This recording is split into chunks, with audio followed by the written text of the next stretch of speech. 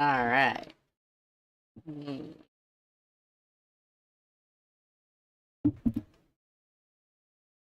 Hold on, let me get the game started. Oh, I already have... Okay. Let me turn on my phone as it's loading. So, you read the title right. We're doing... technically open world. I also need to make sure I go to my spy channel so I can see what you guys are doing. Find a spy. Oh, there. My phone is not on the spy channel. So, I was watching a video. I'm basically explaining why I made the question yesterday.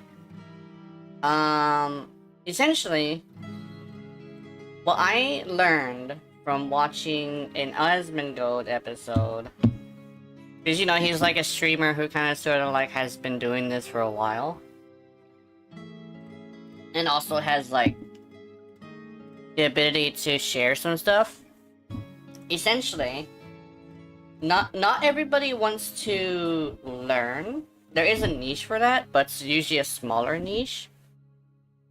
And it's a niche that is easily taken over by someone who has proven that they are basically bigger, essentially. Not that they know any better, but that they're bigger, right? Let me give you something to look at. So essentially, my thing is, I am essentially doing this thing where I'm starting to get into commentary rather than builds. I say I'll build the new weapon, or something that seems like it's requested a lot.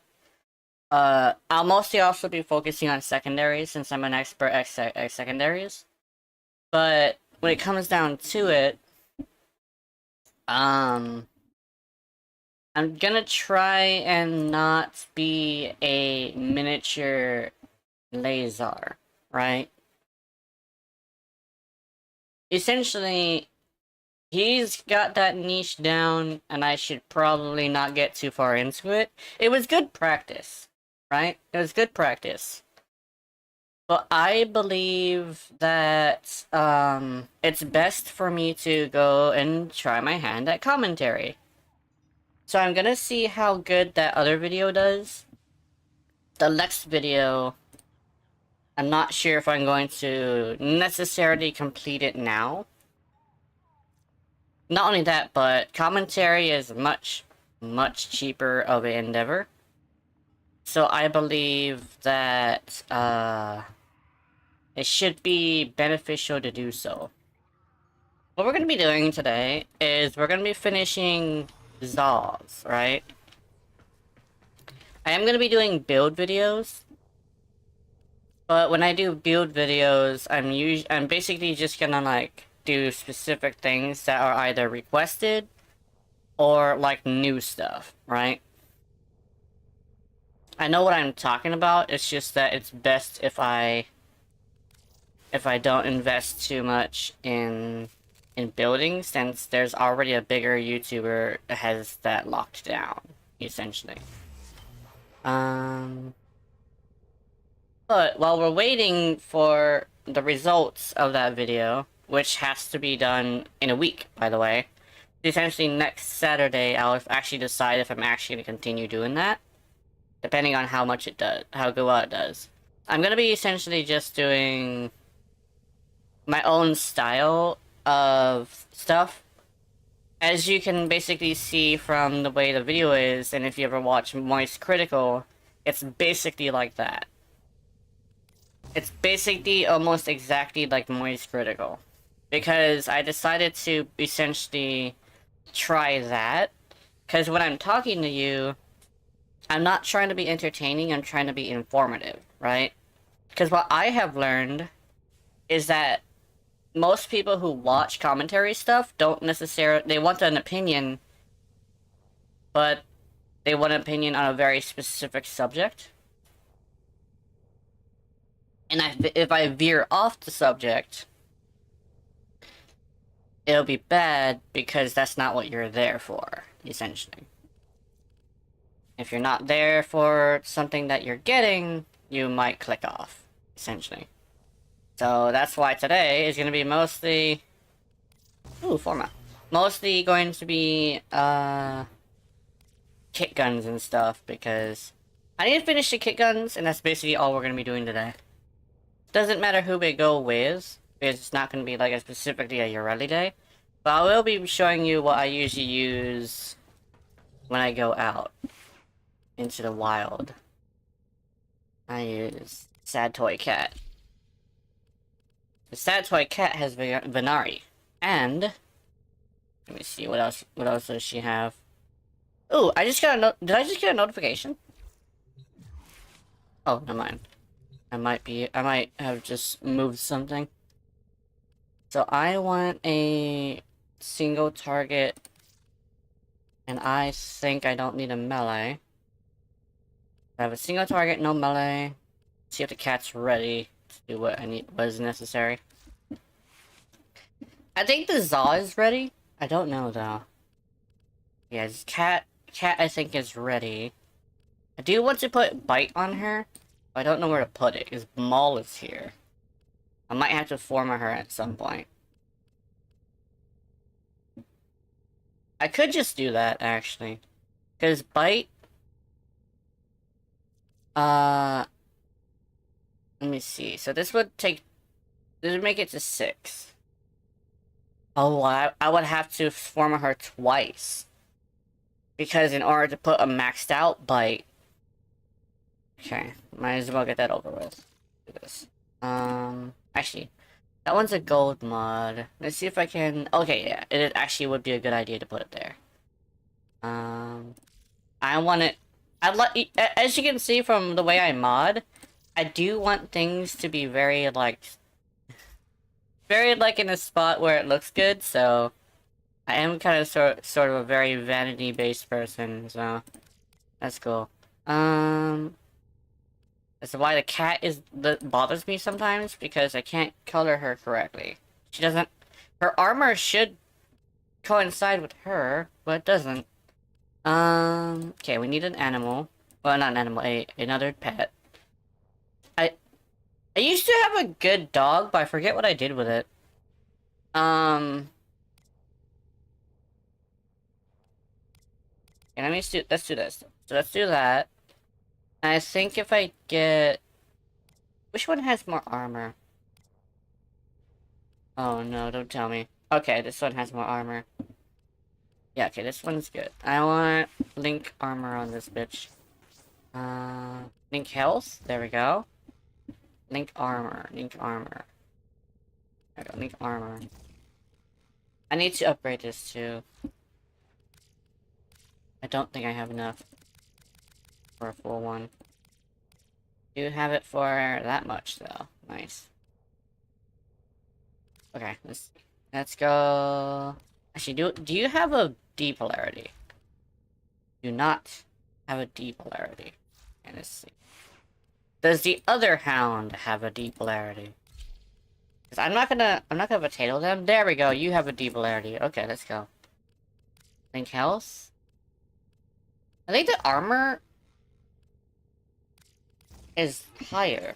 So, oops. What I noticed is that these dogs are really great as long as you have Link armor. Link armor gives them damage reduction. Oh wait, hold on, let me... Sorry, I forgot about the chat thing. There we go. Hi. Yeah, Link armor uses more... Oh shit, hold on. Let me... There we go, that's that. Can I fit now? Yes, I can. Okay. Gonna be exact points, apparently. Let me think. Oh, it's not gonna be exact points. Oh! It's my other hound. Okay. Sorry, my bad. There we go. There we go. Uninstall from that hound. And I want to have... It's for one, I need to make sure he can attack things. No, I want... Yeah, hold on, let me think. I want... I need one that audits. It's 3 specters. There we go. It splits into 3 specters. This is a good one. This is a really good one, by the way. Let's see. Magnetic pulse that disarms. If I could fit it. Anyway, yeah, this is what we're going with. Very simple. I want to make my own dog, which means I would have to go fight his sister, because it's a very specific setup I want to use. What else? I think we're good with Mr. Dog. Can I? Oh yeah, he's not even gilded yet. Oh, but I can have ephemera on him. There we go. There we go. Sigils? I don't think I have a sigil. There. Oh, I do. Stratos. Oh, I see. Okay, that's where it is. What's this?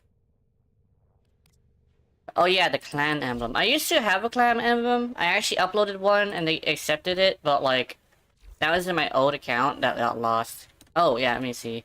I forgot something. I use evasive denial because the versatile denial doesn't allow the hound to use abilities. Yeah. I noticed that when I use diversified denial, it basically kills very easily. It's even killed in Steel Path before. It's just that I didn't have Link armor at the time, so they weren't very they were not very, how would I say, easy to use, essentially. So let me see something. I need to do something. Hold on. I need to upgrade. I need to switch to a different mode. Don't I have a? Oh yeah, this is it right here. I think I'll remove this because I don't need it. I should use, where'd it go? Shepherd. There we go.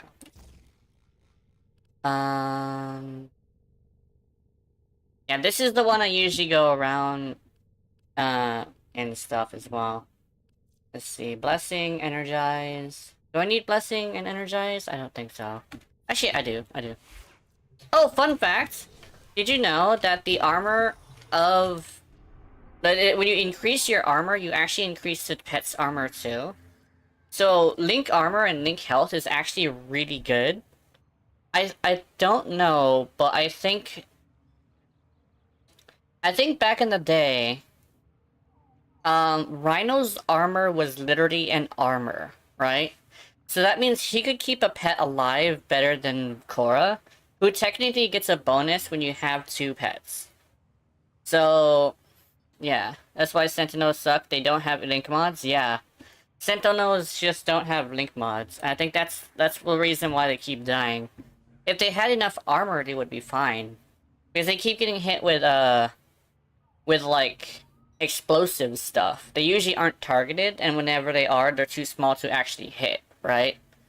But the explosive stuff gets them, and it sucks. Let me think. I think I'm gonna go build the Zaw, because I think I can. Wait, let me see. I actually have to check something. I might be wrong. Because I remember I had a very specific head. Bombards destroy sentinels. Yeah, bombards will fuck up a sentinel. I've experienced the bombard destroying a sentinel. It kind of sucks. Because I do like sentinels. They're really cool. And they also are very useful, but I just don't have the ability to keep them alive. The new update, I hope what they do is they give them Link mods, or they give them the ability to equip all pet mods. And the fact that, you know, they said they were gonna make them immortal. So, I do think if you want regen, like, you want to have prime regen, because prime regen should be able to keep their asses alive. I think, I'm looking for Siphon. Because I'm making a specific thing. I want a staff. And the staff that I found that is really good is actually a Siphon staff.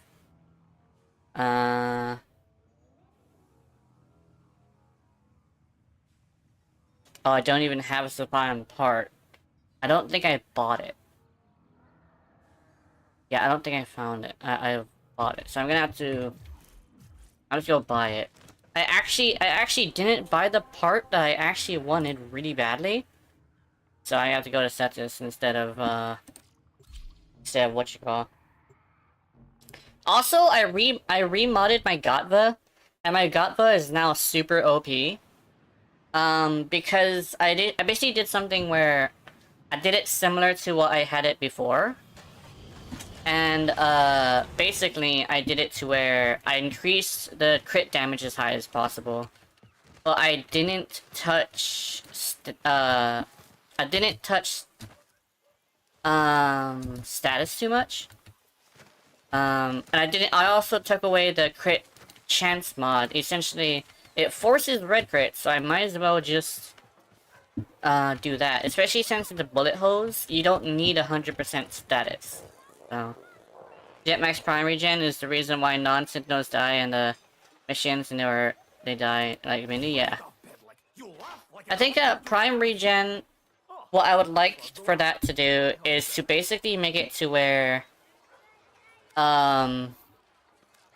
it basically has a situation where you could just like implement it and it essentially lowers the cooldown for your pet so much that it's basically gonna be there almost forever, right? And I would like to have it to where when this happens, you can also put it on your other pets. Because I would like it to be where essentially your pets are basically just like coming back over and over again really quickly. Because what I've noticed is that people have this situation where they love their pets. Like, pets are actually something that people like. It's just that they're not very useful, so they're essentially just something you have in the orbiter to pet every once in a while. Which is exactly what I think about pets too. Essentially, they're just things to keep in your orbiter and feed and pick up their shit. Or at least Ortis technically does that. I'm in public, I think. Oops. Okay, that's unfortunate. Oh, Cyclops.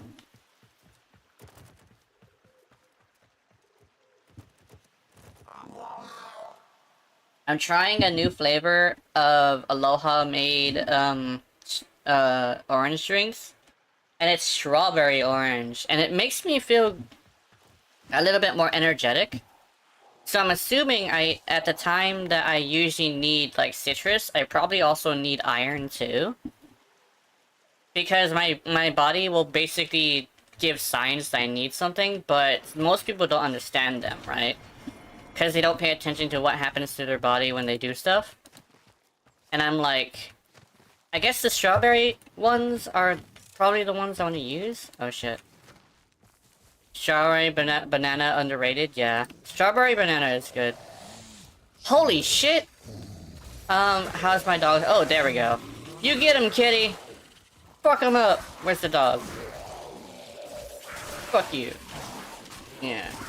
I just need fish scales. I think diversified your denial is just the if you want to have the dog do melee damage. Because you want the hound to do melee damage without abilities. I think that's the best one. What are you shooting at? Oh, you're shooting at him. Get him, kitty! Get him, kitty! Oh, puppy goes for him. Oh yeah, see, kitty, doggy. Doggy just ate his ass. Devoured the boutte. Oops. Oh. Did I make it? I did not make it. I should probably put this away. Oh, yep. I had to take care of that one. But yeah, am I at my fishing spot yet? Fishing spot, oh, there it is. I call it my fishing spot because that's literally where I go all the time. Oh, what the hell? Ah, oh, you bitch. I forgot that it does that. Okay, so I might have to go solo. Yeah, let's see. I use my hound for CC and status. He throws out so many electric procs that his arm is pretty good. Yeah, I should probably try that too. A CC dog. I remember when I made a MOA the first time, I actually knew exactly what I wanted. And what I ended up making was a CC god. Like, he said nobody could move and they didn't. So like, it's basically like the gravity grenade and the stomp, essentially. I don't know if I had anything else on him, but I know I had the gravity grenade and the stomp. And I called him Kerchak, because Kerchak... This is part of my dark humor, by the way. Is the name of Tarzan's father. Fun fact that Tarzan's father had a name, and it's Kerchak. I mean, if you watch that movie, wouldn't you want to go revive him? Well, and that's if you know who that is. Yeah.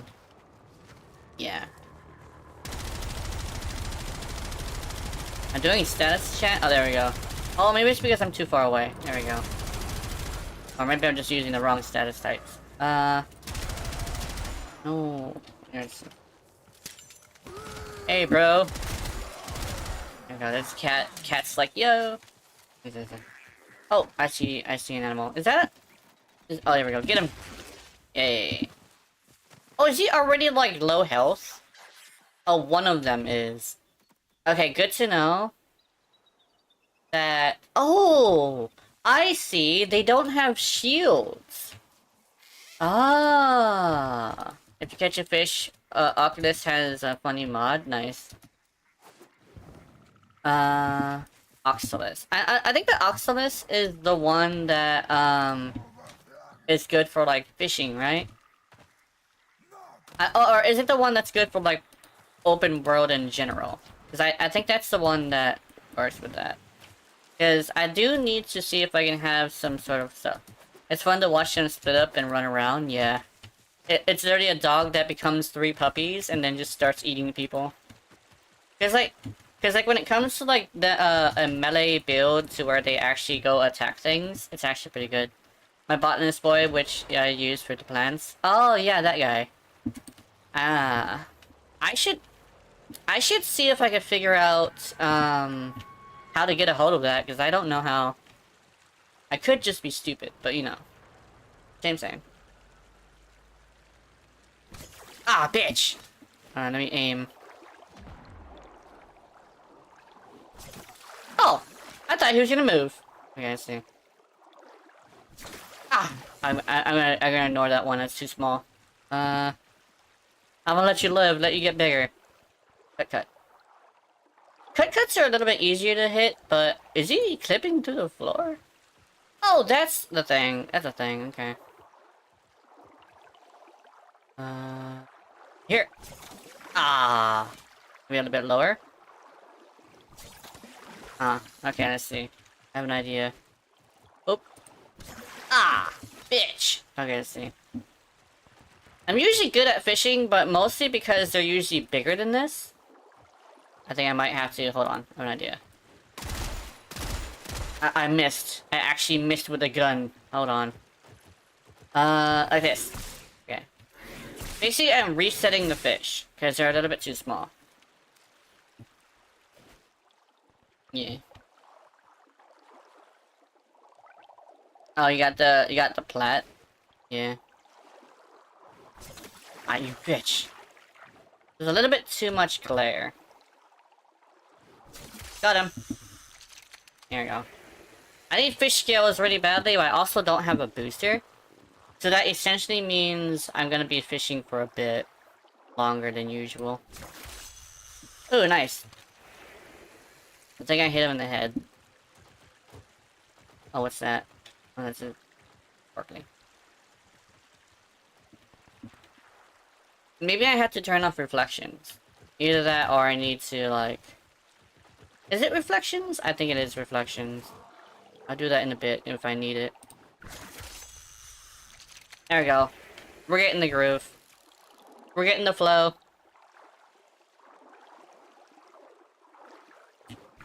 Oh, never mind.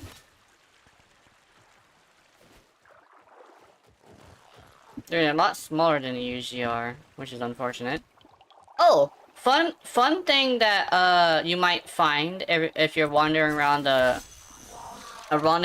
like places. Since Halloween is coming, they have Halloween, Easter eggs. So there's a chance you might find a Halloween-based thing.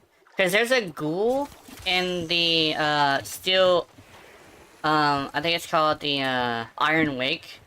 The Iron Wake just has a ghoul there that comes up every Halloween. And there's also, like, decapitated Excaliburs. Essentially, every Halloween, there's, like, these things that just pop up everywhere. And weirdly enough, I know it's like, I like the character, but I kind of hope they do something with Yurei. You know how I say, like, she's kind of like a marionette and stuff? I kind of feel like it would be interesting if they have a Yurei suspended like a marionette, like in a cave or something. And it's weird because I know they don't ever update that. It's all Excalibur and Mag and I think Volt and like ghouls and stuff. So I don't think they're gonna be able to do it. But a suspended Yurei, like a marionette, would be really, really cool. Because I'm into dark things. I love Halloween. So I would love to actually see that. I know I tripped out when I saw that on last year. When I was having a hard time mentally. But that's because it wasn't a Halloween thing. It was a bug that I thought was a I thought it was a staff member fucking with me. So I tripped the hell out. But essentially, if I saw something similar, like for Halloween stuff, that would be great. I would actually like that. Because I love Halloween, and this is around the time where you would want to see something like that. That's a big-ass fish! Well, at least it was on my screen. At least in what I was looking at. It was big, actually. Not gonna lie. It wasn't like unique music big, but it was big. Okay, so I think it's time to move on to Area 2. I'll say because I want to, I tried this to stream Warframe, and my PC got broken, I had to restart. I guess I don't stream This Is Pain, yeah. Most likely, the settings were a bit too much for your stream. First thing I usually do is I click the button that says Auto Optimize, and then and then I basically do this thing where I lower the settings as much as possible. Because I am a VTuber, right? Technically I'm a B and G tuber. A P and G tuber is running a program besides that. So, and also like some people want to listen to music at the same time. So essentially click auto optimize and then lower a few settings. Keep in mind YouTube has a forced bitrate of I think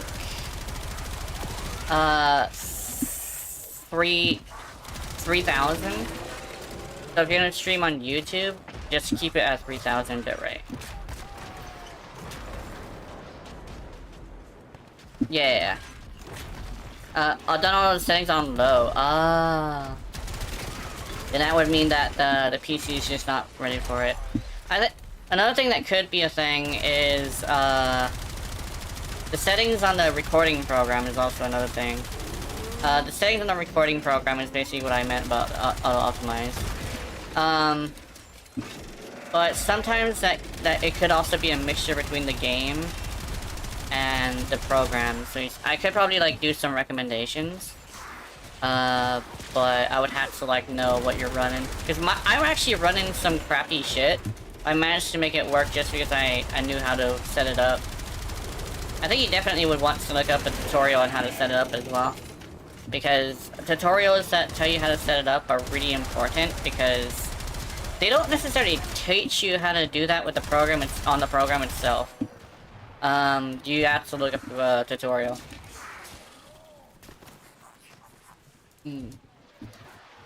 That's what I learned about streaming.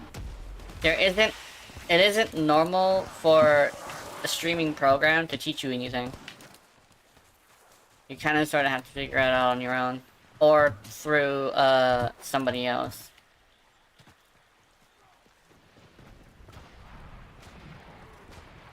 Oh shit, I hear launching of missiles. Ah shit. This is area 2 for fishing, but sometimes they see me and they're gonna keep launching missiles, which will scare away the fish. Ow, bitch. Oh yeah, especially when these assholes are here. Oh, good kitty.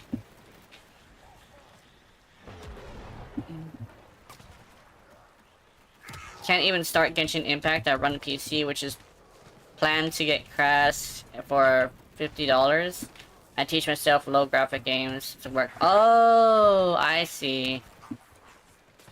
You probably have a PC that's less powerful than mine. And if that's the case, then I think it would be good to probably save up for a stock computer. What the fuck? Where are they even hitting me from? Anyway, a stock computer nowadays has the power to stream. I technically have a stock computer from a long time ago, 12 years ago. So essentially stock stuff now can play anything. It's just that you probably have to have everything on low. But yeah, I think you, the same thing with me. It's just it's time to replace the computer thing, which means we could be like save up buddies, help each other save up for that. Because I'm having a hard time because I really want something to eat, but I have to spend food stamps. And I don't want to take the bus because I keep hurting myself walking. But I definitely will take the bus eventually. Probably when I'm not streaming, or maybe I'll forego streaming one day and just go on the bus and do stuff. Oh, I want to go over there. That's where the fish are.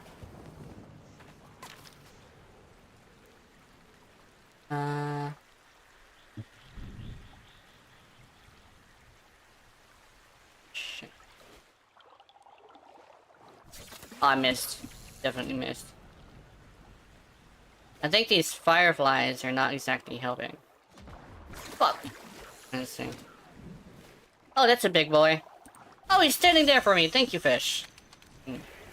Got him in the face, too. Oh, shit. This is Area 2, but Area 2 is way more dangerous than Area 1. Hold on. Bitch. This has a long range. Oh my goodness. I could basically snipe with this. Where is he? Shit. Are you farming fish oil? I'm farming fish scales. Kind of both, actually. Because I think fish oil is also something, because I need Safan. I have the wings, because apparently I really like shooting birds. But these you have to catch. Gotcha, bitch!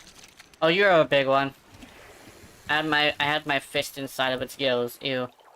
Yeah, this is like a good spot for Yogwin. The other one is for, like, the mallfish. Good thing I know how to make videos on my phone on a level of someone who uses PC, so I don't have a problem if you need to help something when I help you with something. Yeah. Making videos, I know that, I'm not sure, I haven't watched any of your stuff. But then again, you do speak German, and I don't speak German. So, yeah. I actually have been seeing a lot of people, a lot of people with other languages, because apparently the Warframe creators, that are really high up, are starting to get competition around other regions. So, like, because they don't usually watch, like, videos and stuff, they don't, there's not very many of them. But, like, yeah, I've seen a lot of people who speak other languages doing Warframe videos.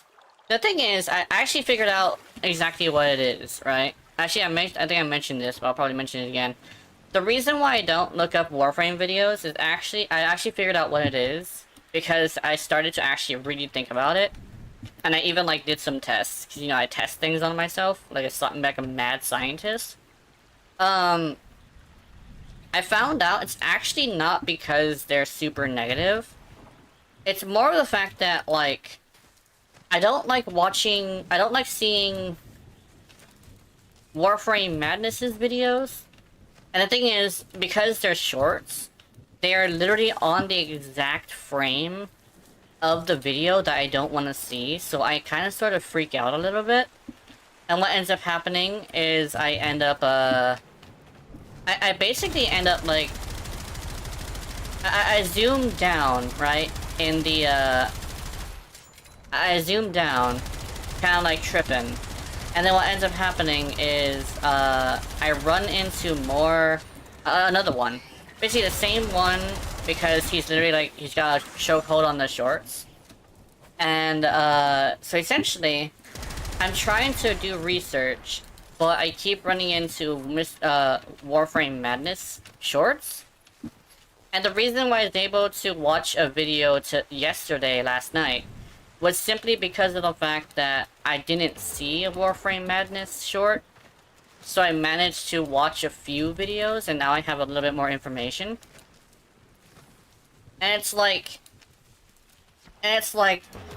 even if I have this thing where it's like, I don't like how negative they are, I still would like to get information from them. But the thing is like the Warframe Madness guy keeps making videos that really freak me out, because I don't want to see subsume content, essentially. And like I don't know why it's different than Rayona, because I do like Rayona. I guess it's because of the context, because Rayona is like, it's not malicious, but subsume content is absolutely malicious. So I run into a situation where I kind of sort of freak out a little bit. And then I run into a situation where, because it recommends the same short on both shorts, like, tabs, I freak out again, and I exit out of the search. So I really, really would like the ability to block certain creators, not just like, oh, take it away from my recommended. No, I just don't want to see that guy, right? And keep in mind, I've tried everything and it made it worse. I clicked on the video and pressed the dislike button, and it actually made me keep seeing that one specifically, even though I disliked it. Right? And it's the Ureli one. And he did that recently, by the way. He recently did that, and he referenced something I say. So it was kind of like a direct issue. It wasn't, I don't think it was a direct thing. Like, it's probably just like how he worded it. But it felt direct, and that's why it freaks me out. It's not the fact that it's like subsume content, it's the fact that it seems a direct issue.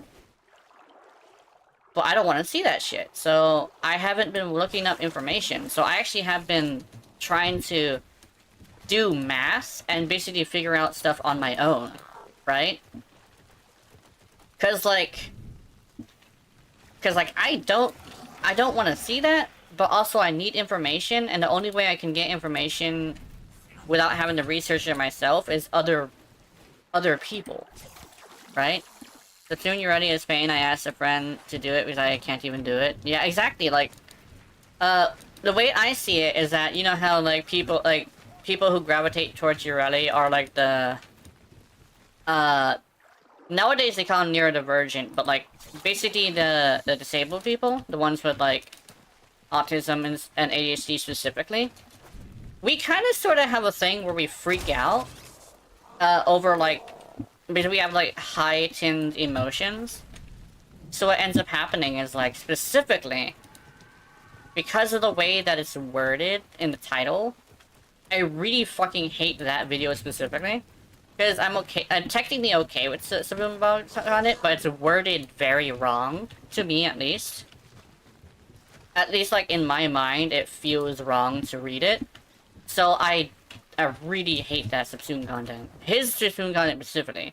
Because other people are technically teaching you teaching you things. They're teaching you things. Besides, like, if they're venting about something, right? The venting about something sucks too. But, like, when they're teaching you about subsumed abilities, then they would show you, like, you just subsumed the frame, right? But, like, when it comes to subsumed content, that's different. And it's always malicious. Always. Technically, somebody would say, oh, Grindhard Squad did the same thing. Well, yeah, he did because it was a malicious thing.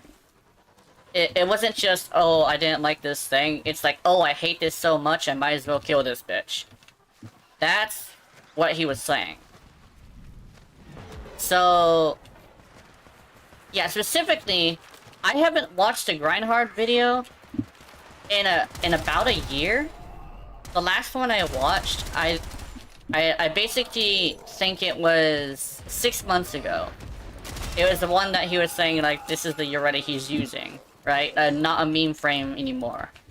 So I was like, yeah. But I also told him straight up, I'm not liking this video. I wasn't gonna, like, dislike the video, but I told him straight up, I'm not liking the video because I still fucking hate you. And I guess, like, he accepted that.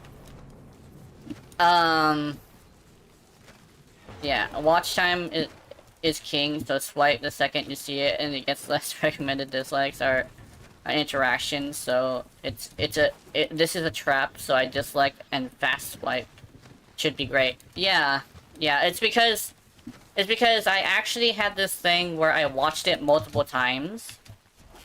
I watched it multiple times because I didn't know what he was saying beforehand, so I actually wanted to see the beginning. So I watched it multiple times, and what ended up happening is I figured out what he was saying. And it was like, it's so easy, is what the meme said. I mean, what the thing said. It's like, so I accidentally watched it 3 times, trying to figure out what it was. And that basically made it to where I keep seeing his fucking subsume content. I really hate that guy. When it comes to, oh, hold on, let me see. Does he shit on you already? I think you're talking about Grindhard Squad. Grindhard Squad actually thinks she's fine now. Grindhard Squad is actually using her regularly, just in solo, because he's afraid of the bugs. But he's also one of the ones that don't mind. He doesn't, like, play her all the time, but he just says, like... She's like, basically an A tier frame now, or a B tier, or one of those two, depending on his mood. But he says, like, literally, the bugs are okay. And the bugs are basically things that usually is a ping thing, so he's okay with it. Satoshi, I like that guy, because he's, like, super cool. And the fact that he,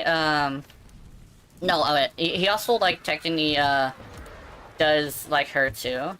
But all the ones that like her basically say, like, the bugs are a bit much.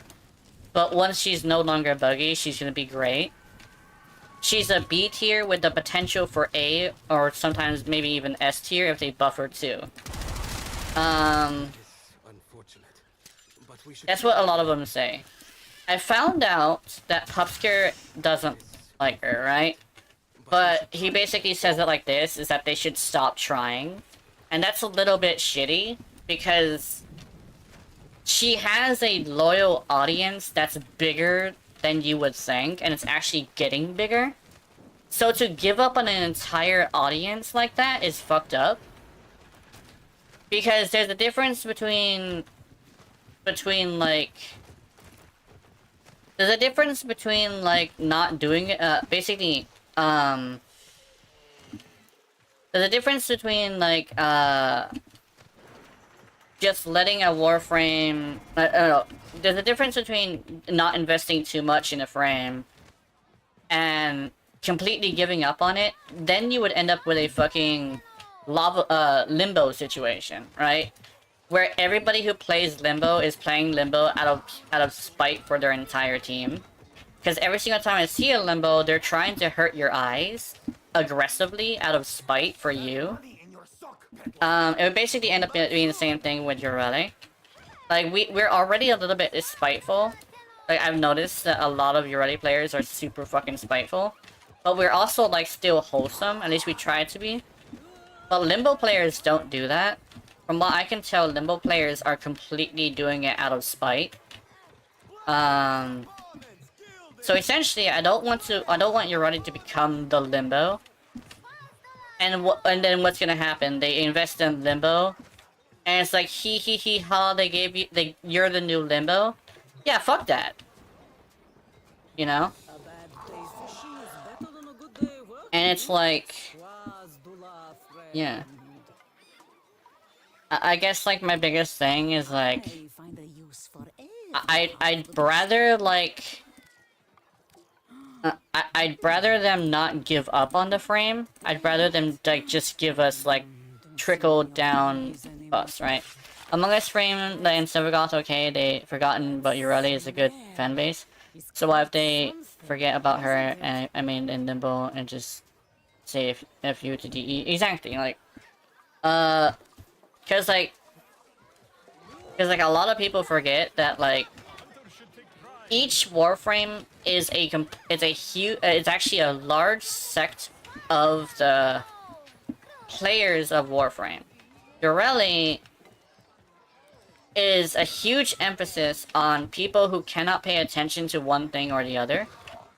Or like cannot pay attention to like everything. By the way, best colors for Limbo. If you're talking about trolling, it's puke green and cream found in Easter colors. Keep in mind, this will give you a massive fucking headache. And that's actually like the point. And what you would probably want to do is make sure you stop if somebody says stop. As soon as you do that, you shouldn't get in trouble. But just keep in mind, from what I have learned, you'll run into a situation where your finger literally gets twitchy because it's itchy. Well, but you have to fight it because you don't wanna fuck up that. Okay, they need to rework her because Pablo's situation to making her good was turning her into Neja. In my opinion, she needs some more uniqueness, and the way to make her unique is through Merluna. Exactly, like Pablo's basically said that that essentially, from what I can tell, that the team that made her completely ignored all of what he said and made Aqua. I don't know when he said this, but I know that somebody told me that that was what he was said. He's the one. He revealed that the people working on here completely ignored her. Completely ignored him. And just wanted to make Aqua. And when it comes to Varuna, essentially it was a surpass expectations because they thought they knew better. And so Megan basically has been pushing really hard for them to completely redo Merluna and all of K-Drive. And that's why I hope that they do, because essentially it's just like Arcwing. Just like Arcwing, a frame based around it came up, showing them how much fucking problems it has. Because now people started interacting with it to a point where they could risk losing money over it. Because some people actually did leave for a whole 2 years after Urarti came out. And Pablo made Neja's rework, so I can see why he made them similar. Exactly, like technically, Pablo knows what we want, right? But the thing is, I would like Urarti's board to be an absolute, just straight up damage reduction. Because I guess like his idea is that it should be a separate NPC. But what I have learned is that most Urarti players are technically afraid to use the board because the board just keeps dying. So as long as we could basically just make it like a thing where we literally just have a damage reduction instead of like a health bar, that would be great. Because I've run into a situation where I also say that it would be best to have a damage reduction. I even made it on my video to say like that's what we want. Cause like Pablo knows what most players want, But you're ready is a very specific situation where we are a certain type of player that likes essentially the mechanics of K-Drive. And a lot of people are like they say that they don't like the K-Drive, but it's mostly because it keeps fucking dying. And if it didn't die as much, people would use it more often. Especially if they also rewarded us some way. Like, even if they don't allow us to mod it, we would like to have, like, base... Or, yeah, base, actually. Base damage, critical damage on the Maraluna, right? We want to be rewarded for using it, and we also don't want it to die.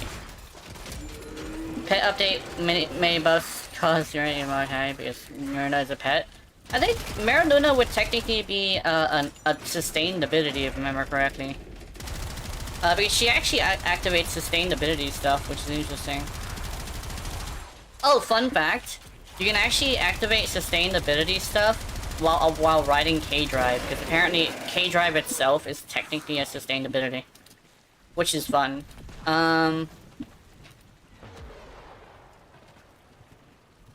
Basically, my video that I made is actually exactly what I have discussed with a lot of your Reddit mains, and we all technically agree on that specifically, those 5 things.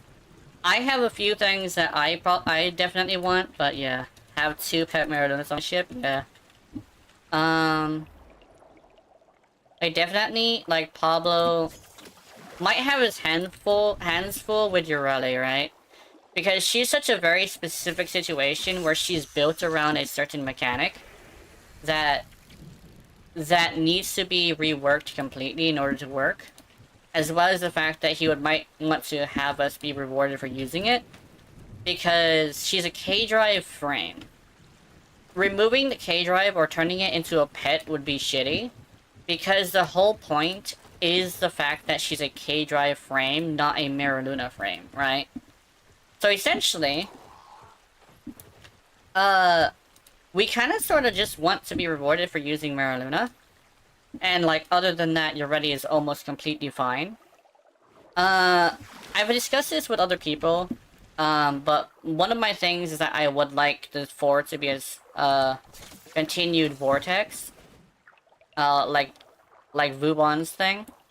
But some people, I think I mentioned, some people were like, because I didn't mention that one, I mentioned that one because of the fact that not everybody wants that. Some people say that, like, her abilities are completely fine. It's just Maraluna that needs to be redone. So that's why I didn't mention it. It was just, like, I was mentioning the things we all have technically agreed on. Because when I talk to them, it's technically through text or in-game. Surging Blades needs to be in her base kit, because Aqua Blades is kind of bad without throwing mechanic. Yeah, it actually is a thing as well. I think definitely making Maraluna just a regular damage reduction and probably putting together Aqua Blades to have the throwing mechanic as a thing would be cool. I'm kind of thinking that the problem with that is that then they would have a bunch of people saying, why not my frame? Because that's like a thing that I've noticed, is that if they make it a mechanic inside the thing, inside the ability, then they're gonna have a lot of people saying, why not my frame? Why not my frame? So yeah. Now Marinetta as pet means survivability, immortal, but she works fine if she doesn't bug. Yeah, if she doesn't bug out, she's actually pretty great. And that's literally the thing that we want the most. For her to not bug out. Let's see.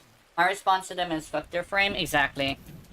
That's my thing. It's just, I tend to take a lot of people into consideration. Which is also, like, technically, I tend to focus more on the people who play my frame the most, because technically it's a completely different audience. Like, that's the thing I've noticed, is that each and every frame has a completely different audience, and if they were to shit on one of them, like they do, and best give up completely on one of them, then you run to a situation where all the other communities might turn on them, and then you end up losing an entire fucking community, right? Because you gotta remember, like, technically, she actually does have a large following. It's just that most of us don't play her in public. I play her in public because I'm proud of my Ureli. But I know a lot of people who technically play Ureli a lot, but they don't ever bring her out unless there's already another Ureli. And usually they're super excited for it too. I don't take on other non-Ureli players into consideration because they don't take Ureli into consideration. That's also a thing. When it comes to the way that different subsects of the community work, like Ureli specifically, a lot of them just don't take her into consideration when doing anything, right? And when that happens, like, it feels like shit. It does. It feels awful. But the thing is that just like Hydroid, it's a haha, my frame is really good, and it's outperforming yours, but like I'm still gonna pick you up thing, right? Because I noticed that a lot of Hydroids won't pick you up, and they will instead put tentacles on you and kind of sort of just watch. I've seen that. I've seen a Hydroid put tentacles on a motherfucker and just watch, as if he was saying, "Enjoy these tentacles," right? And then I went down, you know, as Ureli, and he picked me up. So the frames that seem to be really hated seem to be sticking together. Except for Limbo, because I think the Limbo players are a little bit nuts. But the Hydroid players, and back in the day, the Sevagoth players too, before he got his augment, like, we stuck together. Still, like, he also has this thing where he's also has that thing, right? Let's see. Why not? My frame, sorry, you're idiot. Revenant is fine. You're ready. The shit frame, which is F tier, cannot shout. The fuck? Yeah, exactly. It's like the frames that are already fine and can already do the things with base kits that Ureli has struggles with. Like, it's fuck them very much, and it's like I've been leaning towards it a lot more lately, because like, you know how talk about Ureli's quest being remade. They're all kind of sort of going back into the Ureli situation where they won't leave us alone, right? Because literally, it's like it's less of like they don't take into consideration. It's the fact that they do the opposite. They don't want to interact with her, so they try to punish people who play her, right? That's actually why I play her a lot, is because I want to essentially make it a point to say, like, I know you want to punish me for playing her, but I don't give a fuck, so I'm gonna do it anyway. Because that's, like, my thing, is, like, that's the thing that I've always had a problem with when it comes to character hate, is that they have to punish the people who like the character, right? I thought it was just similar, like a Moira situation, but there's actually a lot. I actually played Moira, and Moira is a hated character that they don't treat the players badly, and that's saying something. Warframe has an aggressive hatred for Ureli. But I revive a Hydroid any time of the week because you get Wukong and Ronin. You just watch this one. Yeah, it's like any of the frames that also have trouble, like Hydroid's getting a buff, right? Imagine dying as Wukong and Rev. Exactly, like, that's the thing, is like Ureli requires you to have an active and skillful pair of hands, and other frames don't, and what ends up happening is that they lose the ability to have the skill to deal with the issues, right? I noticed that a lot of Wukongs are so like, they want to sit there and just chill to a point where it's just like they don't learn mechanics enough to survive situations. Revenant is also a situation like that too. They cast their ability and just kind of like shoot at shit, but they don't ever pay attention to like the ability itself, and whenever they go down, they're always really angry about it and blame the team.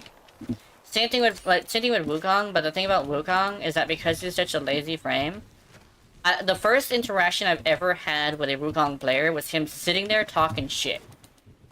It was about 4 years ago. Like, he kind of sort of just sat there talking shit the whole time. He did not stop, and as soon as Steel Pass came, I think I ran into him again. He died in the first 4 minutes, screamed at us, and then left.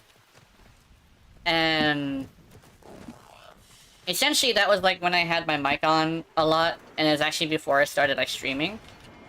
And like I stopped having my mic on at all because I used to switch it back on.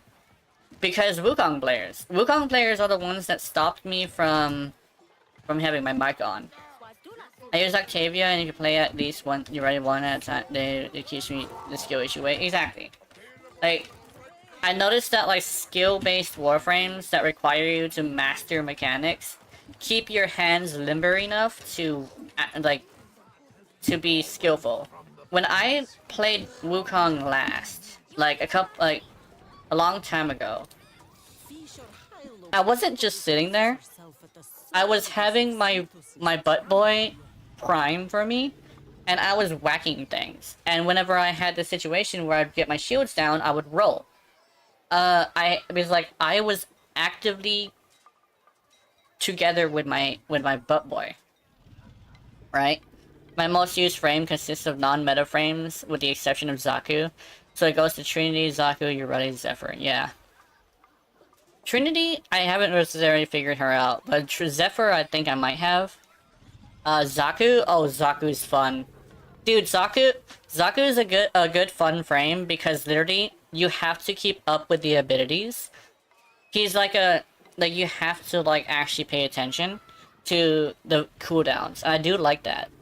Technically, he's a knowledge-based frame rather than a skill-based frame, but still. I mean, he's still a very good frame. Or they are very good frame. Technically, 3 motherfuckers put together, so. This is a fish lady and she's nervous about cutting up fish. I do like that, she's cute. I like how she's telling herself that there's nothing to fear, but she's definitely fearing the fish. Also, fish having teeth? Nani? Actually, no, I take that back. I live in Hawaii, I should know better. Fish do have teeth. Sometimes, fish teeth are the worst teeth to ever get bit by, because they're usually slicing teeth. And whenever a fish bites, keep in mind, they swing side to side. Every single fish does this, by the way. So they actually saw your ass apart if they get a hold of your finger. Except for eels. Eels are unique in the fact that they don't have to do that. They just pull your finger into their stomach. And then because they have 2 mouths, and one of them is technically their tongue. Which is gross as shit. But like, you never want to touch an eel. You technically could have like armor-plated gloves and they'll still take your fucking finger. And then they'll have indigestion because they have metal in their... yeah, they'll have metal inside their gut. Yeah, never touch an eel. You may see it on the internet, but no. That shit's not great. Never touch an eel if you ever come across one. That's not gonna go over very well. Okay, I'm gonna craft this Siphon, and then we're gonna move on to Kitguns. Cause I just wanted 1 Zaw. Let's see. Yeah, there we go. I'm not gonna rush it. I think we're good for this. Because it's only an hour. I would say straight up, an hour is fine to just like let it go. So we'll have a Zaw in a bit. I have all Kitguns on secondary, but I do not have all Kitguns on primary. Hold on, let me see. There we go. Yeah, I think I have all of them. Wait, am I missing one? I think I might be missing one. But I don't know what it is. I'm actually like... I'm actually confused because I think I'm missing one, but I don't know. My mains depends on my mood. If I feel lazy, Octavia. When I have some action, I'm a mess up. When I have fun, I go for Urali. Exactly. Hmm. Oh, and fun little thing. Those are all frames that you don't have to take any in consideration anything else but what you're trying to take consideration of. Which is like, it proves my point about your running mains, where we can't necessarily pay attention to more than one thing at a time. Because like, actually all of them really. Like, even like Trinity, if I remember correctly, if you want to use Trinity correctly, you do want to focus on whatever ability you built for, right? Because you build for a certain ability, that's the one you want to use. Zephyr, same thing, but also more like that. Zephyr's pretty fun too. Zaku, if I remember correctly, it's literally just 2 and the 4, I believe. Because the 4 allows you to keep your 2 up longer. And I think the 3 too, but usually when you're using Zaku, you're not paying attention to weapons, right? And Ureli, you have one weapon and a couple abilities, but the fact that you have one weapon, an ability that is, instead of like a combination, it's a answer for a specific problem, that's when Ureli shines. Because her thing is not synergy, it's there's an answer for a problem. It's like big enemy that you don't like, bubbles.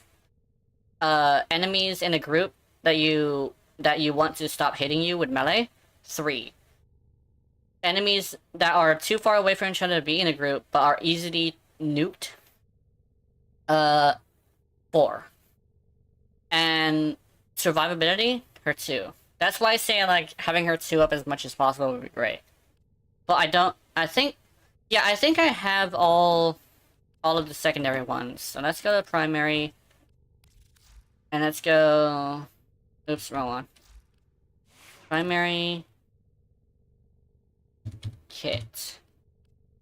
Oh, I have 2... Oh yeah, I have 2 of these. Oh, I actually have to do a lot. I do have to...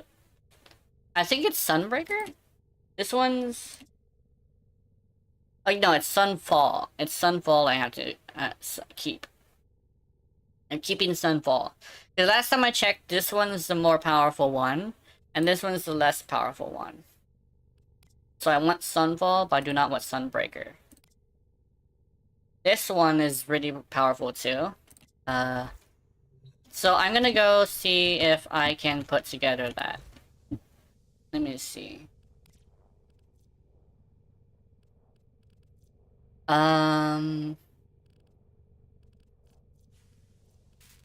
I hit? Oh shit.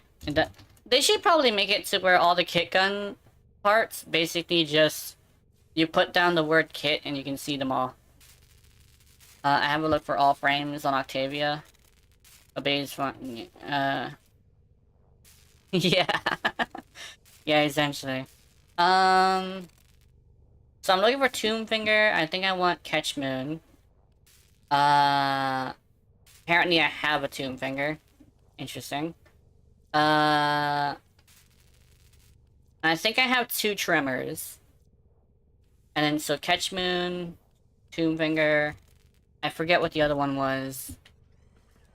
Let me see. I think Spore Lacer. Ew, Catch Moon? Yeah.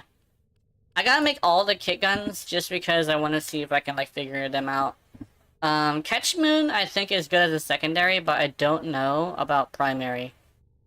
I'm definitely making them all. Because I wanted to do... I basically wanted to do, a whole entire feature as soon as you upload yours. So, also, like, don't worry about it. Just like, take your time. We definitely should be able to do it together. I'm actually technically taking my time just because I need to do math. Yeah, so 1, 2, 3. So I need Spore Lacer. I need Catch Moon. Tomb Finger. Am I missing anything else? Catch Moon. No, I'm gonna have to cheat on one. I think Gaze? Wait, no, I have Gaze. I'm gonna be taking a break from Warframe for a bit, so I can dive into other games, yeah. That seems like a good idea because, yeah. Yeah, that's like basically why. Too much Warframe will overload you. I haven't started playing already in a week, so my skills start to deteriorate, and I can't aim mirror on Maradona. That's fine, that's fine. The secret is warm-up games. Definitely just, like, go warm-up. Your opinion on the build? Oh, wait, hold on. Brief respite. Uh-oh. Okay, so... a fun little thing that is a thing. You really cannot use brief respite because Maruluna still gets damaged unless you decide to make it to where you can keep Maruluna alive. But essentially it's not necessary when you're using Maruluna. But if you aren't using Maruluna and you just zoom over her, then yeah. That's from Flyability I Shield Tank, yeah. Okay. So essentially, you do want adaptation. Oh, that's good. Unranked one would be good as well, but this one's definitely fine. Maruluna Guardian, yes. Okay, I see what you're doing with this. I see. Yeah. Searching Blades, Maruluna. So, with your rally, Natural Talent isn't necessary. She already casts fast enough to survive. And also Maruluna technically allows you to allows you to have immunities at the time. But then again, you can get straight to shooting, so this is fine. You do want armor, because armor also has a damage reduction effect. You either want to go with Archon Shards, or you want to go with another Umbra mod. And if you want to go with another Umbra mod, I would suggest this spot, but it's up to you. But having both of these is good for high strength, with this amount of strength. But you definitely would like a... Actually, yeah, this is... Let me think. So... Yeah. So I think that is a good point. So this is actually a really good build for what I think you're doing with it. Is a Maruluna Guardian Surging Blades build, right? So this is actually a good setup. Adaptation is good. Umbra Intensify is definitely good. Stretch. So I think you would have to take off Stretch and replace it with Efficiency, because the difference between this and having Stretch on it is only like 5 meters, and it does not make a big enough difference to be warranted to have Stretch. Plus, this already reaches far enough to hit the target that you need it to hit, right? So put Efficiency here is probably a good idea. But other than that, this is a really good double augments build, especially if you're going to be using Maruluna. The Aura, what you replace Natural Talent for? Armor. Because if you're going to stay on Maruluna rather than use it as a shield gate, you do want to have it to where, basically, you have a damage reduction behind Mariluna's damage reduction, which is able to, basically stack on top of it, which would actually be armor. So, it basically would keep Maruluna alive longer, and also Urati alive longer, because beam weapons, like fusion MOAs, will take her out. But definitely, like, you would want to have the Umbra mod here. So basically, if you're gonna go with 2 of them, I would suggest health, though. Because if you're gonna go with health, that would be a better idea. Because you would have enough health on your ready to not get one-shot. Because what ends up happening when you have adaptation build is you're gonna get hit with a bombard. And they will basically do the first hit being, like, 300 health, essentially. So you would want to have you would want to have the health one here, not the armor one. Yeah, you want Umbral Vitality, Umbral Intensify, and this one right here, I think is good if you're gonna be using it in a wide area. But 5 meters is not too much of a difference when it is technically in a circle. So you're only technically getting 2.5 meters in either direction, so it's technically not worth. So efficiency here, and one of the other Umbra mods here, depending on which one you want to use. Because right here, her armor is 25%, but you can make it up to 50% of damage reduction. Or you can have more health to tank with that 25%. So yeah. I should probably put together something like that. Would Molt Reconstruct be good to replace Molt Augmented? Let me see. What does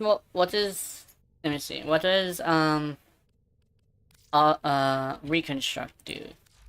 Oh, actually, fun fact. Let me see. I'll check Reconstruct first, though. Reconstruct.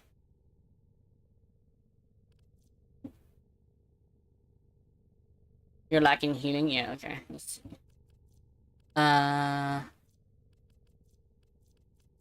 Reconstruct.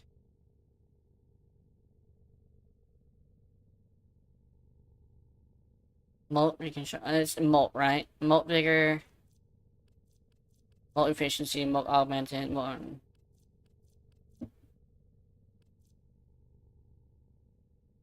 There we go, Molt Reconstruct. Heal yourself and allies for affinity range, 1 health for each energy point on initial casting abilities. Oh, actually, fun fact. This actually works on Mirror Luna. Oops, my bad. Any healing that your ready receives works on Mirror Luna. So this is probably really good. You do probably want it maxed as well. Oops. So yeah, basically, this is good. This is a good idea, actually, if you're gonna be spamming abilities.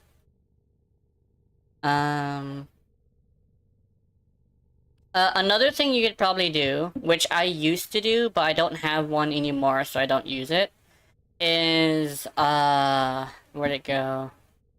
It's Grace. Arcane Grace is a very good idea, because Arcane Grace works on Mirror Luna and your rally.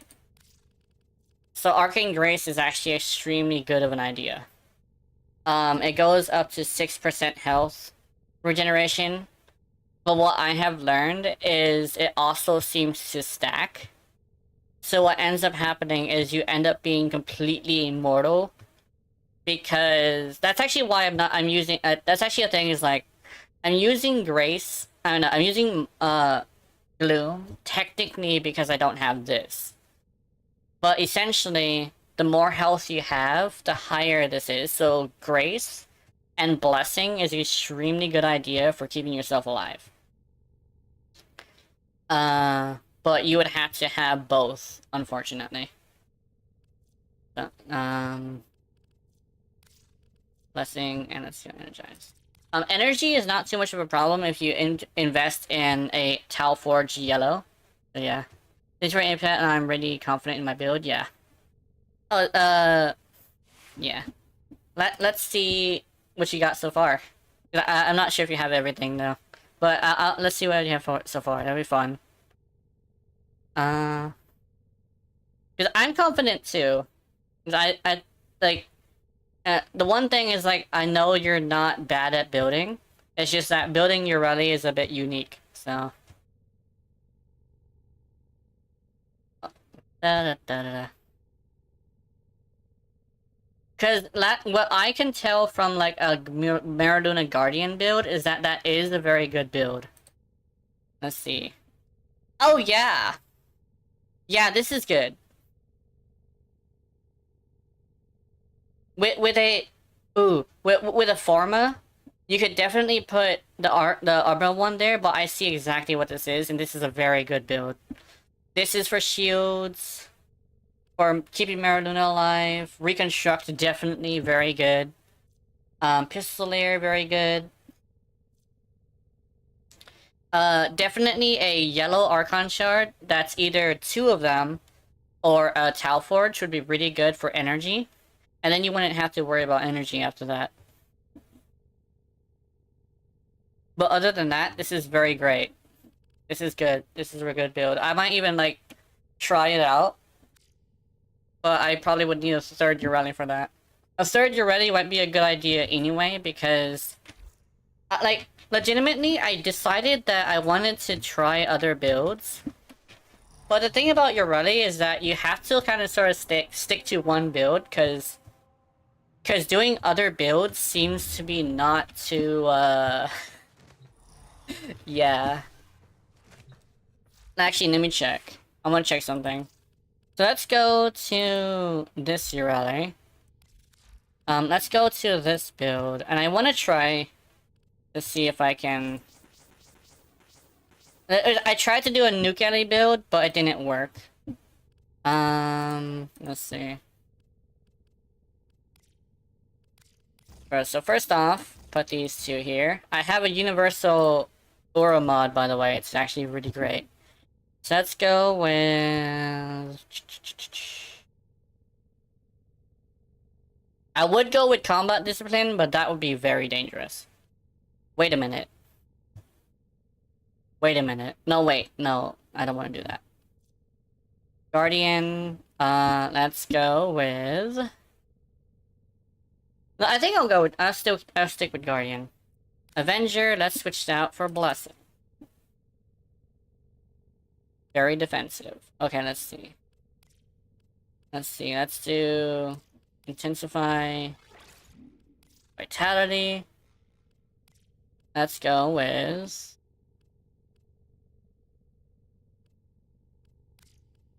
Continuity. Let's go. Not power donation. Let's go... Oh, by the way, I actually did notice that aerodynamic does work on Urelli. I don't know if it works on just her health, though. But aerodynamic actually does work on Urelli.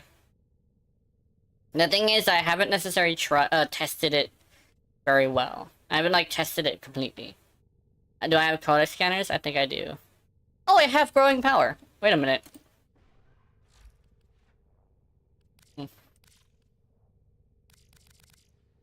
Yes. Okay, here we go. I have growing power. I actually thought I forgot about that. Do I have anything else? Oh, wrong one. Oops. So, let's see. Can we put anything else?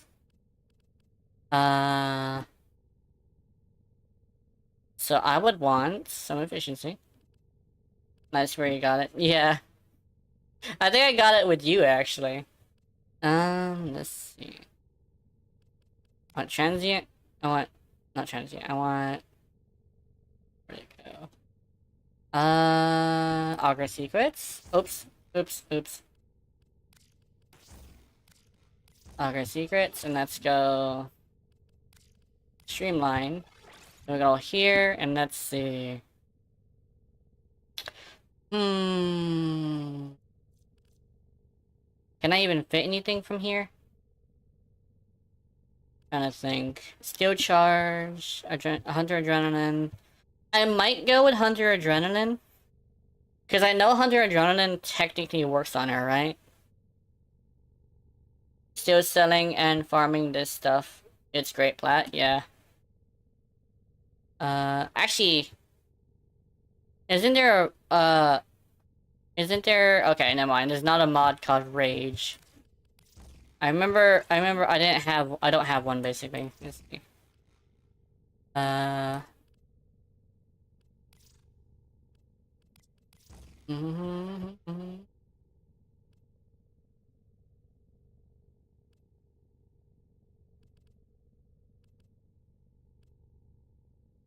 Let's see. Hunter Adrenaline is better? Okay, that's good to know. Can I put anything else? I don't think I can put anything else. I could probably put a range mod, but I don't think I can fit it.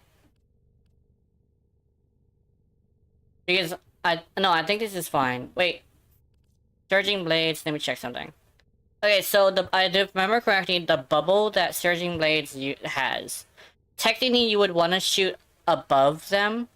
Because if the blade itself hits them, it disappears. But if you shoot past them, it actually hits them, so.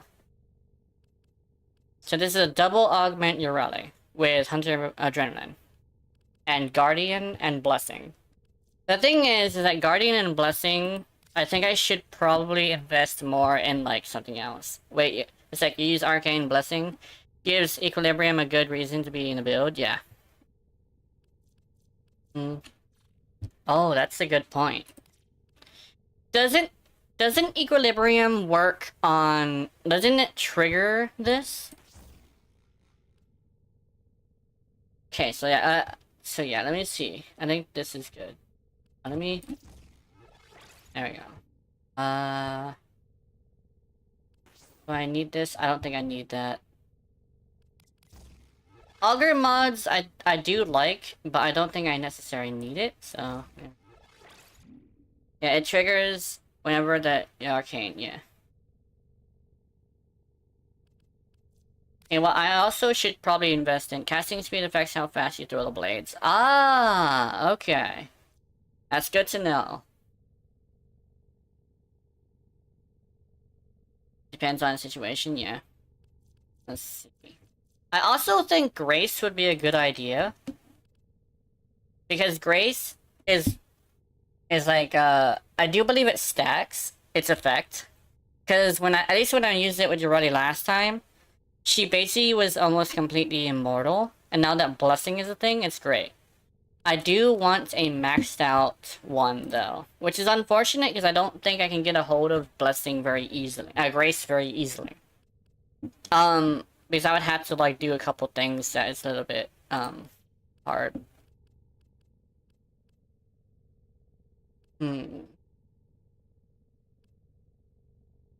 Let's do... I think we're good. Unless I do... Actually, let me see something. Duration is 16... Ooh, 69 seconds. I'm keeping that. Yeah, I think... No, let's see. Rending Return, Pistol Amp, Lightning Dash, Growing Power, Deadeye, Continuity, Reflex, Synth Reflex. Unequip. Okay. Use Compressor with Merluna Guardian because it feels like you can shoot forever, yeah. The reload along with fire rate makes it funny, yeah. Gale Kick. So, we're just putting together a different type of Urele, basically. I think legitimately we don't have anything else we could use. Unless we can use this. And I think that would be based. Let's see. Buff duration, 31 seconds. Heal rate, 50% of Mariluna's health. Great, actually.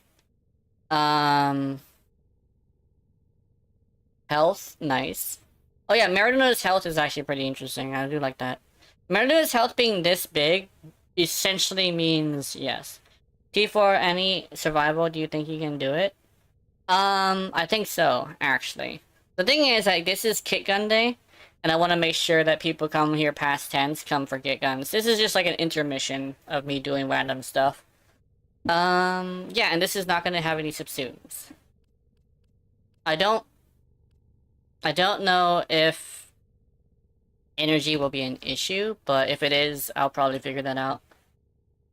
But yeah, oh yeah, let me switch back to Korra.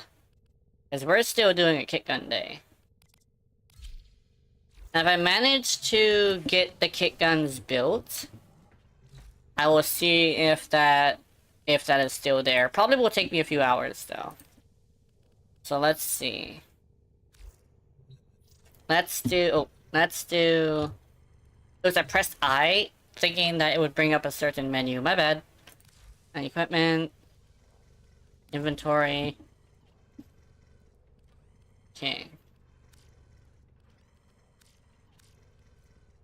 If I press kit. There, nope. So, we need to censor the helmet. It's horrifying, yeah. Let's see. Let's try. So, okay. Like, I think we can do. I think we can do one axis today. So let's see. Wait, what? What is the Kitguns called again? Is it chamber? I don't know. Is it receiver? There we go. This is a receiver.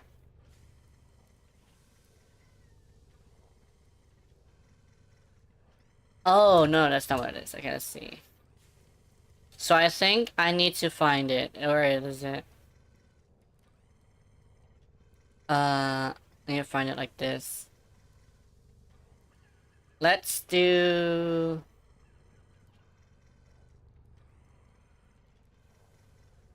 So I have trimmer. You take your IVR for scans, yeah. Tomb finger. Got 2 fingers. I have 2 of them for some reason. Uh-oh. I keep making multiple tomb fingers, I don't know why. Oh, I have a telephone yellow. That's nice. Tomb finger. Tremor. Spore laser. I don't think I have a catch moon. I might not have a catch moon. Okay, so I need a catch moon. What are these called? Let's see. Right. Okay. Kill stream, so I have a kill stream and a splat. Kill stream splat, I have 1 tremor. I think I can build another tremor.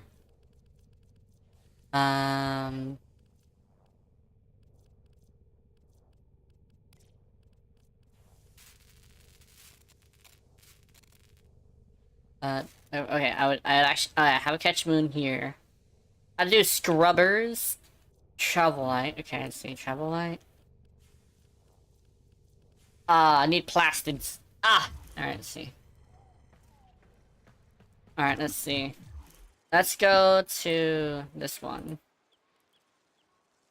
And, oh, hold on. Let me see. We're gonna see if I can do 1 axis. Then I'll continue. I'll get my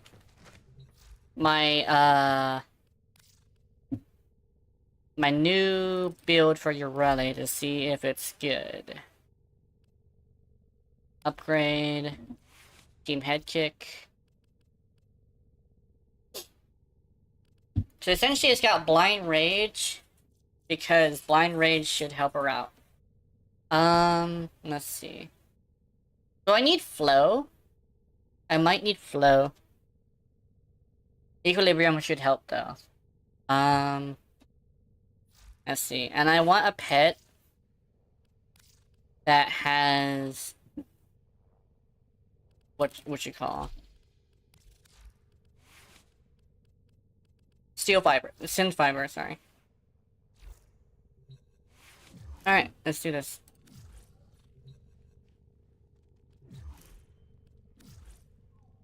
Okay, let's do...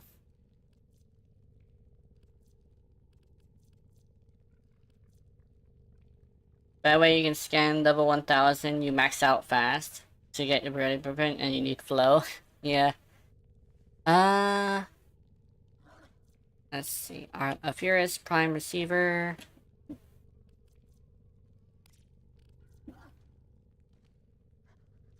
Let's see. I think flow would be a good idea. I'll keep equilibrium. Well, let's put flow. Equilibrium would be good for like keeping my health up. I'm keeping my energy up. So yeah. Blind Rage equal. This is my build. This is the build we're gonna try. I have growing power as well. So let's do a upgrade.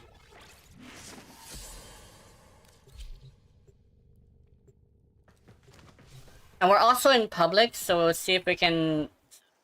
I mean, if it manages to work, we should be able to flex on fools.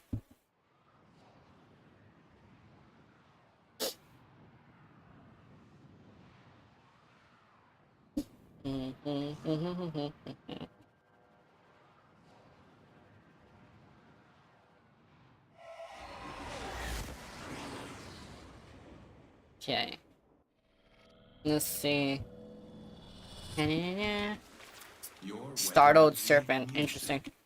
And the enemy calls for a song. Void Fishers. You need them to open a relic, but are you confident you can withstand their fury? There we go. Nice. Oh, shit. Oops. Sorry.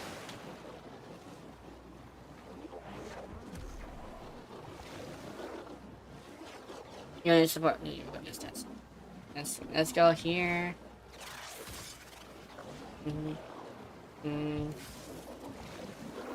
Life support has been cut off. They're trying to choke you out. 69 seconds filled with the aqua blades. That's nice. Oh fuck! I just realized something. Guess what? I don't have a secondary.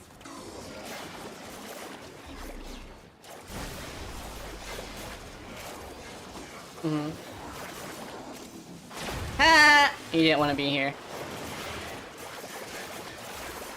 They're dropping reactant. Use it to crack open a relic. You are going to need more reactant if you want to open that relic.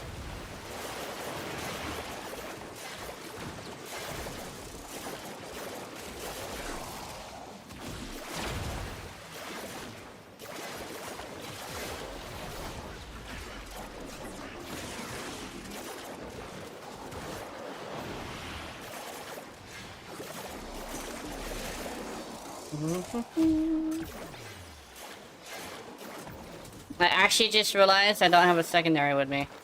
Tenno, prepare for life support.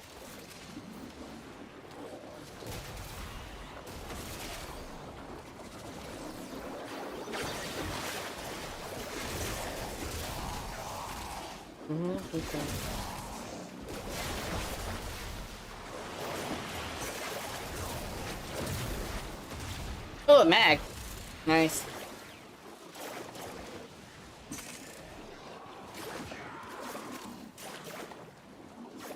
They saw somebody they don't like and they left, but they're missing out. All right. Cool. Activating it will buy you more time.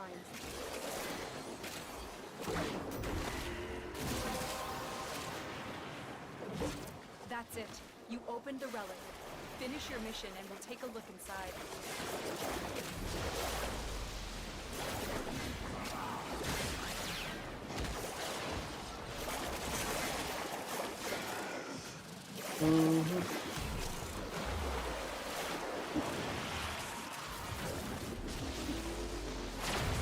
There we go.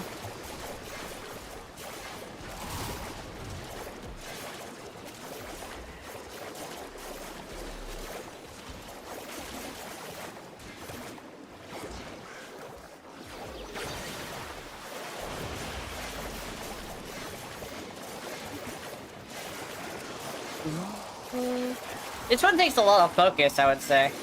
Get ready for a capsule. That's why I'm not. That's why every single time I use a build like this, I'm super quiet.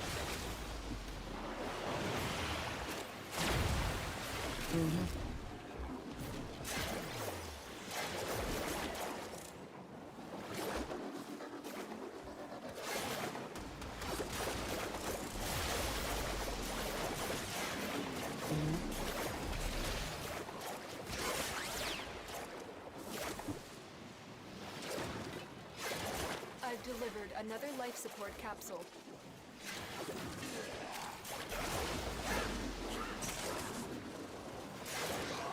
Here we go.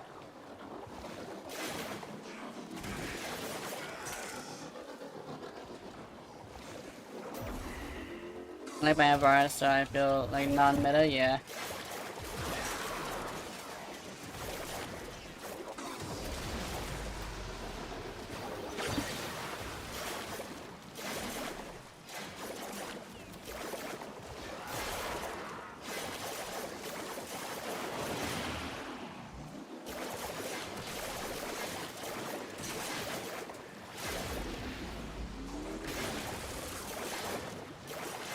There we go.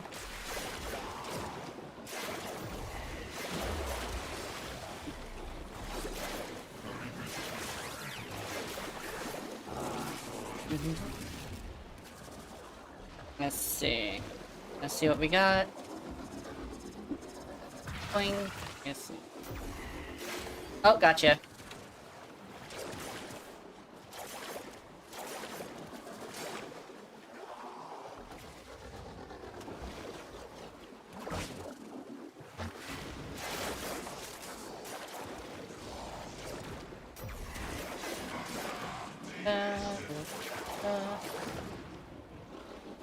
Alright, let's see. Let's go Additional here. life support has arrived.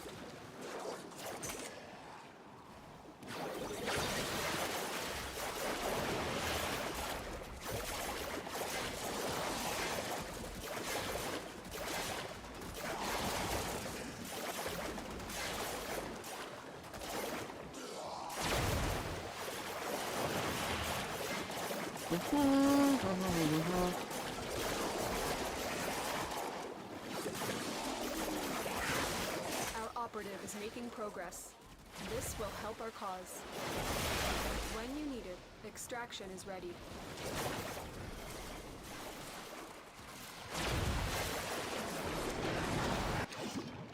There we go. Orthos Prime Blade. Ooh.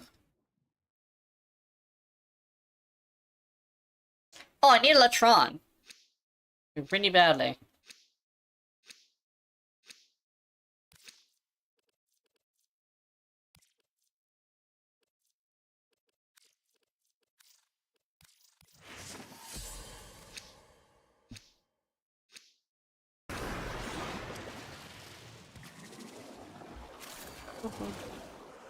Oh shit, it's her.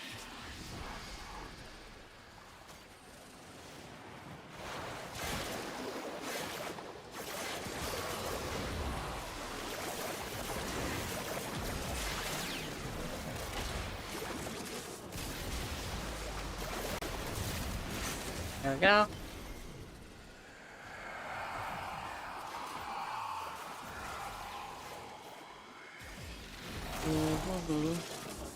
She's better than meta. No, Giant isn't meta, but she's better than meta. Yeah. Let's see. Da-da-da.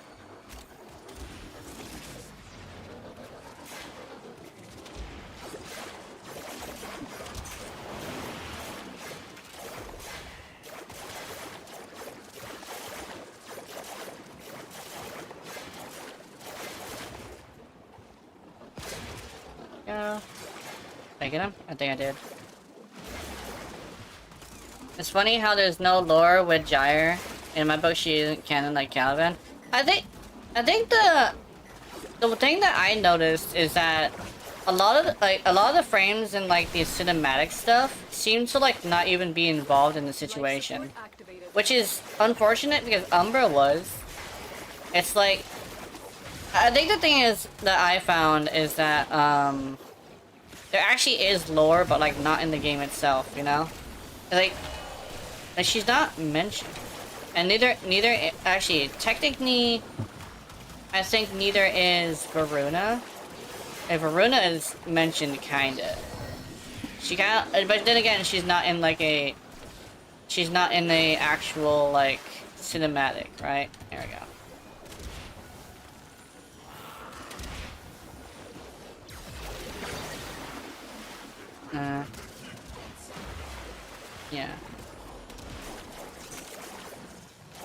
She was their Lavarian, yeah.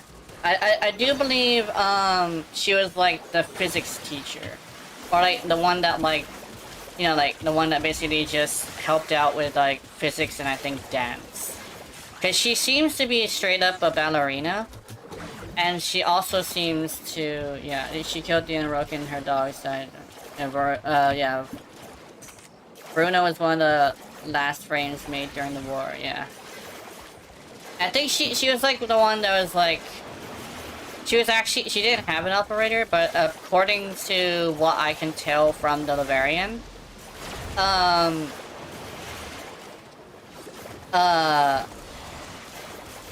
Varuna kind of sort of seems to has like fallen in love with an operator. And I guess like the reason why she tore up that guy was because that guy specifically took her operator that she apparently kept as a pet. Well, not kept as a pet, it was actually like, it seems to like technically be the opposite. Because I guess she's like really loyal to this specific operator. Like a wolf who found a family, right? That's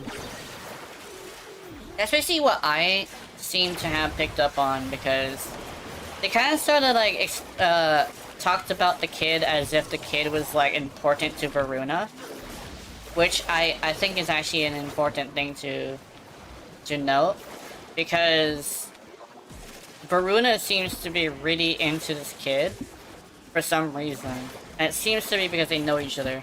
Wasn't the Orokin dude trying to get a new body like the Green-Eared Queens do? Yeah. Apparently you can also do that to operators. And I guess, like, she didn't want that to happen to that specific operator for a very specific reason. Also, it could be the fact that just, like, Warframes just really like operators. It's like, I guess, like, you would say, like, Mag, even though she has absolutely no fuse, will still not want to harm an operator because she likes them too much. It's probably like that. It's like Mag has no fuse, but she'll still be willing to protect an operator even if she is in a bad mood. 'Cause, Mag things, she be angry.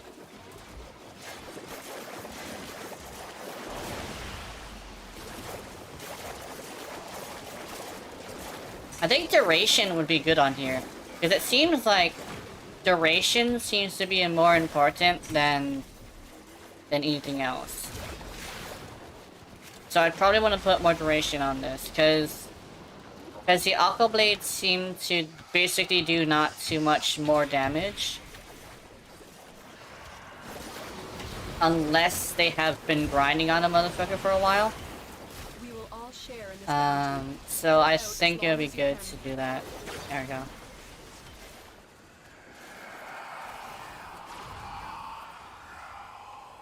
Oh, she's attacked an operator before? That's mean. What did the operator do, by the way? Did the operator, like, talk shit or something? Or did the operator just, like, have an attitude? I think it might have just had an attitude. Oh shit, hold another prime. Mag broke her first operator's arm, and she deeply regretted it. Ah, okay. See, she did have a regret for it. So that's good. That's good to know that she actually regretted it. That means, like, she does actually care. It's just that she's a bit of a hothead, so.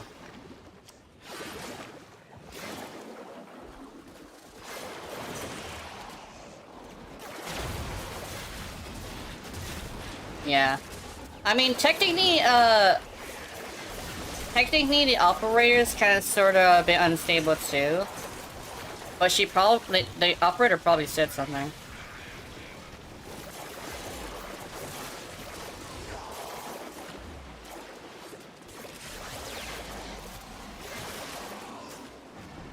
Rune?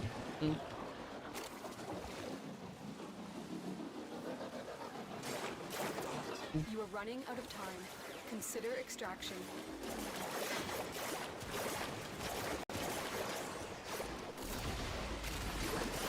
Mag did crush a moon on Uranus, so by the name of Marta, yeah.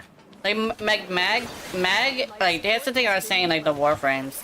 We're literally 0.001% their power. Which is why I say legitimately, I do believe Yoreli wasn't the one who was in the comic. That's like the only thing I can really think of. Because like, the operators, not the operators, but the Warframes are capable of doing apocalyptic shit. But that Yoreli seemed to not know what she was doing. But I'm pretty sure an actual, like the actual Yoreli is probably on par with Hydroid, but doesn't have to be in contact with the water. I guess like that would be the thing, is like she would have to be in contact with the moisture in the air. So she would need air to perform, right? Yoreli could have destroyed the Grineer Slave Master in 2 seconds. I think, yeah, exactly. Like, when you look at like how an actual Warframe works, I legitimately do not think... I legitimately do not think, that was the actual Yoreli. I think she was, but it was the, just went right out of it was the kids. The only reason that makes sense, yeah. It could be like the writer must have probably been... It probably is not a actual telling of a historical event. It's probably just an adventure that was thought up by one of the vent kids. Because apparently, the way I see it is this. If she is supposed to be like the superstar, I think the Lotus probably sold her rights to somebody. Because like technically, the Lotus would need kids to be liking Warframes in order for them to support the cause. So yeah. Yeah, no clue how Warframe works, so it shows in the comic. I think so, yeah. Because like it definitely should is probably a thing.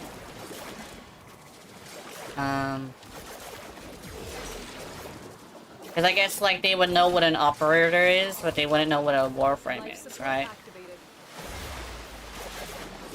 It's a comic, not a documentation. Exactly. That's exactly what I think it might be. Essentially, it's not actual events. It's just... Oh shit. It's just like an event that happened in the comic, right? So I do believe like it's probably that's what it is. Where'd you go? Okay, hit him with bubbles and then hit him with that. Yeah.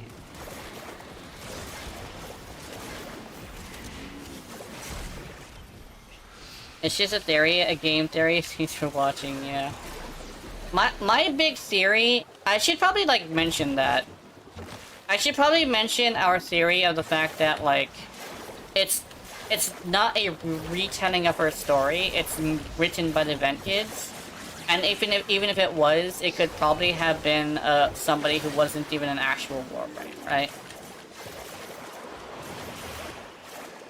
Yeah. Must have been after the old war, yeah. Essentially, like that's what I'm thinking is, like, it's definitely after the old war, and I'm assuming it probably was an operator. And because they even said, like, it was generations, and it's been over 500 years, according to the lore. According to the lore, straight up. But, yeah, she was made after the old war, but she was made before the revolt of the operators, because I know Korra was technically released, but she technically wasn't ready yet, right? She actually wasn't supposed to be released because she technically was still in development, according to I guess like her lore with Samaris, right? Because she was trying to essentially do Warframe things, but the war was already like she didn't have the ability to do so because there was nothing to do Warframe things on, right?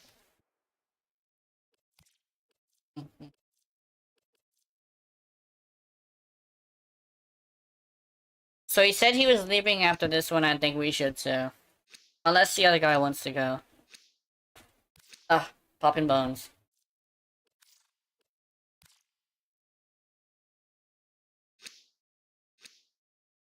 Ugh. Oh, could've had a V8.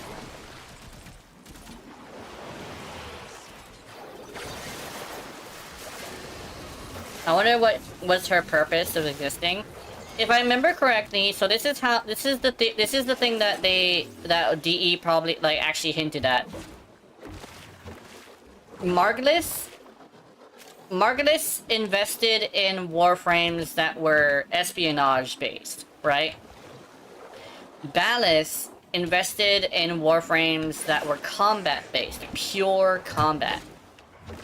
And Parvos Granum, because of the way he thought about it, he made multi-purpose ones. Essentially, Yoreli was probably what we were supposed to use if we were supposed to interact with regular people. Yoreli was made for multiple purposes. Essentially, she's basically what we were supposed to use when we were interacting with regular citizens. That's why she's not scary, and that's why she's basically meant to be more pleasant to the eye. Anything that... essentially, I also think it's the same way with Valkyr.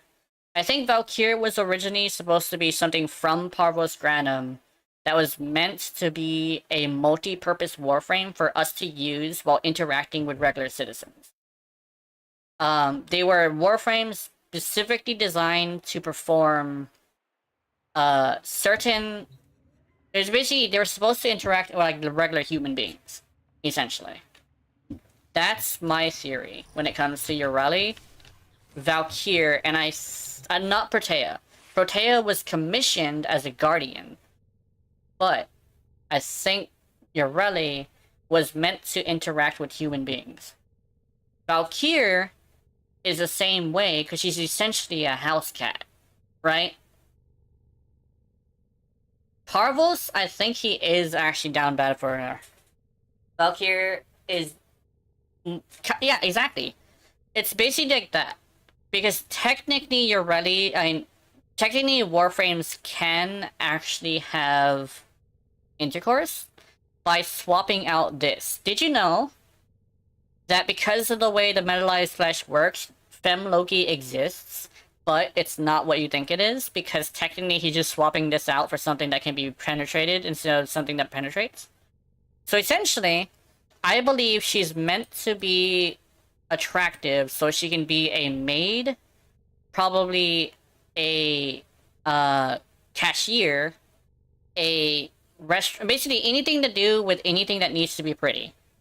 Protea was a guardian. Citrine fell in love with the bonds of her favorite operators. She died protecting them, yeah. Him reminiscing about Protea during the quest gave it away. Exactly. He reminisces about her like she's a past lover, right? Which I think is probably the case. I think he loved Protea. But something happened to her, and the only thing he had left was a specter that was just more powerful than a regular specter, because he made that specter with her actual specs. Because I think Warframe specs are modifiable. It's just that yeah. Oh, so I also bought a if you're ready is a VTuber, I'm more broke than now. Exactly. Essentially, she's supposed to be doing anything that you have to be pretty, right? So like, an accountant, a cashier, a, waiter, a waitress, VTuber, definitely. She died after making the Granum Void. Yeah, she basically made the Granum Void in a panic when she saw the explosion happening just to save Parvos, but apparently she died because the explosion ended up getting her, right? Which is unfortunate because apparently Parvos has been alone for a long time, and apparently the one who kind of sort of kept him, like, going was Protea, because he actually was in love with Protea. That makes sense. Because,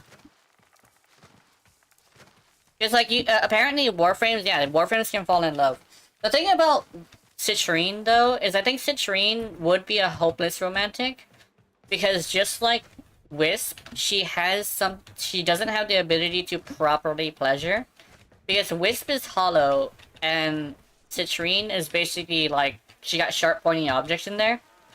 So she couldn't necessarily express her love for people, but I'm pretty sure, like, she still has those feelings because she did fall in love with her favorite operators or something. The thing is, I don't necessarily think they were operators, though. I think they could have just been people she was protecting.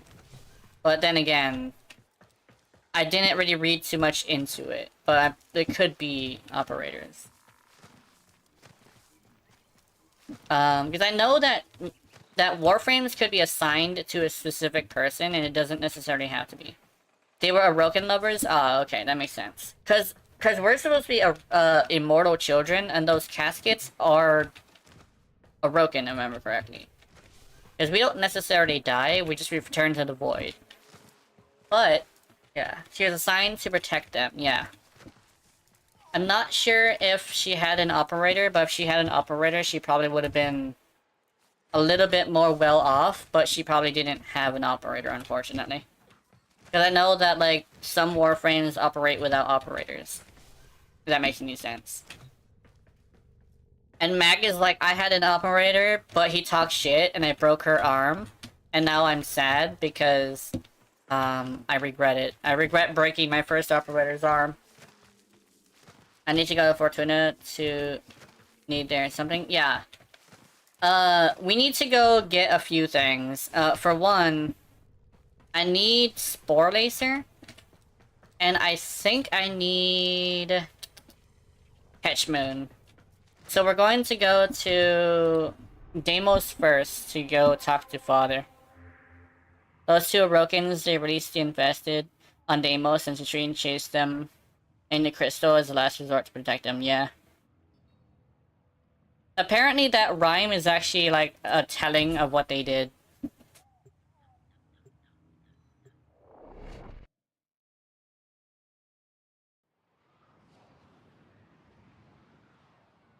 I was actually thinking that, like, what's his face made the rhyme, but apparently he just doesn't like it.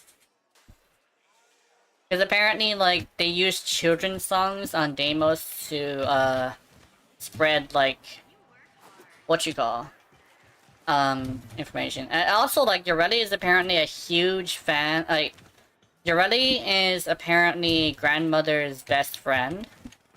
I don't remember specifically, but I think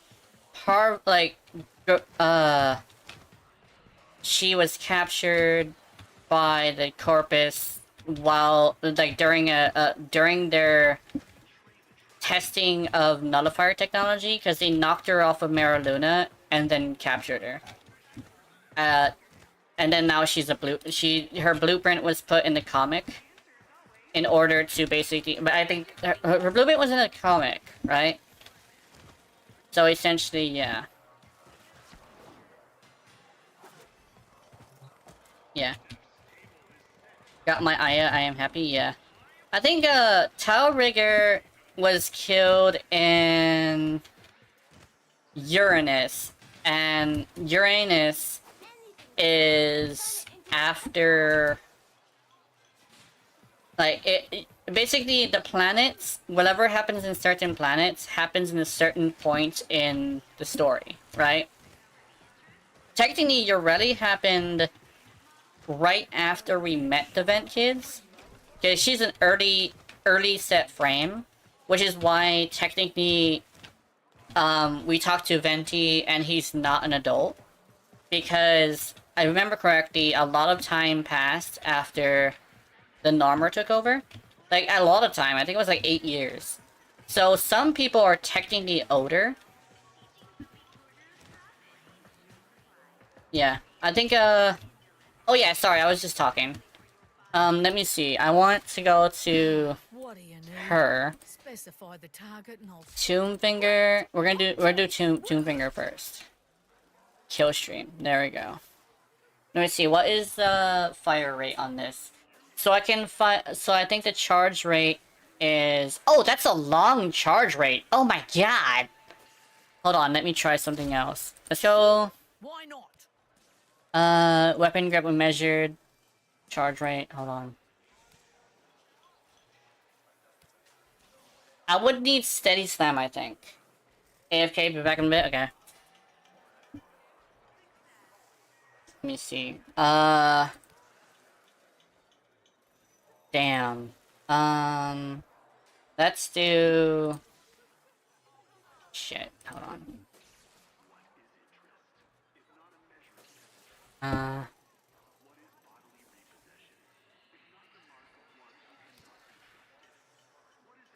Okay, I would need to use... Is it brash? If brash is a bad idea. So steady slam would have to be it, right? Ooh. It sacrifices a lot of damage. Let me think. I'll go with steady slam.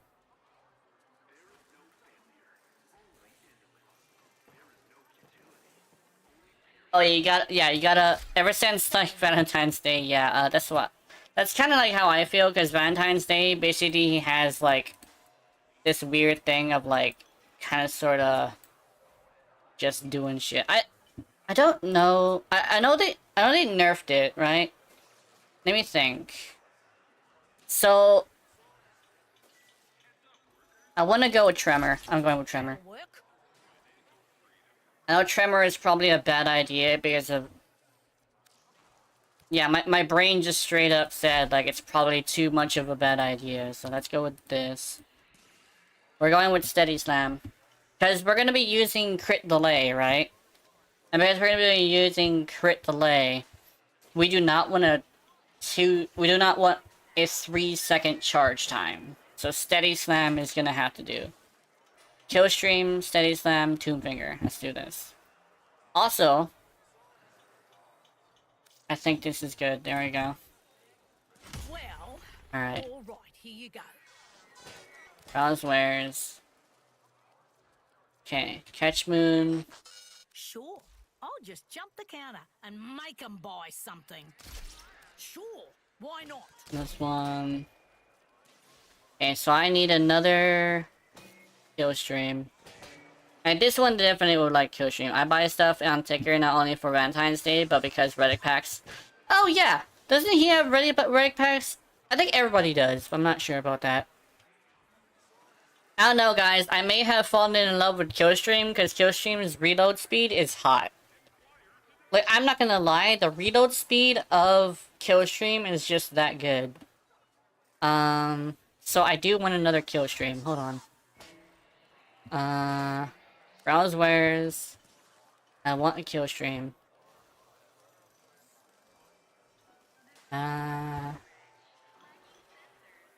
Killstream. Speed is king, yeah. I mean, it looks silly, but it works. And I think it's easier to get a hold of the stuff that I want. Because Aroxium, I don't know, for some reason I can't really find much of that. Also, Longwinder, apparently much easier. So yeah, I think this is fine. Go past Utico. Go ask you to go. Okay, let's see. So I got that. We need to go get a Spore Laser piece. And we'll figure that out. Because the Spore Laser is like a bouncy ball. I like the Spore Laser actually, it's pretty cool. Ticker gives depth, and I trade it for standing. Yeah, these Smoke Finger sells relics. Ah.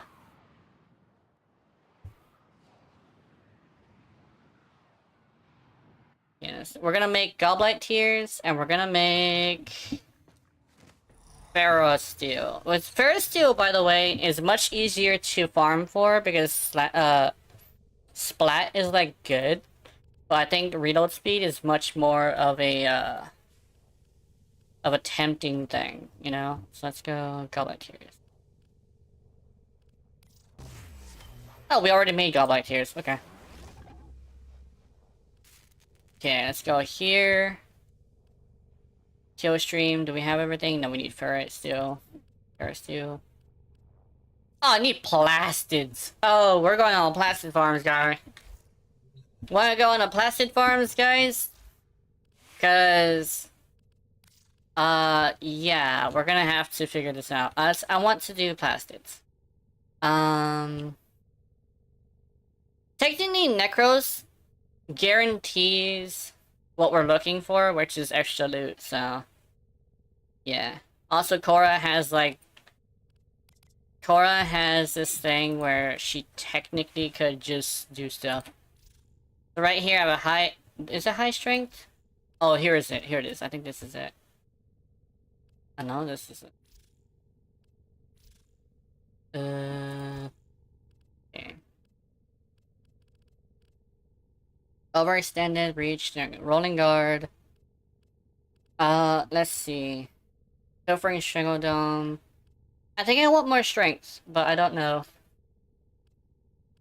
Because how much damage does this do? I think it's fine, because I've been killing things, and we're only going to, like, low ranking stuff, so I think we should be fine. Bill to join session! Ah! Okay, let's see. Okay. Who wants to go on a plastids farm? Okay. We're going on a plastid farm. We're going on a plastid farm. Yay. Regular, and we're going to Saturn. Helene.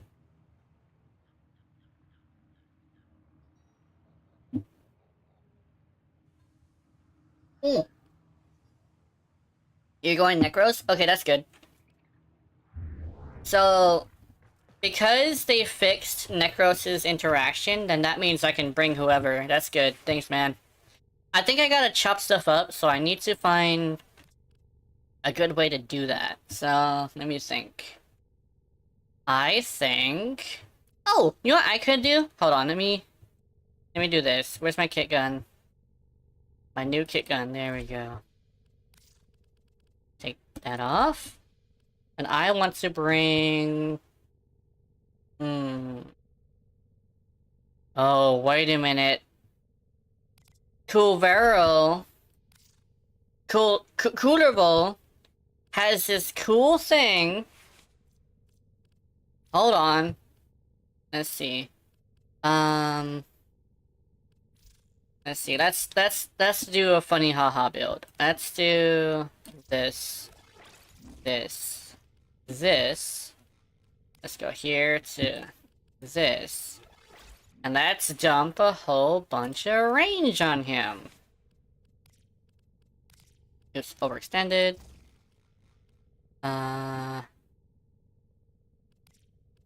Let's do... Stretch. Reach. How far does this reach? 20 meters? I think it could be bigger, but apparently not. And let's see. Let's go flow. I cannot do flow. Let's do continuata. And let's do... I think we're good.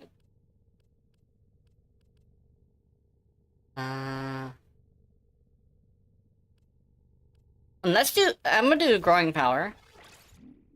And then... Oh, here we go. Redonkulous range.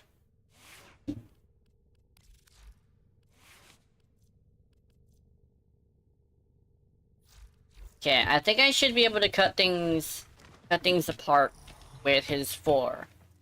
So that's what we're doing. So let's go, Helene.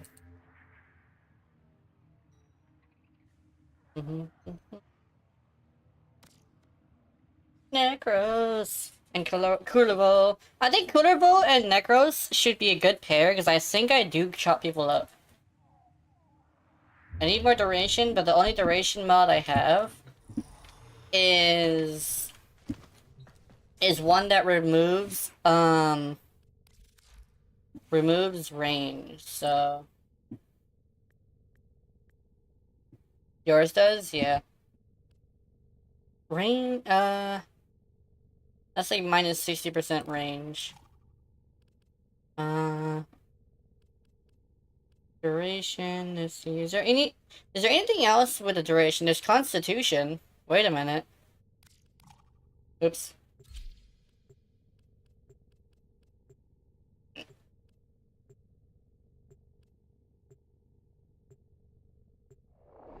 I think we're good.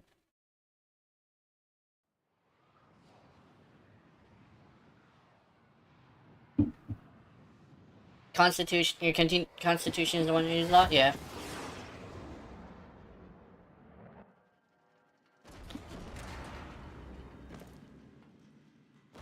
Ugh. I'll probably use Constitution as well, but I'll probably see if I can, like, figure it out. What's Our this? position has been compromised. Defend the cargo until reinforcements arrive. I could've swore I saw a wisp, but there's no wisp here. That's not a wisp. I think the game is tripping. Did you see that? Am I tripping? Did I see a wisp, or am I tripping the hell out? I think I might be tripping the hell out. Let me look at this Revenant. I don't think he looks like a wisp. But I could have swore I saw a wisp. Oh, there's a Gara. Oh, it's a regular Gara. Yo. Are inbound. Hold the line. Behold my special ability. Your mother. Oh, here I go. Is it chopping people up? I'm not sure. Oh god, this this Kuderable build is wacky. Oh goodness. Do you want help? I think so. I have a good Kuderable build, but I think besides like farming, I think we're good. Let's see. Yeah. Bastards. Yeah.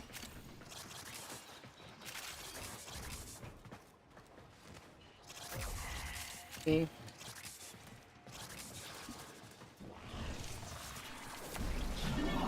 Ah, there we go. There's your one for the day. I haven't done that one in a few streams. I'm feeling really good today, actually. You know I'm in a positive mood when I spontaneously moan.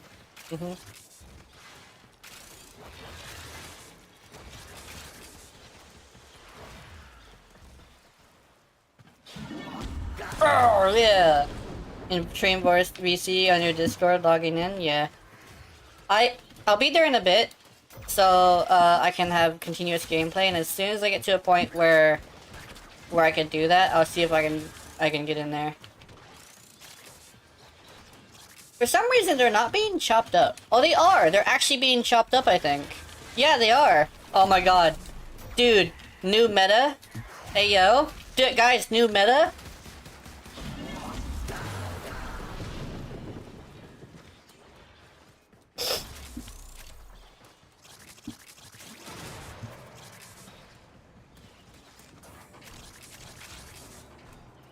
I just breach surge, so I am Wisp, yeah.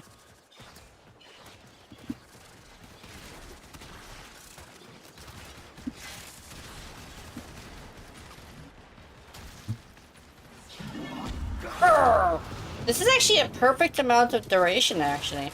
Because I can run around in a circle, go back to my spot, renew it, and then run around in a circle.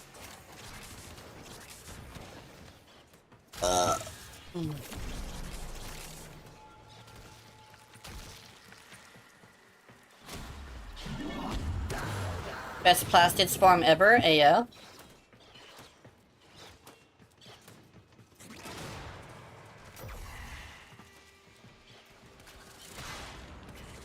I have the Dagur. Let's see.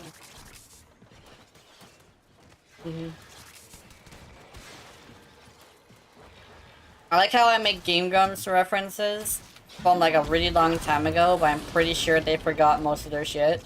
Cause I literally have like a whole bunch of references that are just like super old.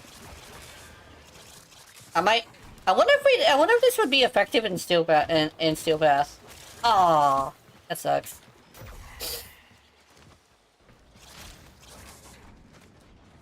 Wait, would nullifiers turn this off? I don't know.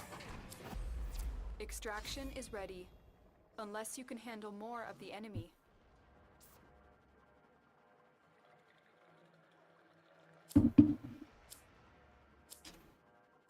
This is why I say your rallies, Continue to defend.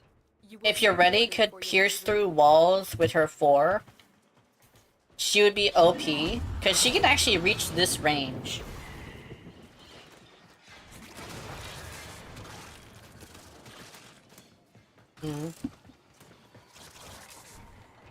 Let me see. Because like your ready can reach this range. So what I'm thinking is that if she had a continuous suck and could pierce through walls, like literally just like what you call I forget his name. Vubon. Just like Vubon. If she could literally Vubon that bitch, she would be OP for nuking.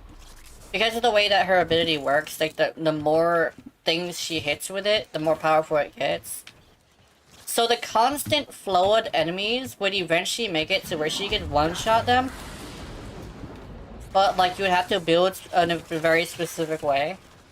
But literally she's already like that kinda because of the fact that if she were to have a completely open area where everybody would get hit, she can kinda sorta already do that. And that's like not all the Ureti mains that I've talked to want that. But I do know like there's some that I do agree that's like we should probably be able to pierce through walls. Cause like Vubon's does. So yeah. 3D4 augment to stuck items, yeah. Dude, a greedy pool augment would be probably good. Also, like, yeah, like, oh shit! Actually, you know, if they decided to make that an augment, but they also included strengths, like, if they included a boost in damage, right? I would love that. Like, a boost in damage that makes it to where it's a continuous suck, right? A boost in strength, sorry, if it included a boost in strength. Because then, your ready would be like the only Warframe that would be able to have like a boost in strength in a mod. Well, not only that, but like she would also have this thing where she would have a continuous suck. And even as like, oh, but like, yeah, so basically like if she just had a completely like continuous sucking of enemies, she would destroy things. So, because of the way that the mechanic works, I wish that, I wish she could either go through walls or shit, like both. If she did both, then she would end up overclocking, like, overdoing a bunch of nukers, and that would be fun.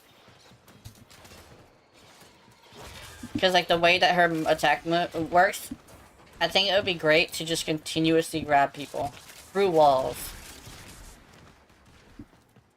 Then people would use her 4 for damage. And ignoring Eximus, the way that I say it is that it does damage to Eximus, and I've actually used it in certain situations to wipe Overguard. So she's actually fully capable of wiping Overguard with it as long as she hits enough enemies. So as soon as she hits enough enemies, then essentially she can wipe Overguard, and that Overguard can end up like when it gets wiped, they get sucked in.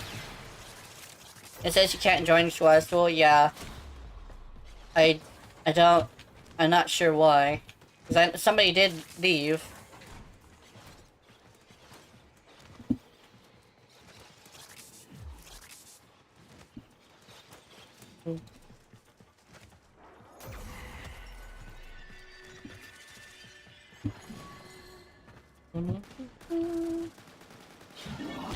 Oh, yeah. that Revenant apparently did not like the fact that I was nuking. I guess he was upset about it. You're in wave 9, can't join above wave 5, yeah. I'll be able to get you in here, so I can, like, do that. And also, like, once we're loading in, we should be good. I definitely would like to be able to have a co-host today, because I do like having co-hosts. Sometimes it's a little bit, like, iffy, because there's some co-hosts that people don't like. You run Korra? Yeah.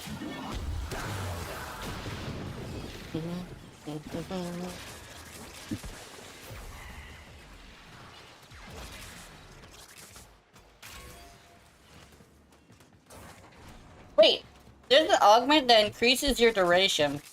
Wait a minute, there's also arcane shards that increase your duration. I have an idea. Reinforcements available. Do you choose to leave now or continue fighting?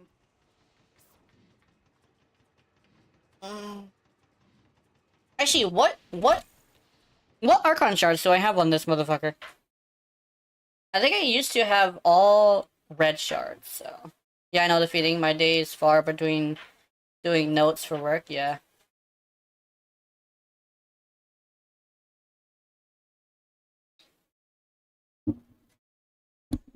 Yeah. I'm glad you found a job, though. Because I know you've been needing one, so I'm glad you got one.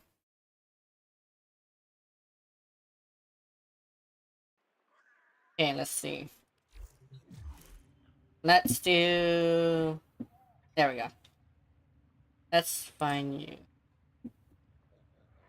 Yeah, red Tau Forge for your Octavia, yeah. In binary. There we go.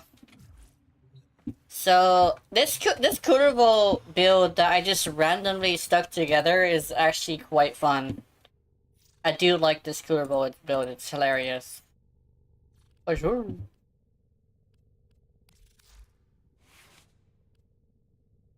Like, I really want to know how I can make this even better.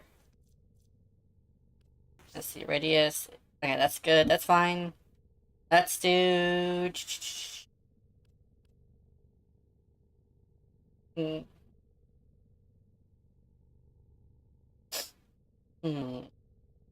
me think.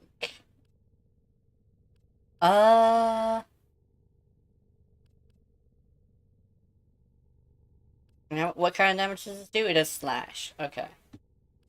Let me think. Let me think.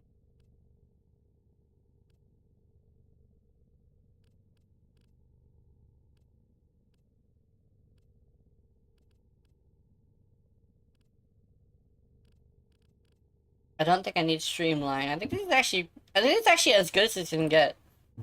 Goodable. Let's see. Yours is. Oh yeah.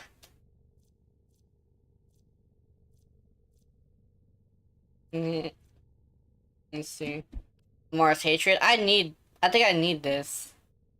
Oh, I need all the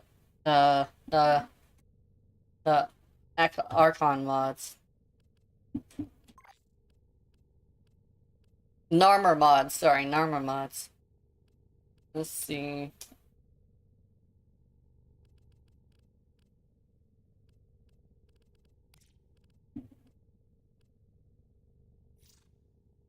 Working on another one. Oh yeah, hold on. Yeah. I forgot that the Discord is where I need to be on. Hold on, I'll be up there. It loaded in faster than I thought it would. Let's see.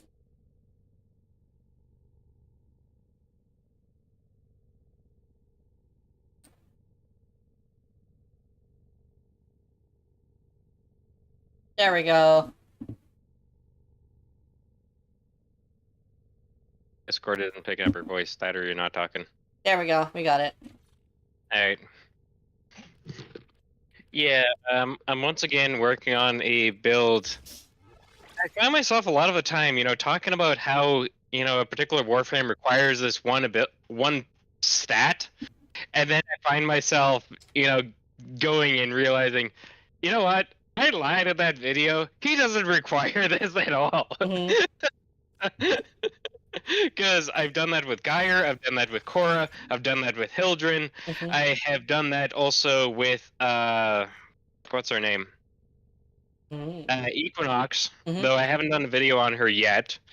It's still very much a work in progress build, but I am going to be doing a video sometime with Equinox that is going to be able to run both night and day form effectively. That is Yeah. my challenge for this particular build. Mhm. It has to be good in both night and day form and cannot negatively affect one or the other, which is actually quite a lot more challenging than you think. How did I get a hold of 45 Forma? Wait, did I get a gift? Did someone give me a gift of Forma? No? I'm trying to think. Because I don't think I got... I don't know if I did. Hold on. Did I just get a fucking gift? I think maybe... I actually might be blueprints. I think I have 45 blueprints. Oh, shit! That's quite a lot of Hey, yo! blueprints. Someone gave me... Oh, hold on. Holy shit! Thanks, man! I don't know who that is, but someone gave me Forma bundles. Yes! Based! Ah, thank you. I've been like complaining about Forma, and someone actually ended up sending me Forma. Yeah, that's great. I mean, like, now I don't have to worry about it for a little bit. Hey, Devanzo, you're welcome. Yeah, thank you. That's like the... Meanwhile, this week alone, I've burned through 14. Yeah. The one I thing haven't even been playing that much either. yeah. The one thing Yeah. I'd actually have been wanting as a weird little dream of mine is to have this, so that's like a dream come true, actually. Like the really good one, too. I really did appreciate that, thank you. You know what's going to be kind of interesting, though? But... So, when they do actually merge accounts, I'm going to have 4 core primes. Oh, nice. Because remember, I have two on each account. Mm-hmm. Wait, they're gonna merge? Oh, I really hope that if you have a banned account, you don't lose your account. Oh, fuck. Well, Oh, I'm tripping. that's what the common opinion is that they're going to end up merging the accounts. Okay. I'm very tripping because I do have a banned account. I'm gonna have to straight up request, like, tell them straight up that I learned from my mistakes. Because I actually, like, but it's a 13-year ban. And oh my god, if I lose Warframe, I am fucked. Because it's a game that I have... Might end up doing, Yeah. I think that what they might end up doing in that situation is kind of, okay, well, let you merge your accounts. And, you know, you've kind of demonstrated that you've learned from your mistakes, so I'll let it fly. That's what I picture them doing. Okay. I would probably need to, like, if it would actually come down to it, I might need someone Keep to in mind, vouch for this me is as still well. this is still very much in speculation. We don't know very much about it. All I could say is that when the Switch first launched, they did have a brief window where you can end up moving over your PC account to Switch. In doing so, you lost all your ribbons. So every single one of your ribbons was lost in the transfer process. The technicalities this created 2 separate instances. The one on Switch, which doesn't have any ribbons, and then the one on PC, where you can still log into your account and still have all your ribbons.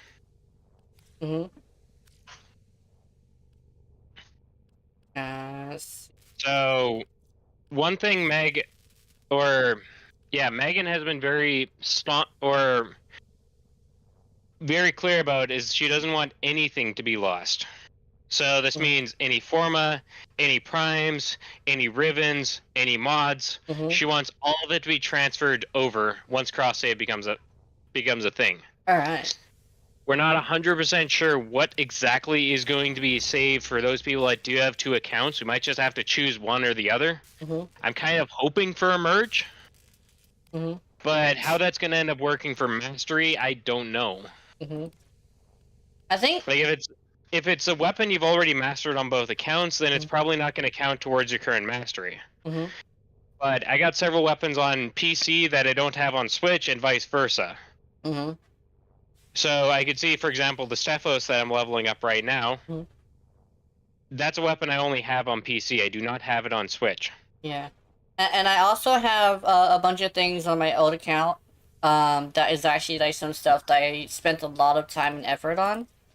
Also, like, scouring through them and getting rid of the stuff that I have, like, better versions of is gonna be an interesting situation. Because a lot of them, I've run into a situation where, like, a lot of them are just, like, better on my old account. Because, like, So I've invested more on it. Like, You my guys want to Lhasa. end up running plastids? Yeah. We might need a little bit more This is the best plastics. mission. Mhm. This is the best mission for plastids by A far. sewer? Okay. Yep. Yeah, Because it's a dark sector, Mhm. so you already get that. You have my stats boost, which is about 60% Mhm. drop chance of rare drops, Mhm. and that's per enemy that gets caught by my strangledomes. And we also have a Necros, So that- but I don't think they bounce off of each other anymore. Yes, they do actually enhance each other. Oh, They okay. still do. Oh, okay. Yeah. Okay, let me see. The only one Necros doesn't affect is Hydroid because of how Hydroid actually works. Yeah. Hydroid's damage is technically considered magnetic impact. Korra's is considered toxin and slash. Mhm. Necro's abilities are based off of slash damage. Uh-huh. So that means I would not want to run Nuclear. I want a Survivor. So I can, like, Yeah. do that. So let me get something that will help me level up my kit gun. Oh! I want to show this Rhino build that I got from one of my viewers. That dude I managed to get, like, coached in how to use Rhino. Let me see, where'd he go? There we go. I'll be honest, I know how to use Rhino, I'm just lazy. Yeah, I found out. Yeah. I built it with him as well, and he also said he wanted to format it because he saw that it was missing some stuff. So he's like, okay, let me add something. And basically, we leveled our rhinos together, and he gave me a full rundown on what to do. Essentially, cast the 1 to charging the people, cast the 4, which I replaced with parasitic armor, and then cast the 2, and I literally just get an assload of armor. Especially in Steel Path, because there's so many enemies. Yeah. Or against Infested, because, you know, same thing. Steel Path Infested? Oh my god, apparently. Forget Yeah, the Hildren's Asmongo one challenge, weakness, I'm doing Infested. the Gina challenge, where you just gotta fucking dig in your face. It's like, I got something in my nose! Blah, blah, blah, blah, blah. Stream of toxic spores is being released into the area. Then again, I have no shame when it comes to that, so... oops, I ran out of energy. Ah, shit. Oh, How did that's you a run lot. out of energy already? I casted 2 abilities, and I have Blind Rage Really on. shiny. There we go. Aw, I think I was missing one of the buffs.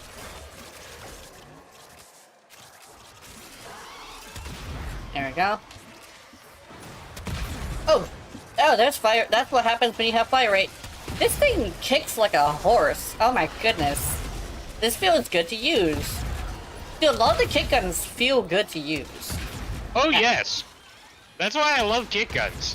And it's also like they once- have, yeah. Once you actually have the work put into them, they're really good weapons. Yeah. But like I said, it's because of the factor you have to put so much form into them before you start to see results. Yeah. But trust me, it's worth it. Yeah. It's like the compressor, because the compressor requires learning of an entire mechanic of a weapon. And I've actually dumped like 6 or 7 Forma into mine, and it's great. It's a great gun. Like, people say, oh, it doesn't crit, so it's not good. And I'm like, don't treat it like a crit weapon. It's not a crit weapon. It Yeah. never was a crit weapon. Yeah. I Like, think here's the thing. You have to look at weapons and understand how they work fundamentally. Mhm. There's some weapons you build for crit. There's some that you build for status. There's some that you build for both. It's not one case. It's not a case of every single weapon is built the exact same, which is something I kind of like about Warframe, yeah. is that you actually have to use your head. I was gonna do before I had the issue with the first Descendant, where I was having issue, like, you know, the empath thing, when I mentioned that I found out that I was an empath. Actually, apparently, Yeah. according to Mom, my doctor already told me that, but they said that it wasn't gonna be a problem until I interact with a lot of people. But now I'm interacting with a lot of people, it's become a problem. So essentially, most empaths who interact with a lot of people learn to control it. But I don't really have that much. Is less than a 0% okay on compressor? Yeah, it's fine. You don't need to crit. You could crit, No. but you don't need to. It It's doesn't really Yeah. need the crit. It's basically a status weapon. yeah. You want to build it more for status than anything else. Yeah. The thing is, like, if you're building for status, you gotta keep in mind that the first heat proc is what the damage is based off of. So you basically just want to go with a full-on direct damage build, unless you want to go with electricity, which I think works differently. I think electricity, Electricity Yeah. and shock work very similarly to each other. yeah, But if you're looking at cold and toxin, they actually work very differently from electricity and shock damage. See, the thing about both of those is they continually proc, and they last longer than, you know, ice and also toxin. Toxin has the benefit of being able to bypass health or bypass shields. Versus fire has generally a 9-second duration before you even buff the duration. Toxin, it's a 5-second duration. yeah. So keep that in mind when you're modding your weapons. Not saying that either is bad, it just, you have to think about these things when you're actually building a proper build. Yeah.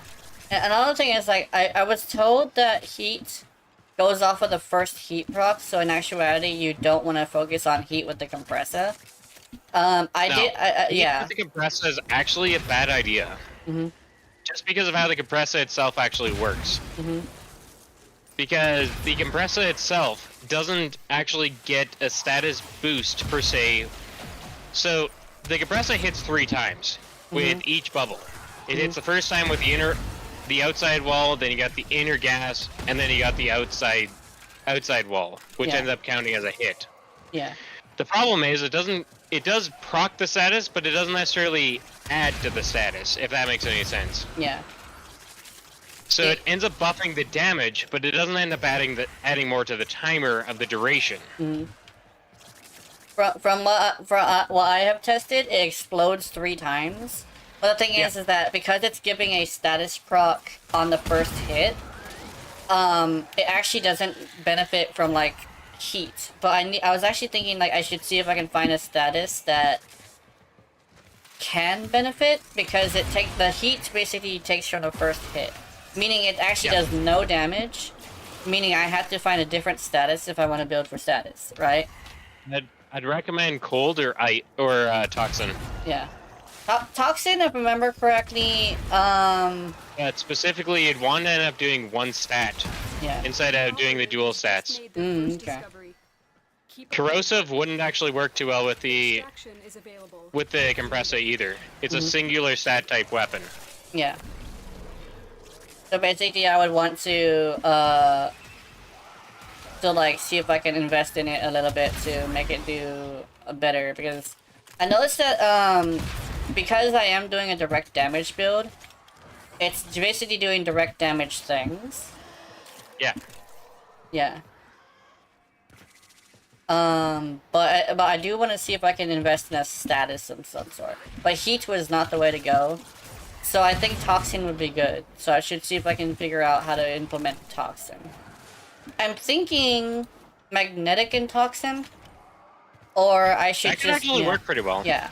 Because, like, it already has viral, right? So Yeah. essentially, because it's doing, like, a lot of damage, and it's based off of the damage you do, I do believe that it will end up doing a lot of damage to Corpus, and the fact that, like, I think because of the way the status works, it should do more damage as Toxin and Magnetic. How is it multi-shot and the fire rate and Encumber?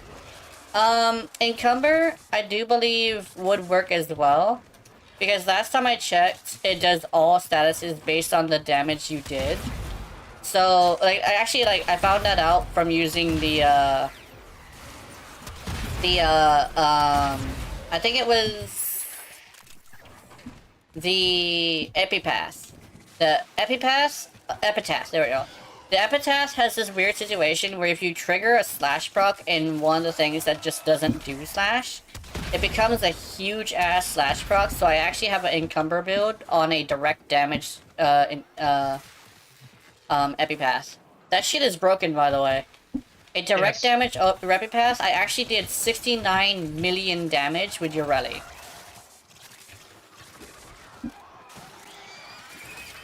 Like 65 million damage. That shit was nuts.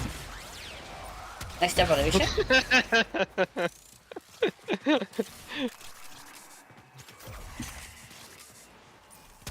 Yum. Nice, next evolution. What are you talking about? Hi up. Compressor, should I keep rolling? Hold on, let me see. Can I see this yet? Damage to Grenier and damage. I think you need multi-shot because of the way that the weapon works. But damage and damage to Grenier is good. I think that's fine. You're confused? He's bailing. He's bailing, and yeah, he's also confused. I'm actually like bouncing around just shooting shit. I'm not really paying attention to what's going on. Well, yeah, basically me taking care of life support and majority of the drops anyways. Yeah. Especially since like we're here for Blastids and we're just fighting regular infested, so there's no real reason to like take it too seriously. Like I only blasted Rhino's armor once, and what I noticed is that the build that I was given is just super fucking broken. It's like, I took him into testing his, some weapons, right? And he is really good at it. Like he is a good weapons tester, because he can just sort of like a good survive. weapons tester. Yeah. And the thing is, I get to see how powerful the weapon actually is, because I'm not worried about survivability. Surviving? Yeah. Yeah. That's why I was using Wisp a lot, because Wisp has this thing of, like, she can survive. But the thing is, she gets knocked around too, so Rhino with his armor was able to get me to realize that the Grokata is fucking broken. That shit is... like, I didn't have an arcane on it, and it was still destroying Steel Path enemies. I mean... it was actually, like, super broken. As long as you get sustained amounts of like damage on them, like the enemies were just shit out of luck with that. So if you ever want to invest in a weapon, like legitimately, like I'm not able to take out the video yet because like I'm focusing on commentary right now. But if you want a weapon that's super easy to build, Grokata, because Grokata is nuts. How is it multi-shot on the fire rate on, wait, no, I already saw that one. So basically, I'm gonna see if I can, like, redo the compressor. I did a build refresh, but I think I should not do a third one, because that would be a little bit too much compressor. Because, like, you know the one thing I hate about First Descendants? What? How they have their abilities set up. It makes no sense. Yeah, their abilities don't necessarily do much. Like, they technically do effects, but they all do the same effect.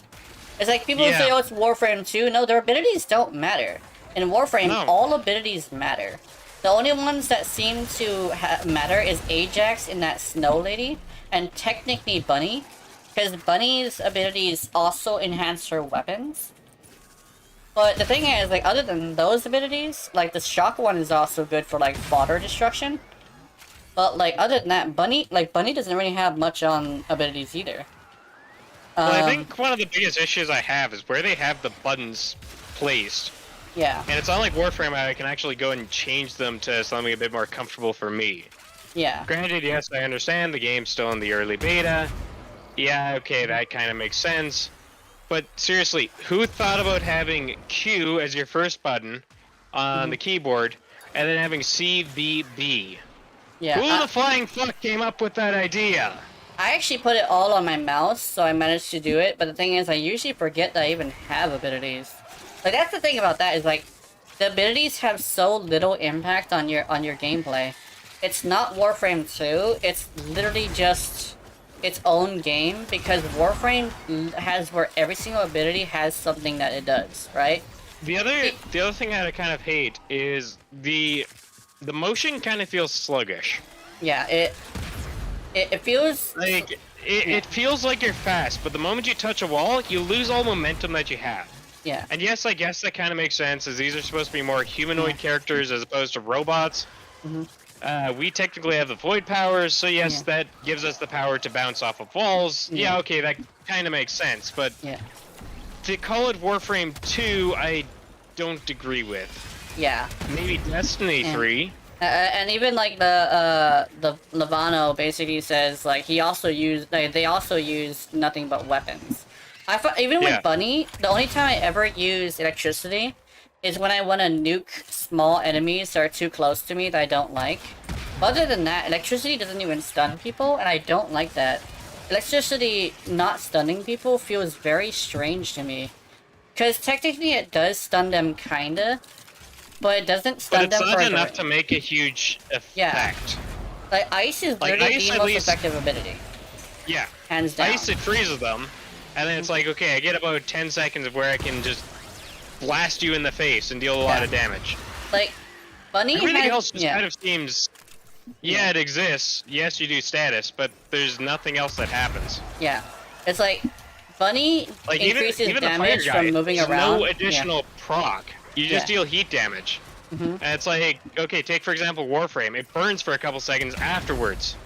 After the additional damage. You're on fire. Put out the fire. That kind of makes sense with how, you know, fire would work. In that game, it's just kind of like, okay, you got hit with a hot round. It's hot. Okay, you're good now. Not even a second later. Yeah, I see that, like, it does damage, but it seems to do damage for, like, 5 seconds per second, but does, like, very, very minor damage. And it doesn't stack, right? Yeah. So essentially, like, doing damage with abilities is just not how to go. Unless you're Bunny and wiping small enemies, but then again, that's just wiping small enemies. I am gonna say one thing about First Ascendants. It does have a good launching platform to become a good game. Yeah, it has potential. I think the biggest thing is they do have to actually listen to their fan base. And so far the dev team has shown that they are listening to their fan base. This is one of the reasons why Warframe is so popular. Is because the fans, you know, request something and they get right on it. Just like how they recently fixed my GPU bleed issue, which affected many people. Yeah. And you managed to actually play it now? Yes, I actually managed to beat the tutorial in a couple missions. Yeah. I want Volby, because Volby is literally fucking Urale, with every single one of the abilities doing the same shit Urale does. So like even like the first ability literally makes it to where they take more damage. Literally, if I get Volby, she would literally be like OP because she makes damage with vulnerability. Not that much of it, like not Urale version levels of it, but still noticeable because all guns are essentially like essentially the difference between like one-shotting an enemy and double-shotting an enemy is not that big. So literally having Volby capable of using her one and making people vulnerable and slip and slide apparently, then yeah, I mean like apparently the status effect is laundry and it makes them slip and slide, which is an actual CC, not like electricity, which that makes me sad because electricity is my favorite element of all time, but anyway. But it's literally just like, she literally just does legitimate Urale things.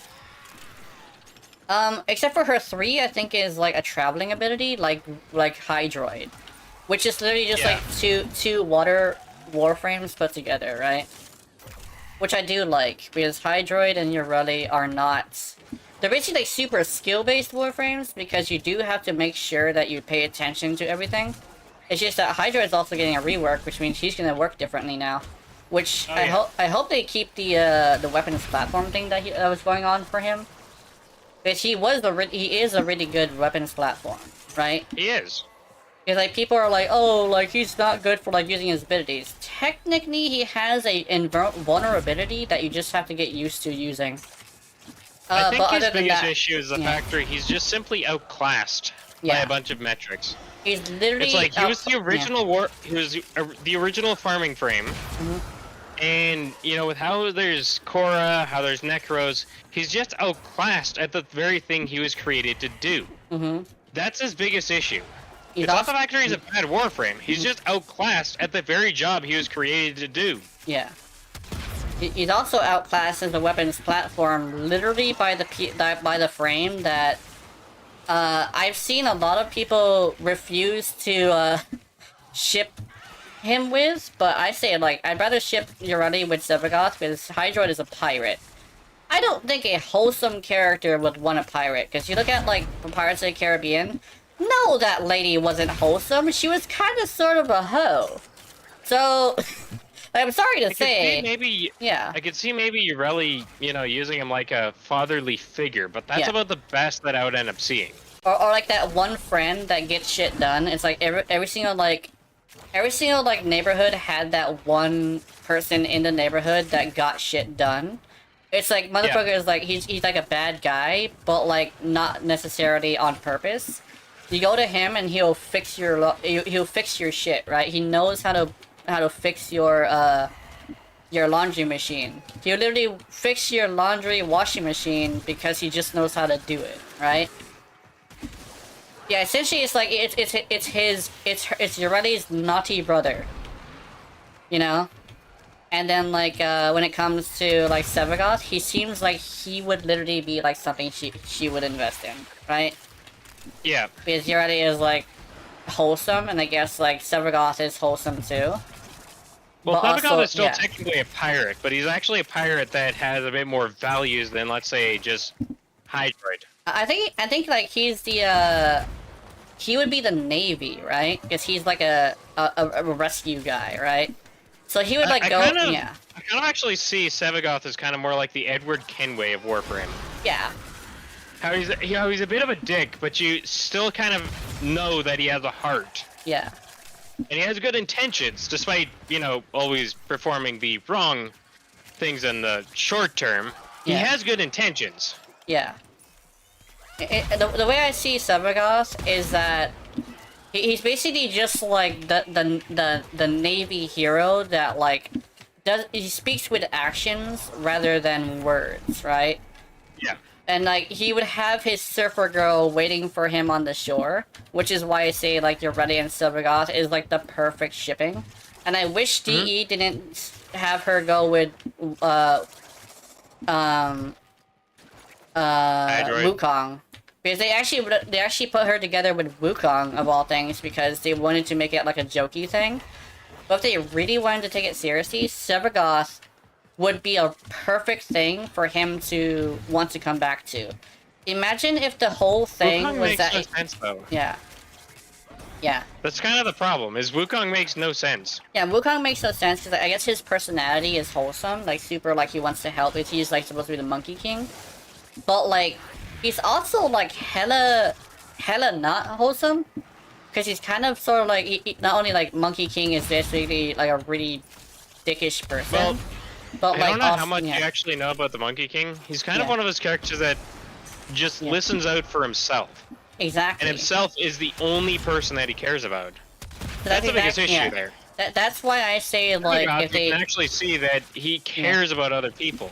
yeah. I mean, he literally has medals for rescuing people from the void. He goes to the void, rescues people, and brings them home to their families, and goes off and continues to look for more people. He is a hero, right? And you're ready, Well, you the know, fact she that he like died. yeah. He died protecting a bunch of other Tenno. Yeah. That he was attempting to rescue. So I say like it'd be interesting to basically make it to where like the person he was so obsessed with trying to come back to would be very good if it was like Urali, right?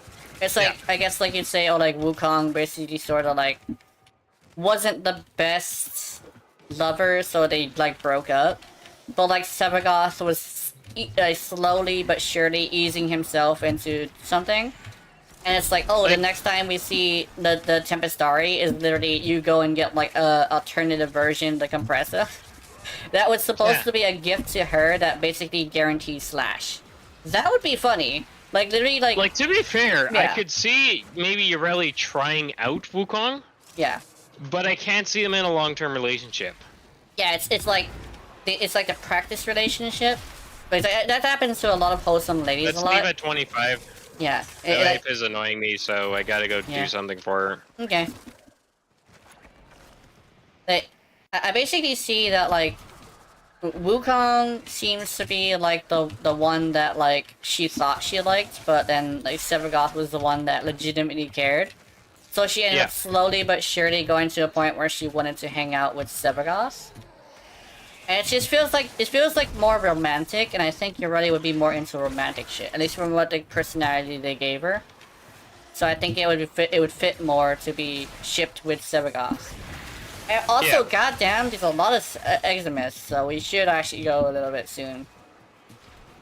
You guys want to leave now then?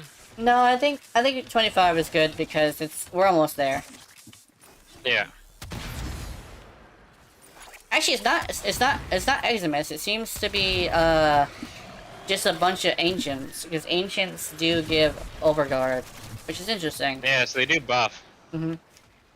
Though my kick gun just seems to be immune. I'm doing way too much damage. Yeah. This kick gun is made for Steel Path. Yeah. My kick gun's not ready yet. It will be soon. Yeah, it's just that I actually see potential in this damage, by the way. I see a lot of potential in this. So we'll see what happens. Think of it this way. When I came up with this build, I was drunk. Yeah. And yet, yes, I'm technically drinking beer right now, but I'm still enjoying it. Yeah. Just gotta make sure you cover up the container. Mwahaha. Actually, I learned something. Even if it's like a picture, you can't have it. You have to have it covered, because it's literally the showing of the brand that's the issue. So yeah, the explosion colors look kind of nice on the kick gun. The thing is that this is the base stuff, which essentially it's just the base colors. Depends. When I do get back into streaming, though, I do have a particular brand that I've already accepted a sponsorship deal for. Oh, nice. Yeah. So I will be showcasing one brand quite a lot on some of my game review videos whenever I get around to actually recording them. Yeah, I think videos, it's definitely a cool thing. I think what it is that you would have to be sponsored by it, and then you'd have to like basically say, okay, this is sponsored by alcohol. So yeah, it's like an open bottle, probably not. Are these game reviews meant for kids? No. I have a character that's drinking beer regularly. No, it's not meant for kids. Oh shit. I do think this explosion color would be good. Like orange, and it looks like purple. Orange and purple actually seems to go really good together. They do. Yeah. It's like... I'm running purple and blue a lot of the time for energy colors. Yeah. Actually, it's, I blue... don't know. I love the Eminence color palette and also the Lotus color palette. Yeah. These are like my most two favorite color palettes. Don't judge, they have great purples. Oh. This has a half fire. I do need to invest in fire rate though, and fire rate is in fire rate we trust. Apparently they decided to nerf this mechanically, and now mechanically it's kind of broken, according to someone I was talking to. They basically made it to where the fire rate was pretty bad.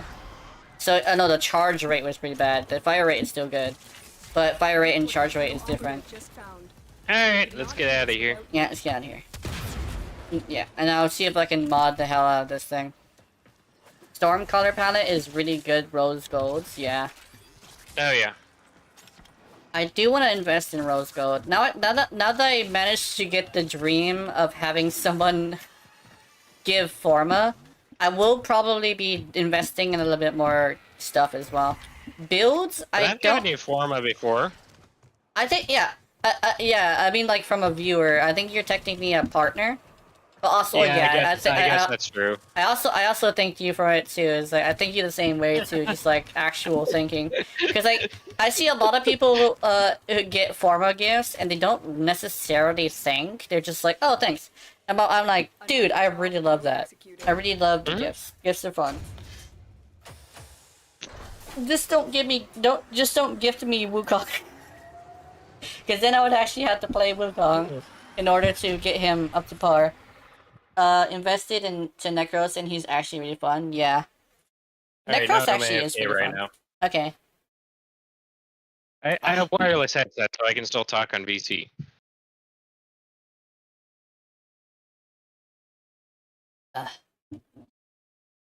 New computer next month, I think the 3rd week. I think I might cut it short to be 7 weeks. Because I'm gonna be looking into talking to the tech guys down the road. Essentially, they're gonna be buying the parts I need with the specs that I request. And I'm like, dude, I want AMD processor, AMD graphics card. I'm gonna put my own RAM. And other than that, just gimme. And I was like, okay. Let's see. Wait. By the way, if we go to Deimos, we can multi-grind with the bounties. Yeah. Yeah, if you need nanos for it, Deimos is the best place by far. Yeah. Let's see. I think I'm doing... What was it? It was something... Oh, yeah, Stefan's ready. But we need a Mesa? Yeah. I think I have a Mesa. I think Mesa would be a good idea. Let's see. What was it that I needed? I needed something. Why do you need Mesa? Apparently it's for massive amounts of killing. At least from what I For remember. what? Deimos. No. I'll just run my Cora. You're under Korra? Yeah, that sounds like a good idea. Oh, I need Ferrosteel! Ferrosteel for Killstream. Okay, I got it. Void's actually the best place for that. You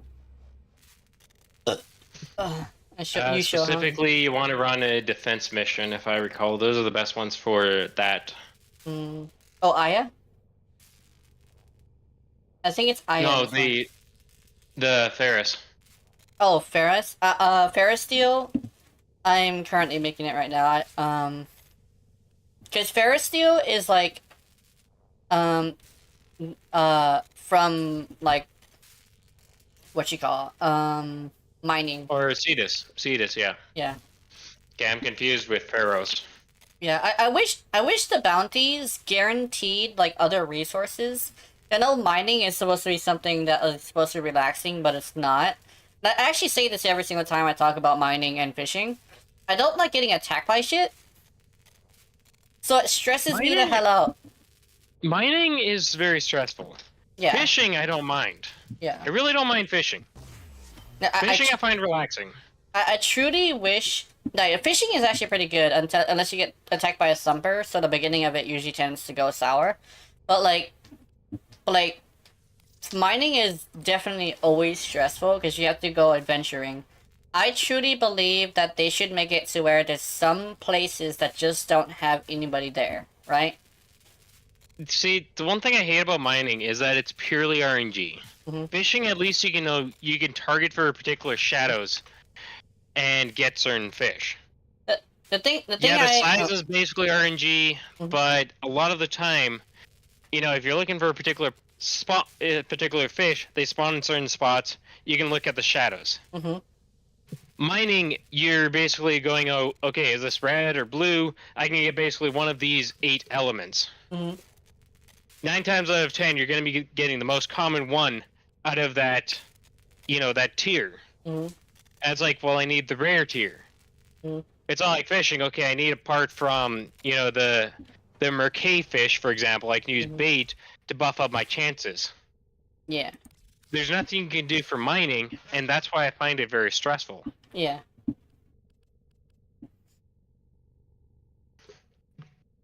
Yeah, let's see. What do you want it to end up doing now?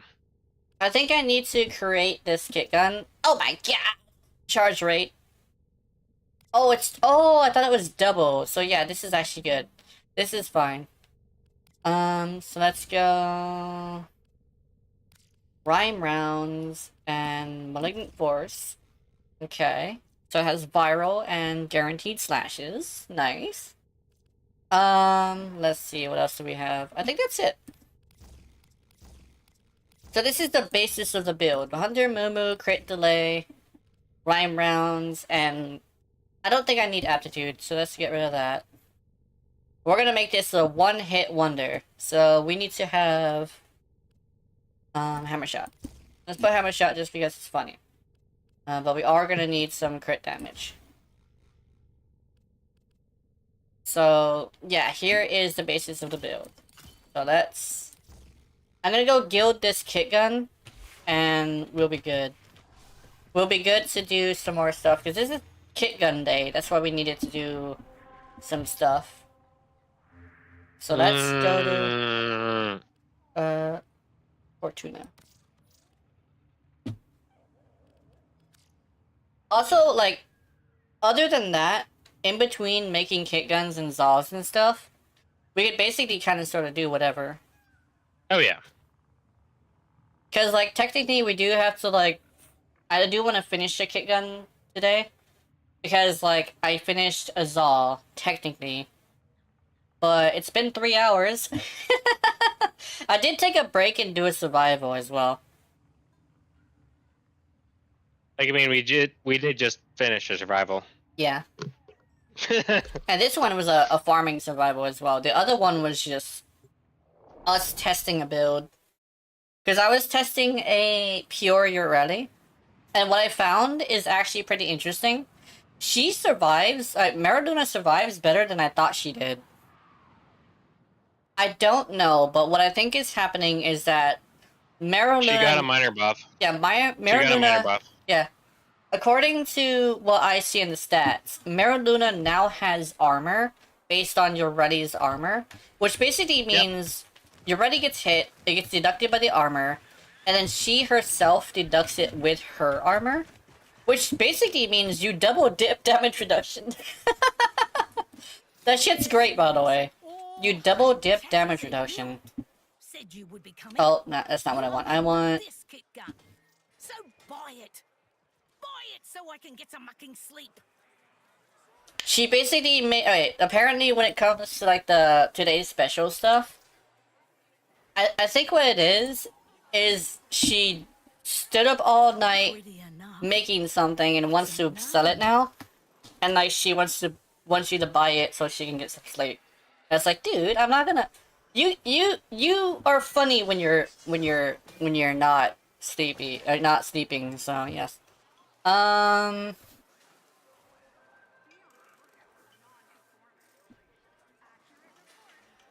I See think what it kick gun was... she has for Plaid. I'm curious. Hold on. I've bought a couple good kick guns for her. Wait, From her. what was it called? Was it called Neo? Yeah, I think it was... Neo Geo? Neo... B1. When it says Radiant, is it in brackets?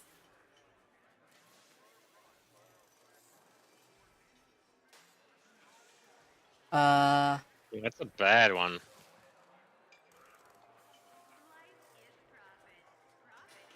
It's not B1? What is it? Wait, what is the rarest... what is the rarest one in the world? What is Rarest, the rarest relic? rarest at relic? The rarest one that never comes around. Saren? Which one? I wouldn't exactly say Saren. Saren's just unvaulted. That's why you can't get her. Yeah, which Like, one is the rarest one to see? I don't know what the rarest one would be, because they're kind of all based off of 5%. Hmm. That's the thing. I'm thinking like which vaulted frame never comes around? Would it be M1? That's what I would end up seeing. Okay, let's see. Ember? I think Ember came out earlier. Yeah, Ember came out earlier. I think it would actually be Mag.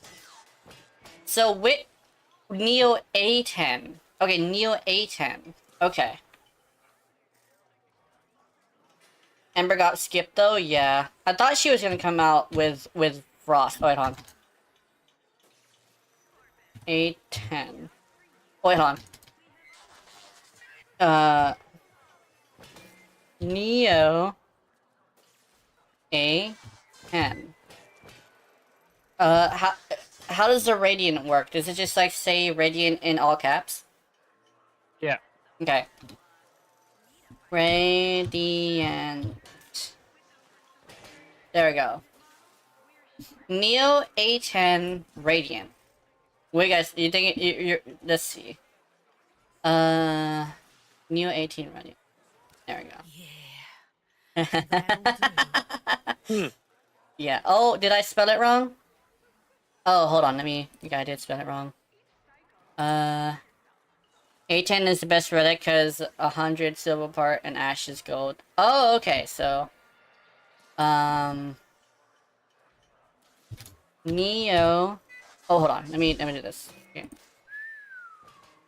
What you gonna call her? Neo A10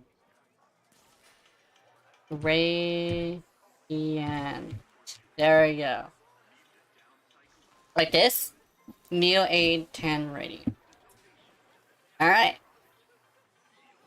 Let's do it. Yep. Let's see. Double check. Triple check. There we go. Neo A10 Radiant. So basically, I'm gonna be confusing the hell out of people by having a kit gun called Neo A10 Radiant. Like, you mean I have one called XEB5? Actually, B5, yeah. Let's see. Oh, it actually does in fact show up exactly how I want it. Neo H10 Radiance. I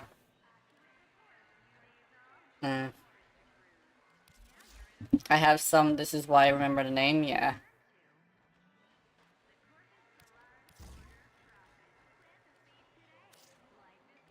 And I want charge. There we go. I also want to give her a kit gun that I don't want. Neo A10 side. Chad Yeah. was right about you, friend. Problem is I use all my kit guns. Mm-hmm. Eventually. Mhm. But no. I got my arsenal. Kit gun, kit. So how many kit guns do you have? Too many. Yeah. Sunbreaker, I believe, was the one I was getting rid of. Much obliged. Anything else?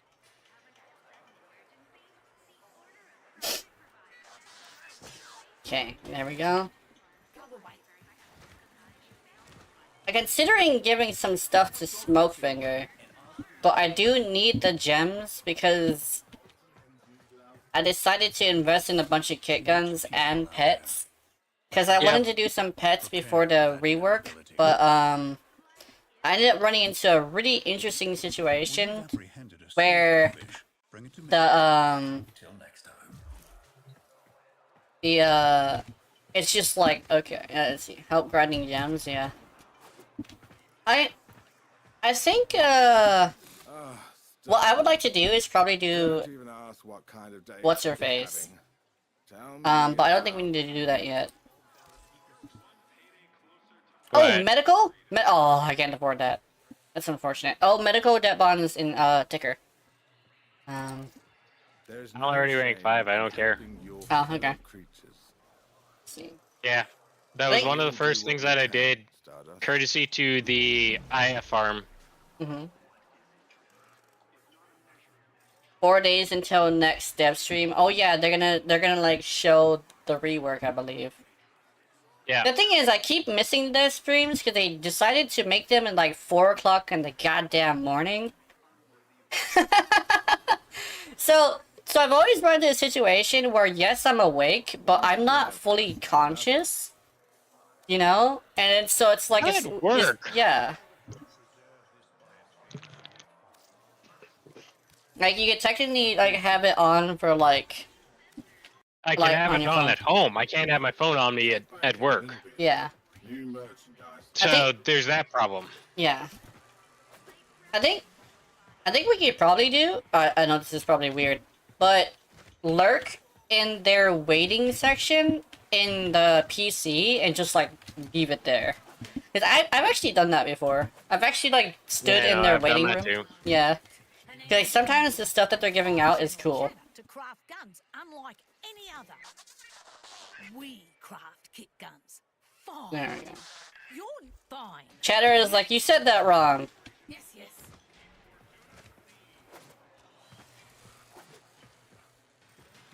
Chatter be all like, I'm a people. Yeah, let's see. I'm gonna have to start cooking supper pretty soon, Okay. but probably within the next 30 minutes or so. Mm-hmm. Okay, let's see. Oh, I gotta go to Earth. Okay. I'm gonna go to Earth. And I'm gonna see if I can make that Zaw. Because I had this funny haha Zaw that I wanted to make. And I'm just gonna do it. It's literally Safan as a staff. Because apparently Safan makes a staff and a katana. But the thing is, Yep. it also is very long. So, that's cool. Okay, a challenge that Phantom gave me, and I did actually do this challenge.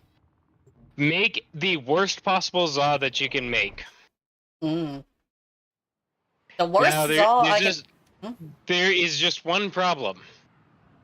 See, the worst Zaw that I have ever made, and this is, keep in mind, with the challenge that I was given, is one that has such a high wind-up speed for attacking, but it still hits like a truck. Yeah. So the Zaw that I made was a Dokrem, I believe. Mm-hmm.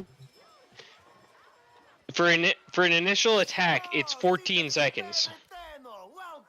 Oh. For a heavy attack, it's 52.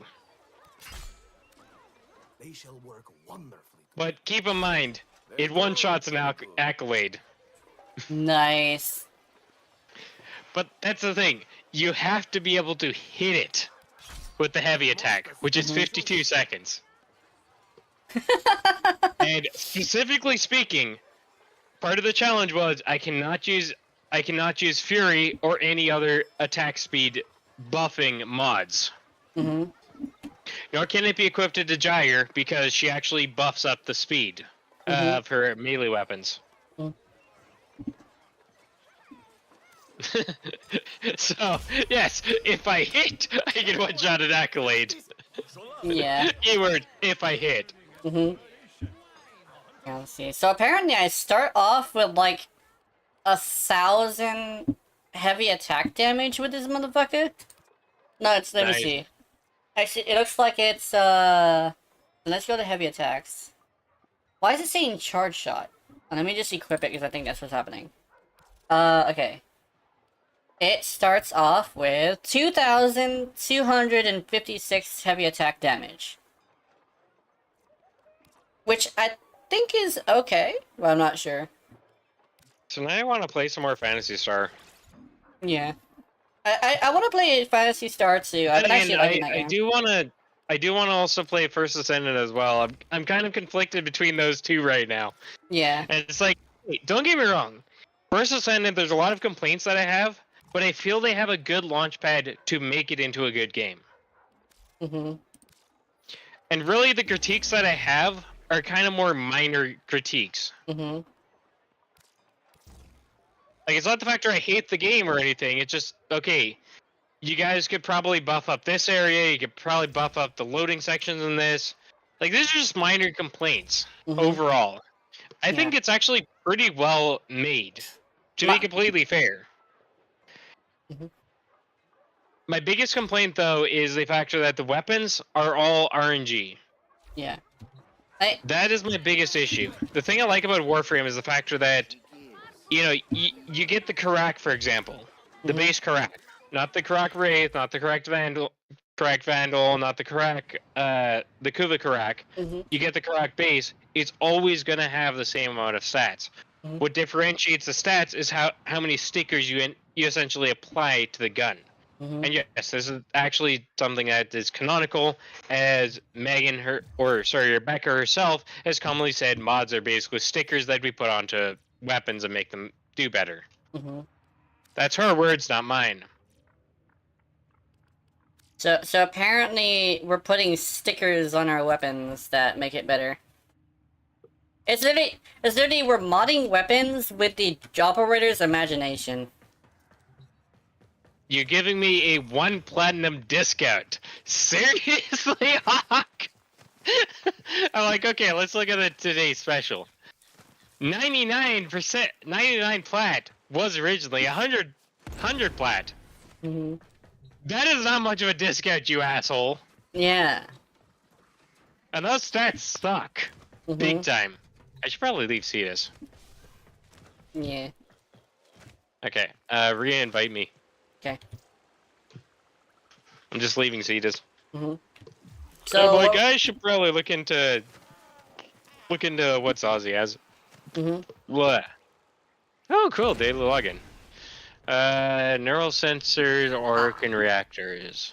Neural sensors or working reactors. I'll go working cells. I meant to do a build video, and people like requested the build video, but I was like, I saw some stuff, and I was like, and they basically said that most of the time, the thing that gets a lot of views tends to be stuff that is just talking about the game rather than like teaching people stuff, because teaching people stuff is when you need to be taught about stuff, and usually the person who gets seen when they're teaching stuff is actually the one who's just bigger that's teaching stuff. And I even like noticed this when I was also doing it, because I actually like thought about it myself too. I don't watch people build stuff because they're not big enough. It's not anything else, really. It's not that I don't like them. It's not that I'm not interested in the weapon. It's the fact that they're not big enough. Also, the biggest person just happens to be Lazar, and I don't like Lazar. So I build my own stuff, technically, because I want to have a video out there. Noticing that, because I've been looking at my last couple... YouTube videos. It either has to be... looking at their performance, and it's like, okay, after about, 5 minutes, most of them just kind of drop down to 0. Yeah. So that's about the time that I'm kind of going through, why I'm choosing to end up having the mods that I do. Sort of aspect. I think the thing that that I've noticed is that when you want educational content, it usually ends up being like less of teaching you how to mod, and it's more like teaching you mechanics. And when it comes to the Gotva, it was because it was brand new, and that's why it ended up blowing up. So I'm thinking I should, if I'm gonna do a build, it has to be something brand new, right? I feel like that's also why my Krulvo video did so well. Exactly. If you look at my last bunch of videos, Geyer at present time is at 52 views. Krulvo is well over 700 views. And nothing else on my Warframe related content video, for those of you watching Jenna's stream, that's Darth Yasha. None of them have gone above 50 views. Yeah. Like, granted, don't get me wrong, I'm very happy about the amount of views. The issue that I'm having is the factor... I don't generally play meta builds. I don't actually look at a lot of build videos. So, in a way, I guess you could say, yes, I might be copying somebody else's build, but I generally actually go with my own experimentation on based off of how the Warframe is built. Jenna does the exact same way. We don't actually look up builds. We don't go onto websites and pre-plan a lot of it. It's basically, okay, where do I think I can actually enhance this frame? Well, she needs a bit more health recovery. She needs a bit more damage. She needs a bit more duration. That sort of thing. It's us literally, you know, toying, as I like to say, toying the fuck around to figure out how exactly this build works. And then, you know, several weeks down the line, I got a message from Laser. Apparently, I stole one of his builds. Really? Yeah, apparently I stole one of his builds, and I'm like, no, I didn't. Yeah, you stole. This is the exact same mod setup that I have. Check in this video. Cool. I came up with this myself. I never watched any of your videos. In fact, I've blocked your content on my channel. Yeah, I'm that's the sorry, thing is I that hate your guts. yeah. I hate your fucking guts. Like, I've actually noticed that as well. It's like, as someone who does builds, I have to do something that is unique. And what ends up happening is that, like, making things that's unique tends to be a little bit difficult. Because it's a build-based game, and people think they own builds, when in actuality, it's just something that you could literally put together on your own. Essentially, you have to think of every single thing that you're building off of is a certain mechanic that is built on the game. So if anybody's actually going to own a build, it will be DE themselves or the creator that made the frame. So for example, Geyer is very much Pablo's baby. Yeah. So if anybody's going to be the owner of any particular build, it would be Pablo. Yeah. Because he's the one that originally made Geyer. I'm kind of happy the fact that they've left her untouched from, you know, what he envisioned versus what she is. I think when it comes to, like, a couple of the frames, like, I kind of do wish they did more of that, where they did what Pablo wanted, because, like, a lot of the time, because they don't do what Pablo wanted, they end up coming up with something that is not liked. Because Pablo knows what he's doing. Take for example Ember. So Ember had a pretty decent build when she first came out. This is before I started playing. Yeah. And then she ended up getting a rework where she was basically nerfed to the ground. And then Pablo had to come back, you know, take time out of his day, being one of the core game coders, and completely rework Ember for a third time. To where she is presently, where she actually makes a lot of sense. Yeah. But keep in mind, Pablo is one of the main programmers of Warframe, whether we like to admit it or not. He is one of the core guys behind what Warframe is today. Not only just Warframe design, not only how Warframes play, but he's one of the guys that literally codes the engine that Warframe runs on. He's one of the guys responsible for translating the code across many different platforms. Like, Pablo is basically essential to the team. And the fact that he had to take time out of his day to end up making sure Ember works where it makes sense, I think it's kind of like not really realizing how you know the game should be balanced. Like, don't get me wrong, I understand, you know, things like balance, it changes over time. There's a lot of things that change, you know, you add new weapons, new mechanics. I get that. A game that's long running like Warframe does occasionally have to adjust the balance every so often. Not gonna argue that. But it's about understanding, okay, where a nerf is needed versus where a nerf is just kind of put in just to kind of waste somebody else's time in the future. Yeah. It's like, when it comes to balance, I think legitimately what is making it to where balance doesn't matter is Revenant.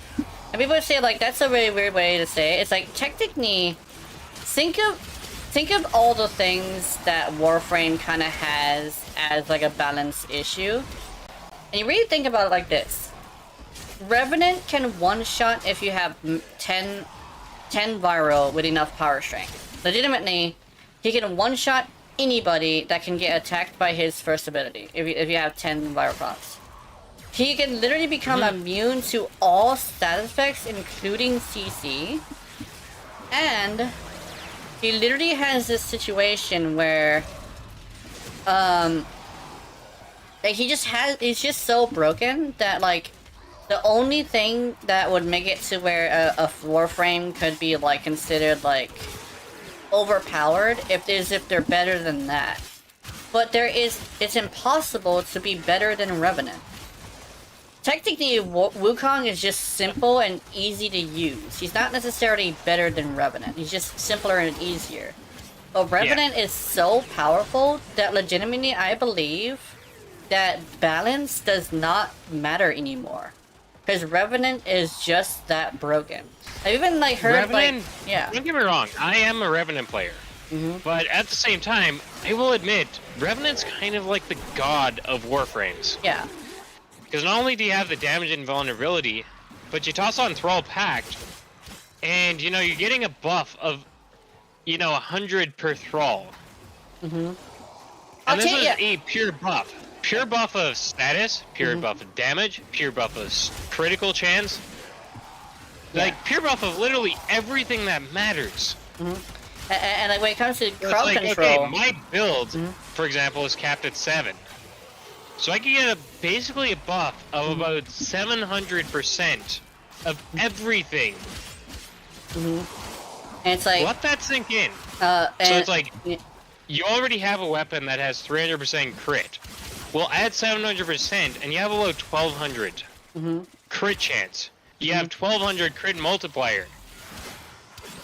Like, there's a reason why Revenant is kind of one of those frames that's insanely broken. yeah. And the thing is that you know how the community is, right? If they nerf him to a point where he's actually balanced, people will leave the game because they want Revenant to be the way he is, right? That's why. Another problem is, I don't feel like they could actually nerf him to where it would feel fair. Yeah. Because you could end up doing Mesmer Skin as kind of like a damage and vulnerability instead of, you know, right, fuck you sort of aspect. But even that wouldn't exactly work for Revenant's personality, how he ends up playing. Like, that's kind of the thing that you have to remember about balancing a Warframe. Is it's not just, oh, let's just nerf this guy to the ground because we can. We're D. No. That's not how it works. And I think D's kind of learned that over the course of time, is you can't just simply nerf a frame because, you know, of a certain mechanic that is incorporated within that frame. Yeah. And honestly, I feel like that's one of the reasons why Equinox, her day form, hasn't been touched for such a long time. It's one of the last good toggle abilities. Whether we like to admit it or not, you know, Ember used to be a toggle ability, and then she got nerfed to the ground. Community was pretty pissed off about that. They got Pablo to work, officially we don't know how much, but I'm pretty sure he you know, was toying around with that rework for quite some considerable time.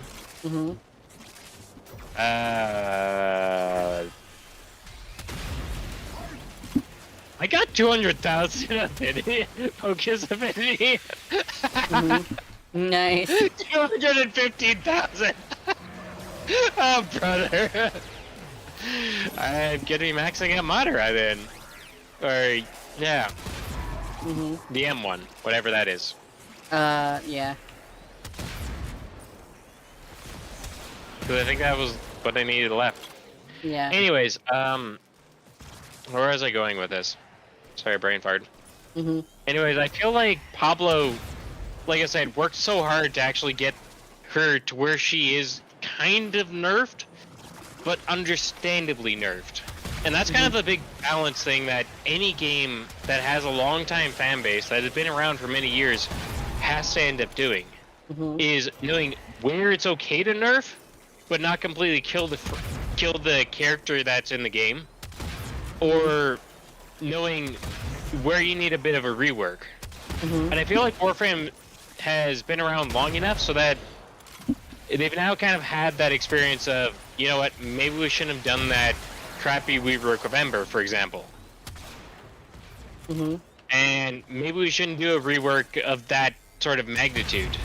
Yeah. Let's just leave it for Pablo to end up, going over and reworking the frames, because he seems to understand the best ways to buff up the frames, as well as do the nerfs as well. According to Where him, it he plays makes almost all frames, and I'm assuming that, like, you know how, like we were saying earlier, like, he was turning Yoreli into Neja. I Yeah. think he kind of sort of knows what he's talking about, but I think what he's doing now is listening to the Yoreli community instead of, like, doing it, because he seems to, like, not play her as much. So essentially, I think what he's doing... That's why I made the video I made. I made the video specifically what I made. Yeah. You look at Pablo's main frame. His most played is Korra or Gaia Protea. Both of which are his creations, by the way. Yeah. He didn't do the art assets, but he did the build design and, the balancing and everything else. Yeah. Pablo's not one for graphics as far as he is for game code. My thing is, like, Gaia right now is actually his most favorite Warframe by far. Yeah, definitely. I know that he also knows exactly how to use her too, because I know that, Oh, like, yes. yeah. Like, And what's funny is the way that he uses her and the way that I use her are very similar. I just got another 50,000 focus.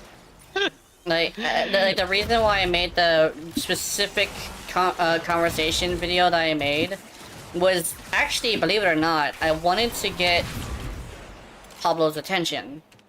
Because I specifically, like, even though I'm really small, I've been playing Yoreli for a long time, and I actually communicate with other Yoreli players.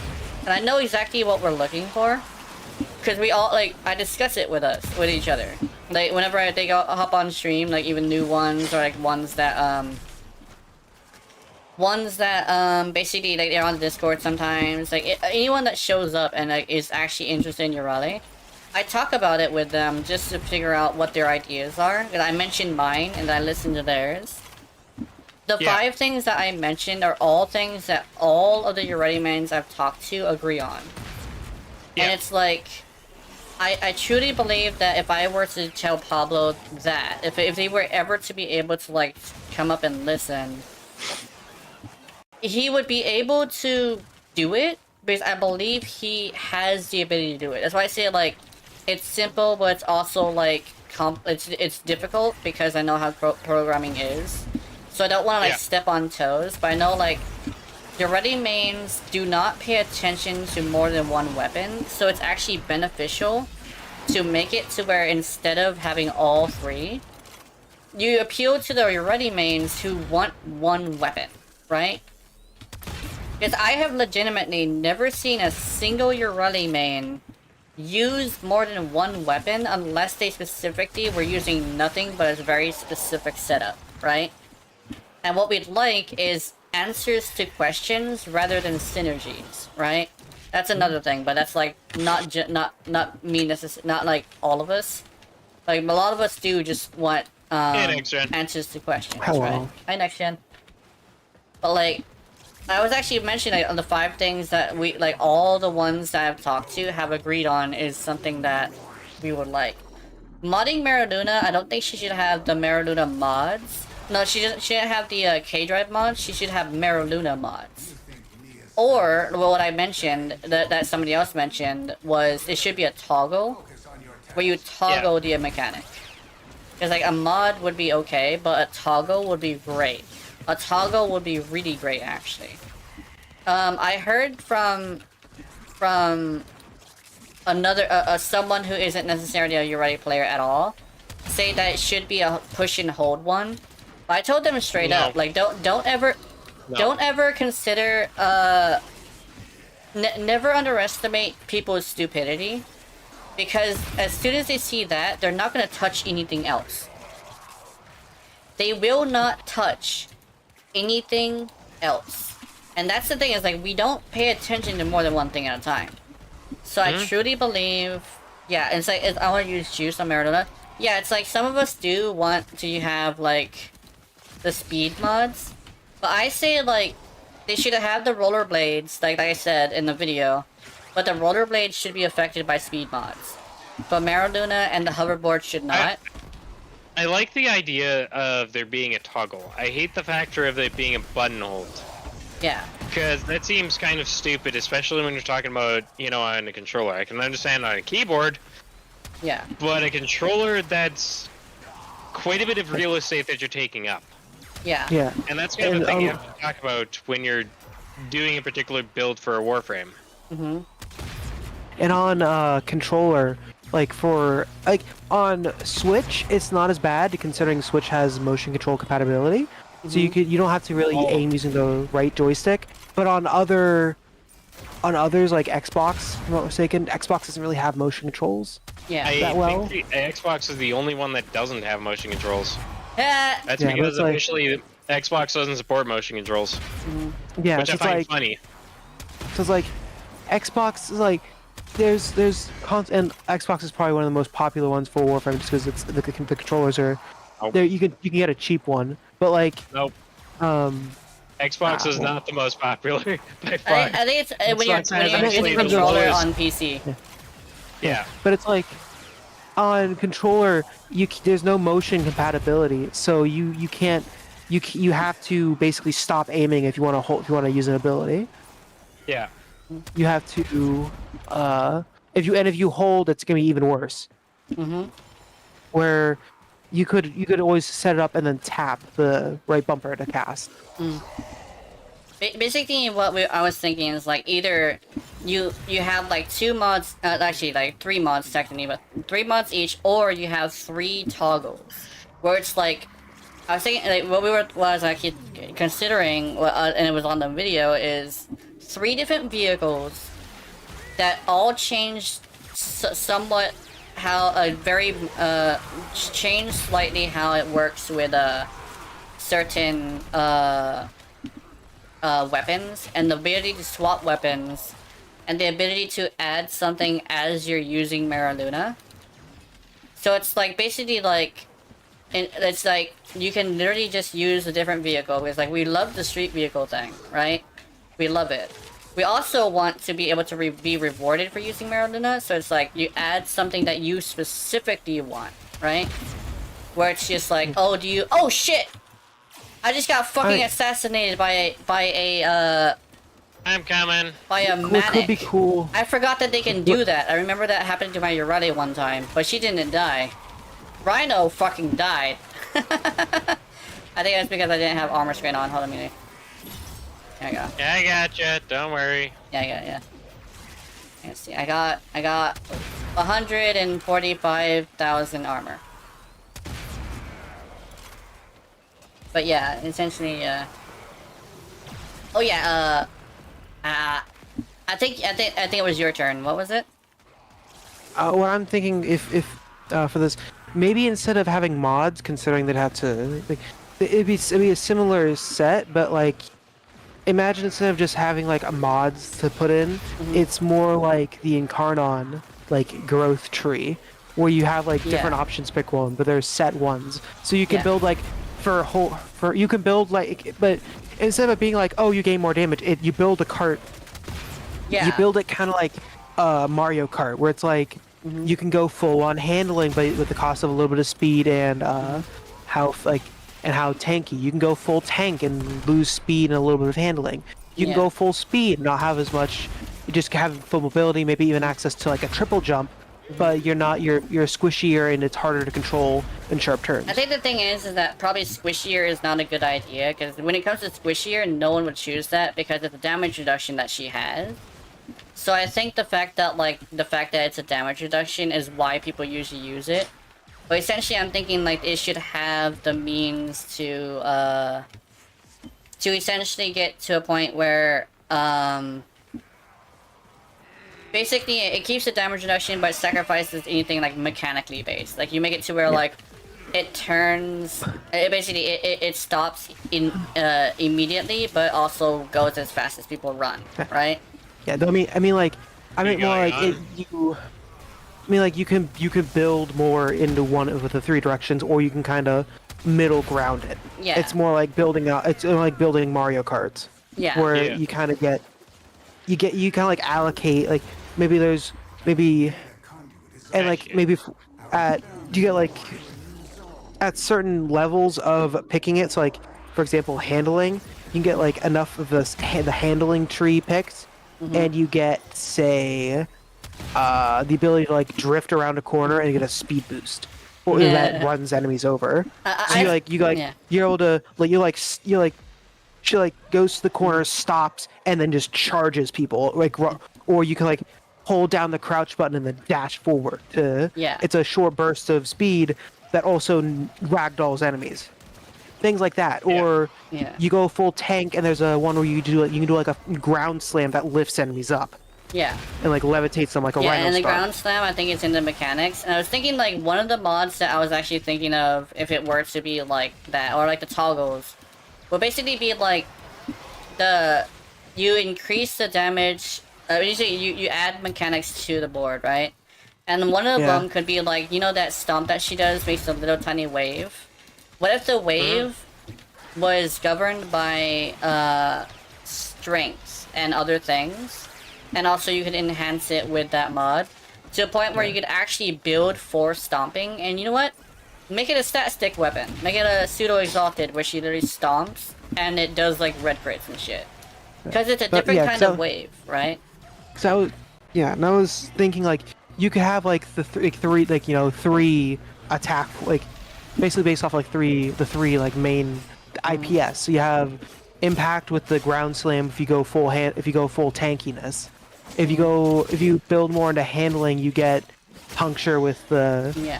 drifting charge, Oh, and then shit. for I forgot, I forgot to redo my armor again. That's a toxic and exodus. if I see you- what you're talking about with the toxic exodus now. And Yeah. and if you don't mind running into walls constantly and you go for more speed over handling, you get like she goes full on Beyblade and just like slash procs them. The faster you go, the higher the damage, or it scales off of like Merluna's health as a slash procs. Yeah. That'd be kind of cool, Pretty where you cool. can like customize it. So if you could build for a slash Beyblade Ureli, Yeah. or go for a tanky but decently handling one that you could just ground slam and levitate enemies, or you just go screw it, you go for mainly handling, and you just drift charge people. That'd be Yeah. kind of cool. Like a fifth mod slot that essentially is one of those. 'Cause I know, not fifth, a fourth. Because I was thinking Are like, we going on or no? I don't know. I think we're staying. No, we're going. I know that everybody's able to hear me, so yeah, let's go. Alright. We're leaving. Cause like yeah, I think like when it comes down to it, if I really were to be able to like request stuff, those 5 things are what I think would be good. But like also I think there should would be possible room for like other stuff, because I know like they like to have it to where there's like if there is a single row of mods, it's usually like it's like 5, right? Mm-hmm. And say on skates I would get more hardy than all, and I speedboat, yeah. Yeah, I just think it'd be cool to have like a Merluna. It'd be less like Mario Kart, pick the parts out. It'd be more like you having like a skill tree. Yeah, it's like There you go. incarnate style skill tree picking. You know? Yeah, It's like it would which they already yeah. have the system for it. They just need I to. am hopping off of Warframe for a brief bit so I can end up cooking supper. Still gonna be on wireless headset. Okay. I should see if I can get this drink. But speaking of which, I should probably bring my empty can of beer upstairs. It's Oh, Sunday. I have beer in the fridge. It has to be gone by Monday. Oh, I missed that one. Greg said that Iron Skin is fucking insane. Yeah. Iron Skin's kind of nuts. Okay, They the really just- one thing that's kind of annoying as a Kulivo player versus Rhino Mhm. is the fact that Kulivo actually has a hard cap. Mhm. There eventually comes a point where you can't have any more overguard for Kulivo. Mhm. However, Oh, yeah, since Rhino ends up having his cap set according to damage that he receives, Rhino doesn't have a cap. It's So essentially infinite. theoretically, yeah, essentially he has infinite overguard. So he's actually better at it than, Kulivo is, even though Kulivo is supposed to be the overguard king. It's just on the fact of how they revamped his health pool. Though I think Kulivo is supposed to be like it's less overguard. It's supposed to be like I think it's supposed to be less the overguard king, but more like the more aggressive Rhino. Rhino's just like a traditional tank. Yeah. Kulivo is more like an aggressive style tank. It's more I can see that. I can see it's more Kulivo is Ramatra while Rhino is Roadhog. Yeah, I can see that. Like I'm not saying Kulivo is bad because of the fact Oh that no, he has a hard Roadhog cap. is not a defensive guy. I think you're talking about Reinhardt. No, I'm I saying wouldn't like know. I tank. can't play. Tank? I Yeah, can't play tank. Overwatch, Right. so I have Yeah. no idea. No. That's why I was saying like it's more just in fact of that they're both Yeah. they're both tanks, but they're both very different play styles. Okay. Like Roadhog is a tank that has a heal, which basically makes him even tankier. Like Rhino has the Iron Skin that makes him tankier. That makes sense. Well, like Ramatra has like damage mitigation and all these types of different gimmicks that give him the tankiness, Yeah. but in a different way. Yeah. And I think like somebody said it like a long time ago, a YouTuber that isn't here anymore. He's a tanky support, which I do agree with. He's basically like he tanks, but he's kind of sort of like being supportive in a way, because like Yeah, Because, like, that he's does trying- make a lot of yeah. sense. because his roar That does and make his a lot of sense stomp, for roar, everything is I like know. supposed to be like CC and like damage boost for everybody, which makes sense. But Coolerville is more like slap a bitch and tank for himself, and then also like he throws out his thing, and if you manage to hit them before he does, then you get your kills. But Coolerville literally is more self-sufficient. He's like the I feel like yeah. Kulivo is kind of one of those that is just more like, you know what? Fuck looking out for everybody else. I'm just gonna look out for myself. Yeah, pretty much. It's like Citrine. Like Yeah. Citrine is No, She was Citrine's kinda- a healer that just got pissed off that she was left with a squad that couldn't do anything. Yeah. yes. She is And she I is feel a healer that's the who's sole reason why she's, this healer Oh. that's also a really good attack frame. Mhm. she's a heal she is 3 DPS that wanted to be a support. Mhm. Yes. Like she has 3 abilities No. that are all self-sufficiency.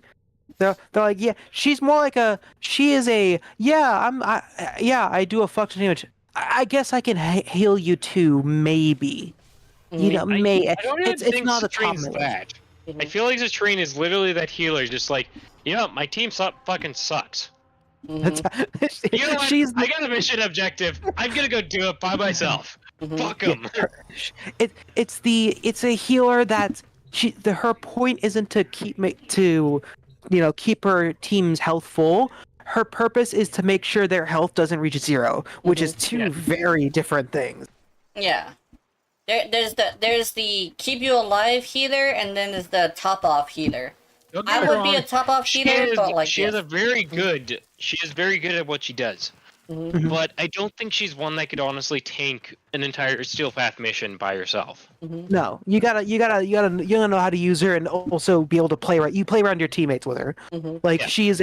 she's a support in the sense of she helps make sure you don't die as fast, but Mhm. Yes. while also taking leeching off from you. But then you look at Streen, it's like, okay, she's obviously like a support that just got pissed off that her team sucks. Mhm. So she ends up supporting herself as well. Mhm. She's a support that said fuck it and picked up a gun. Mhm. Exactly. Yeah. Exactly. Mhm. And then you got Bertea, which is just kind of more of an attack, and then she has some support capabilities. She has one main support ability, and the other is an ability that has a support aspect to it. Mhm. She has 1.5 support abilities. Mhm. Yeah. Well, Citrine has let's see, 3 technically, 4 actually. All of hers can help her teammates. Her first one has the health energy gimmick. Mhm. and it can also spread procs. Her 2 is a damage mitigation, which affects her entire team and herself, which is a very healthy way to do damage mitigation, may I add, because you can just go, 90% DR, there you go. Which a lot of frames just kind of get that, while hers is like, you gotta earn this, bucko. You gotta, if you want a good DR, you gotta keep killing things. Her 3 is quite possibly the best thing in her kit. It with the Taste the Rainbow. Not sponsored by Skittles. Though I mean Skittles hit me up, I guess. I don't know. And then her 4 is red crits. Her 4 is fuck you Incarnon users. You don't get your fun damage. You know what's even funnier is when you actually give her an incarnate-based weapon. Oh yeah, not the original 3 though. That's what I'm talking about. I'm not talking about the original 3 guns. I'm talking about the. I mean, her with the Toxicist goes hard. Like you pop her 3, you pop her 4, and you just lay into them with a dual Toxicist Incarnon. Ooh, it is just Barbane Avenger magical. go Burwick Compressor? Yeah, I know that Avenger also does help with the crit stuff. I think I will be switching over to a different setup because I want to test some stuff to see if it is gonna work. I think Sorry, I have an idea. my headset cut out, so I had to switch over to my phone. Yeah. I mean, Gina, you want to do the Archon? Apparently, it doesn't like being around a barbecue. Oh, interesting. Gina, you want to do the Archon? I'm actually going to test some stuff. I mean, I wouldn't mind joining you because I just want to do missions. Yeah. I'm gonna. I haven't been able to play in over a week. Yeah. Fantasy Star or First Descendants? I literally pressed for Fantasy Star on the poll that you said. Okay, so I guess I'm playing Fantasy Star tonight. Oh, nice. First You're Descendant looks pretty fun. Like it looks like the perfect mix of like Destiny and Warframe because I like Destiny's holds open world. I like how Destiny handles open worlds, but I like how Warframe's modding works. There's 2 things that I kind of hate about First Descendants. And keep in mind, these I'm calling minor gripes. First off, the loading's kind of a bit of an issue on PC. But that could be easily adjusted with a bit of a graphics engine overhaul. Yeah. The other thing is that your weapons are RNG. That's honestly probably my biggest gripe about the entire game. Is that you can get 70 of the same weapon and they all have different stats entirely before you even attach any stickers to them or mods or whatever. Yeah. Though I mean, I don't mind I don't mind RNG weapons.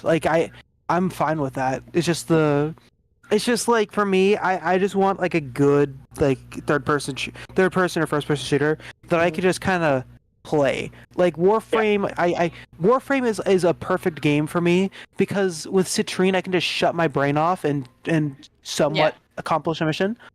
I love games it's kind of the same thing I do with Geyer as well. I kind of think that I have a perfected build.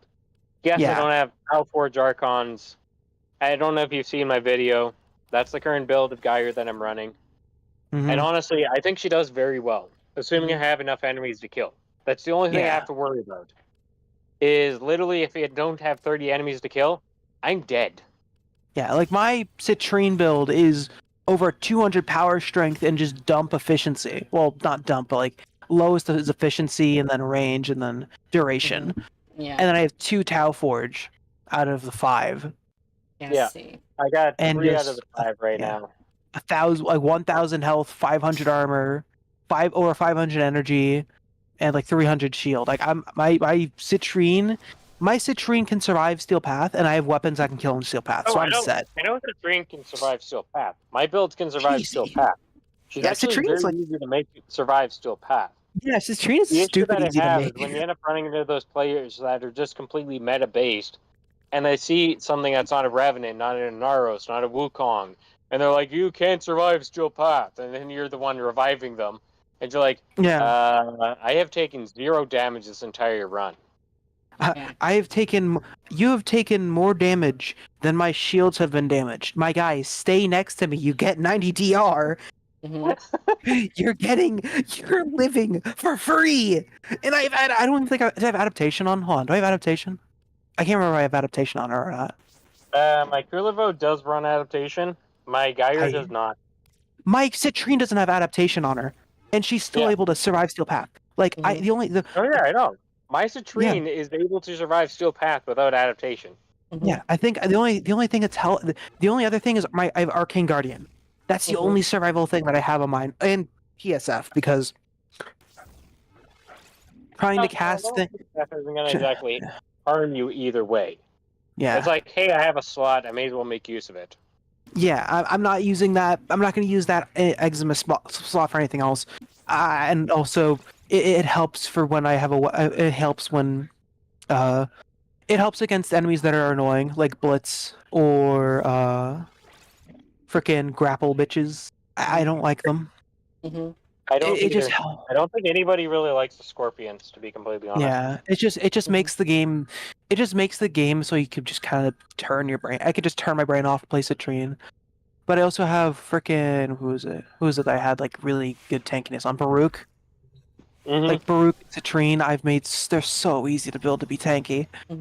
But, like Revenant and all that. Yeah, the only reason they pick those is because yeah, the Archons today. Oh. Yeah, that's why I was saying, hey, you want an Archon? I got to test some stuff as well. I didn't get to do the. Oh, I missed. Wait, what's last week? It goes blue, yellow, red, right? It was Nira. Yeah. Oh, I missed the yellow shard, bro. No. It was this week. Damn. Okay, Boreal. I want a Boreal. Bro. I need to test some stuff. The most hardest one. It's not because she does a lot of damage. It's because she has so many invincible frames. She has a lot. She has the smallest headshot hitbox of all of them too. Yeah. Despite her having the largest head. That's the part that doesn't quite make sense. She has a long neck. The largest head.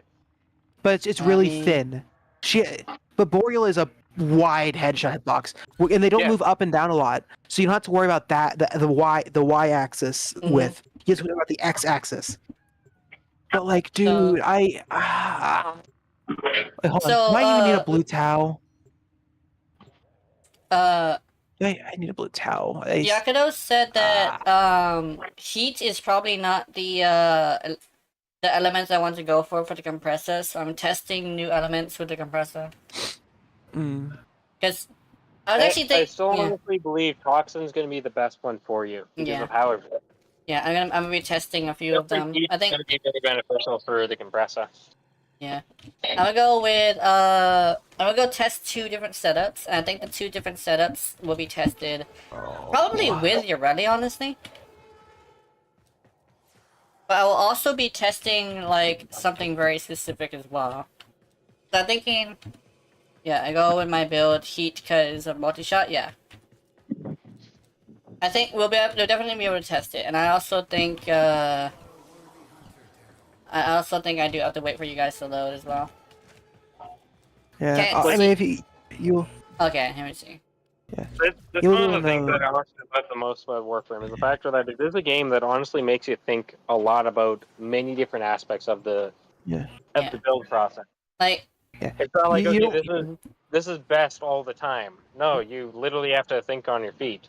I'm also like, I also keep trying to get people who play Monster Hunter into this because preparation is such key that I think it would actually get to a point where preparation, because of that, will end up attracting Monster Hunter players because preparation is parts of Monster Hunter, and I think it would very much help.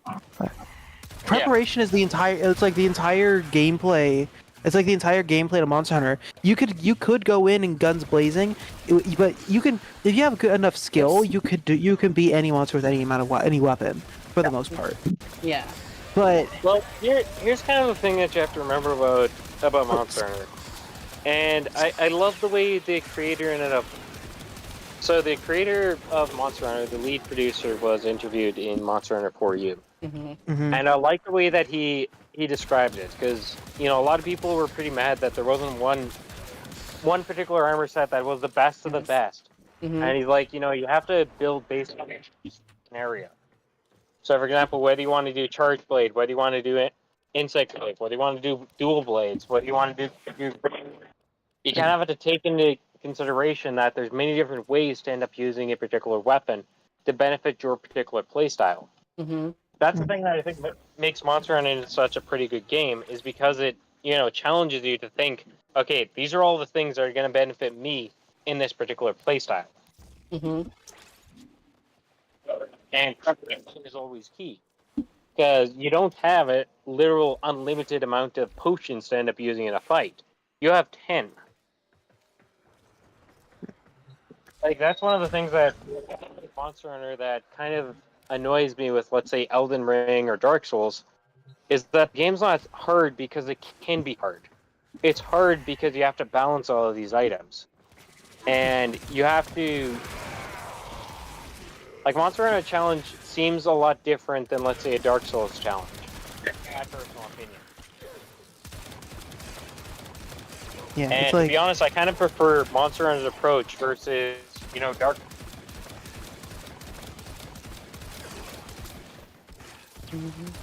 You're lagging. Yeah. yeah, it's like the Monster Hunter builds. It tells you, hey, here's what you're fighting. Here's its damage type. Go prepare for it. Yeah.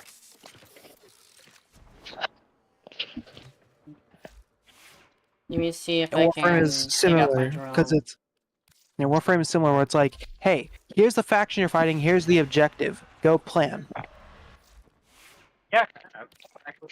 With the farming materials gimmick more front and center than it is in Monster Hunter. Because Monster Hunter, you don't really, unless there's specific missions where you go to farm materials, while not the main missions. Mm-hmm. Yeah. Yeah. Gene, you think you can invite me to the party? Oh yeah, hold on. I'm just testing some stuff. Yep, you're good. And I'm gonna be we're gonna do the Archon. So Yeah. get ready for an Archon. I'm currently just testing my citrine is already ready. My citrine's already ready already. Mhm. Like it's citrine, Fenmore, dual toxicist, and then my Skiajati. Mhm. This is the best melee I have.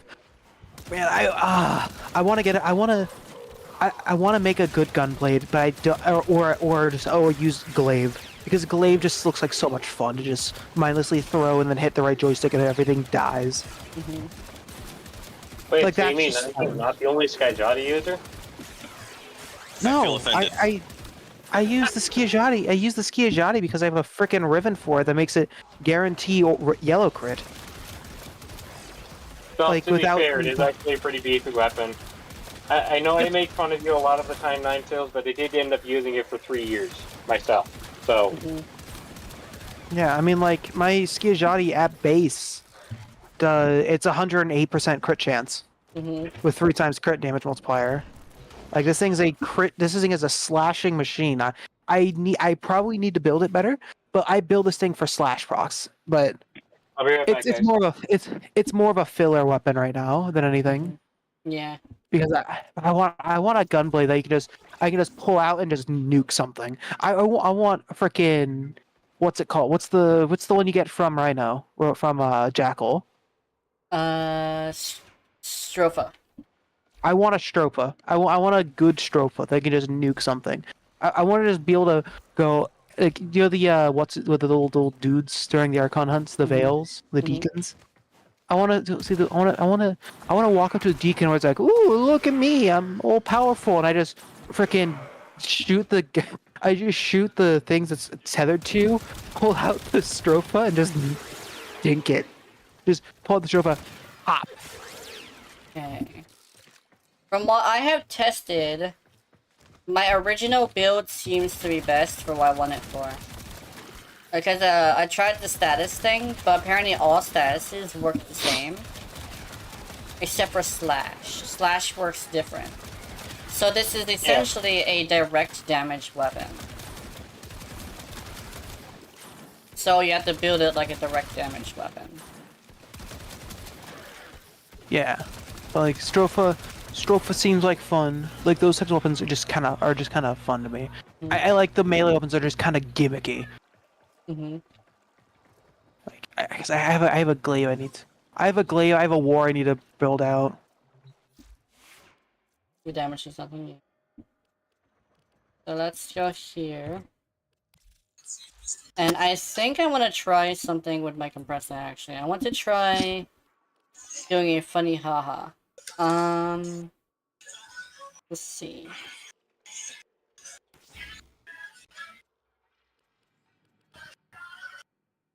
Yeah. Did you DC? Huh? Did you DC? No, no. That was purpose. That was me switching to my shitty laptop for Discord. Okay. Mhm. Hey, at least look at the bright side. You can actually run Discord. Yeah, that's the only thing I could do. What I find hilarious is I do know somebody that has a worse laptop than you. And you want to know something? That person is me. What? Really? Yes, I have. Okay, to be completely honest, to call it a laptop is not technically correct. It's one of those hybrid tablet sort of aspects. Mm-hmm. I have your keyboard attaches via USB, and then it becomes a laptop. Yeah, like. But my biggest issue is I have 4 gigs of RAM, and I got only 32 gigabytes of space. So to put that bluntly, Windows 8.2, which is the last version I can end up getting for it, is 37 gigabytes. Mm-hmm. Tossing an SD card doesn't fix the issue. All right. But yeah, I just kind of, for me, I do get the whole like tablet keys, that like laptop things. And it's just like usually those ones just come with a little too many downsides. It's like I'd rather, if I'm gonna have a laptop, I'm gonna get a laptop. That's like I don't need like the touch screen or all the bells and whistles. I just give me a good laptop with good specs and I'm good. I'm gonna switch over to PC. Give me a sec. All right. Well, I might as well join the fun in Warframe, shall I? Yeah.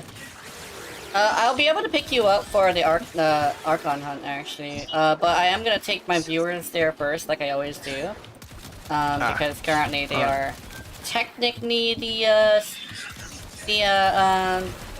point of the stream right now. I just realized something very interesting, and you guys are gonna think it's weird. Apparently, because it explodes 3 times, I think specifically with your rally, creeping bullseye is good on the compressor. This is actually pretty interesting, because it does as much damage as if I had my ribbon. So, wow, essentially.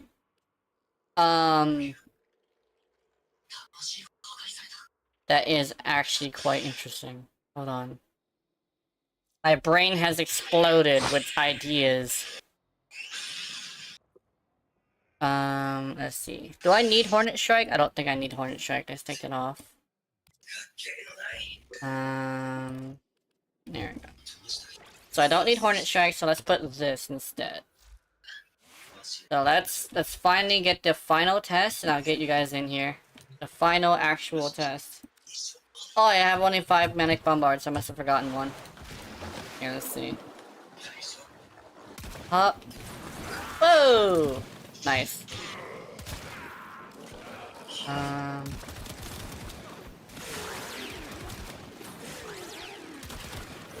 like how every single time I think I'm finalizing my compressor, I figure out something way better. There we go, thank you. I know how I feel with Kitguns. Yeah, oh my god. Hold on. I just killed with a direct shot with the compressor. Yeah, okay, I might have perfected my compressor. That's pretty great. I do need ammo probably, but yeah, let's get into it. We're gonna leave the and we should be good. So Great. It's pennant. like, do it. It's the only weapon that I don't have.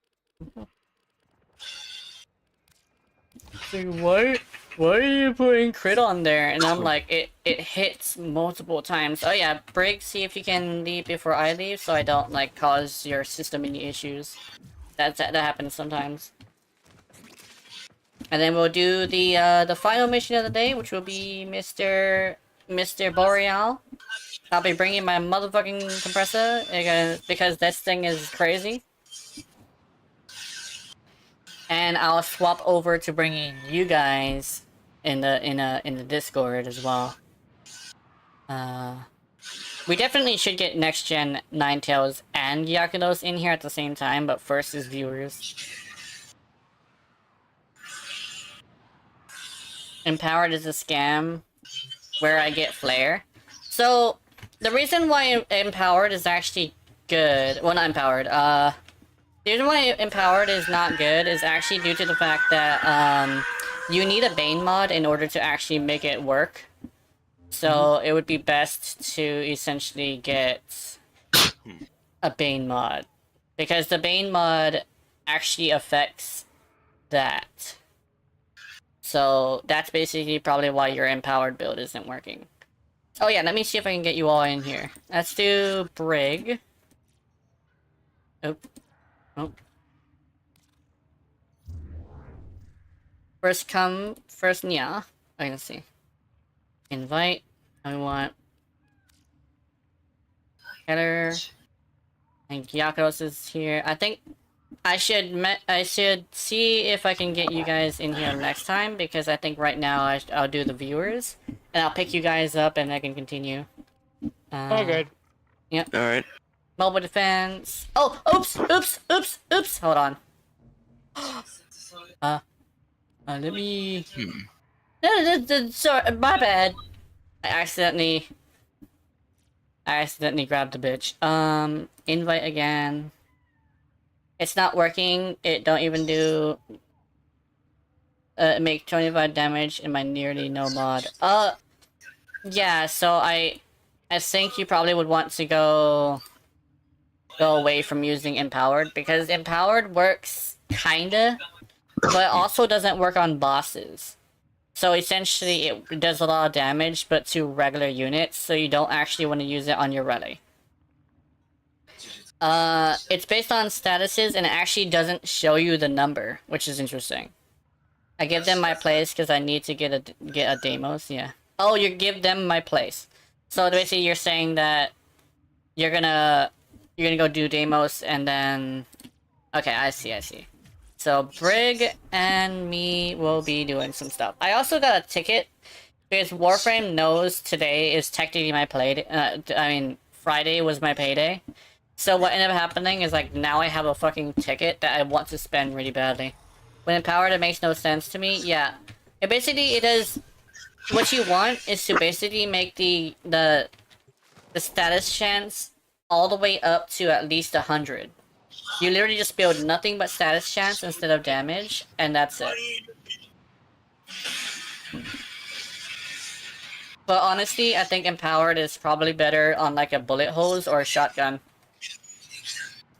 Technically, Compressor is a shotgun, but actually doesn't reach 100% status, so it loses out on a lot of damage. So you would need a ribbon that has status on it, or you would literally just have to like force it to do what you want.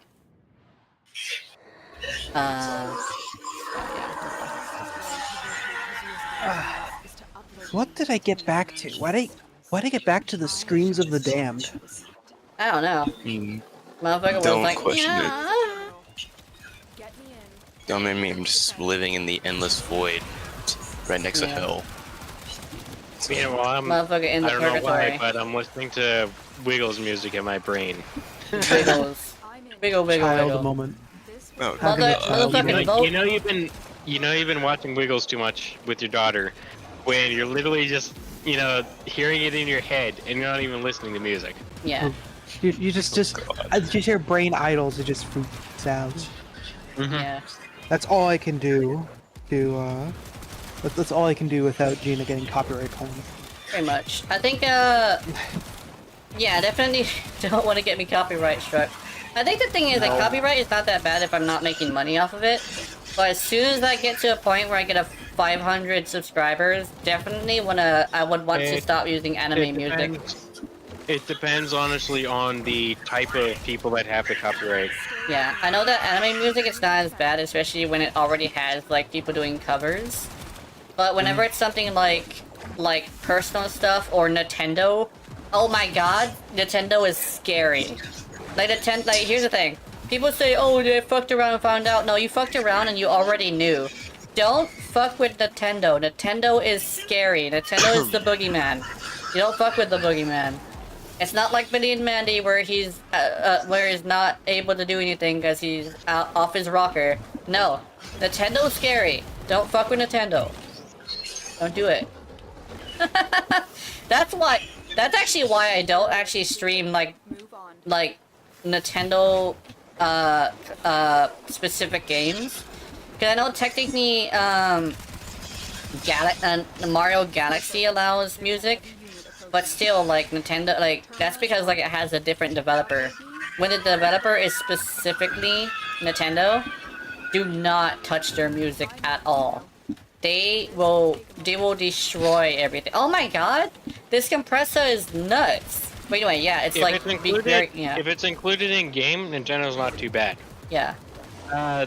One company I will end up saying is very, very much of a pain to stream is the Far Cry series, because it has so many different artists, and the artists have basically signed on for what they call a audio playback, but not a stream license.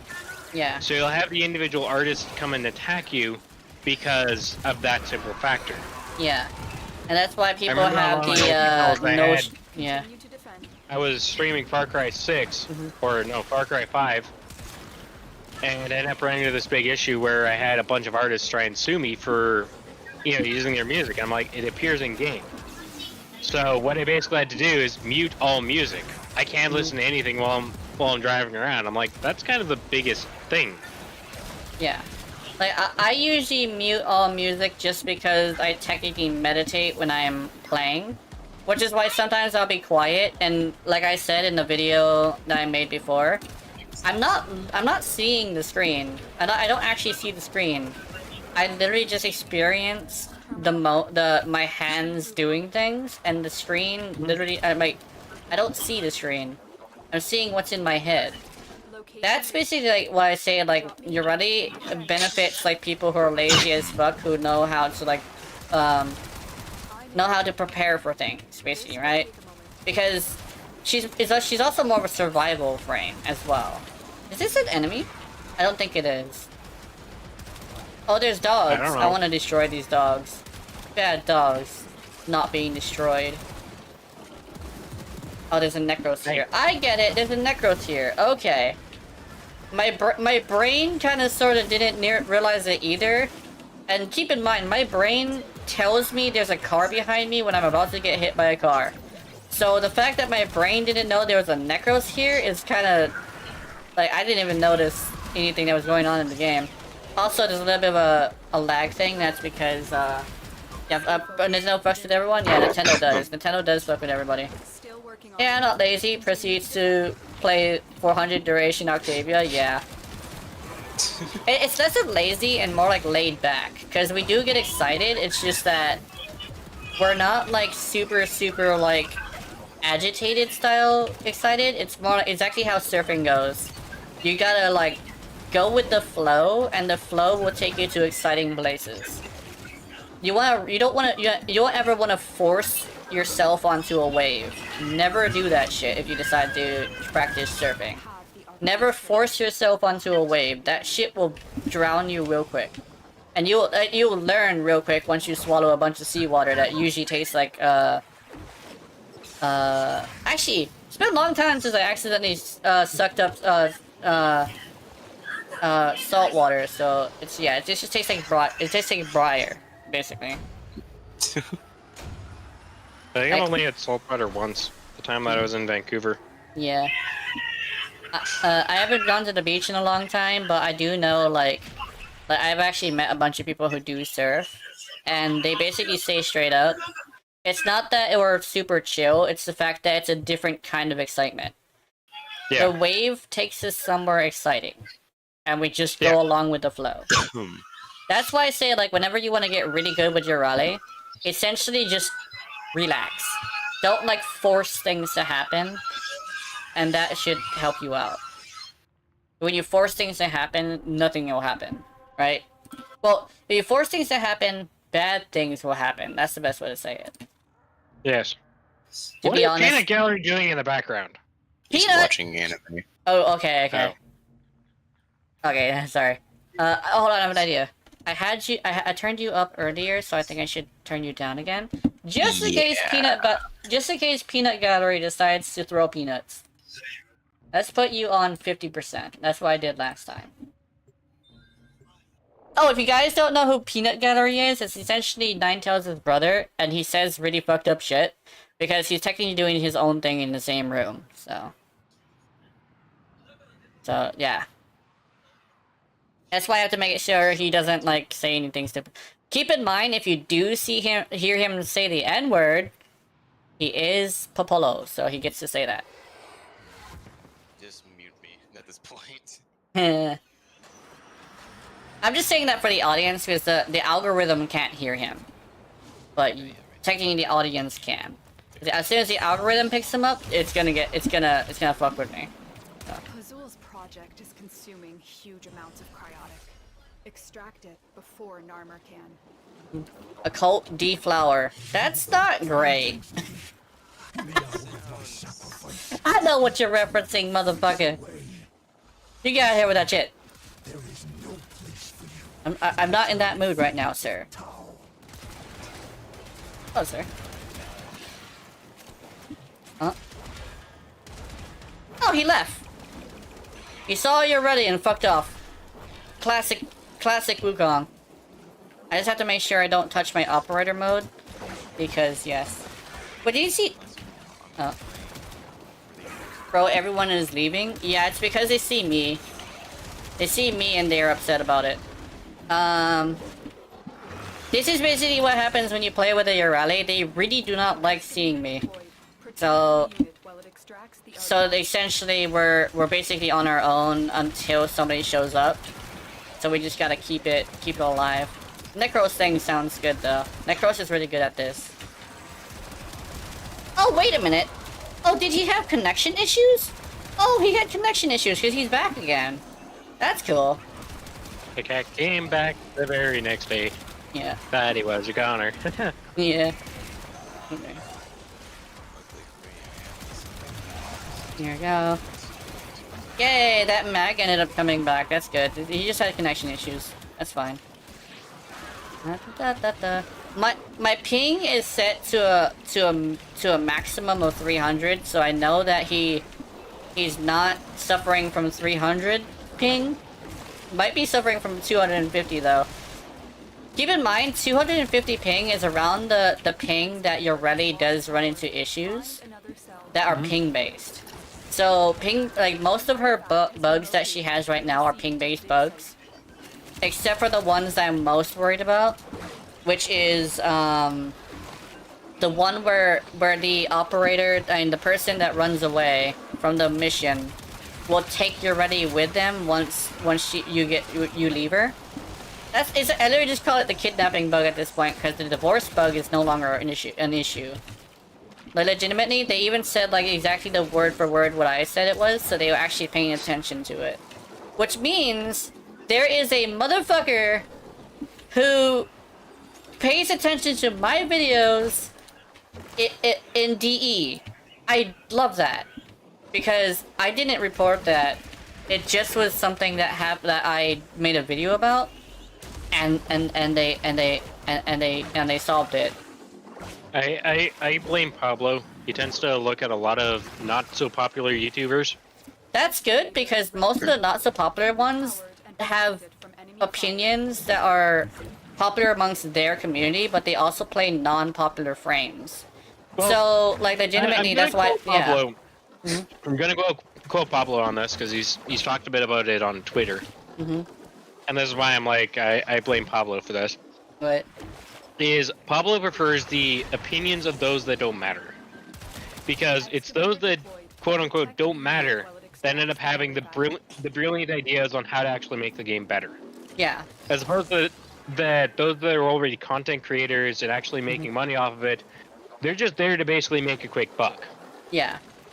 That's the thing. I say, like, right now, even though I want to be popular, I don't want to do it for money. I want to do it because you guys love it, right? Because, like, I literally said, I remember in a stream, I do this for my audience because I used to do it for, like, as a means to stay sane.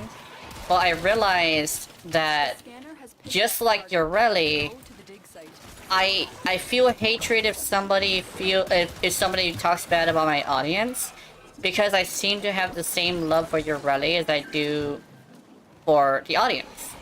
So I literally do a lot of things for you guys. Essentially, I'm just talking to the audience.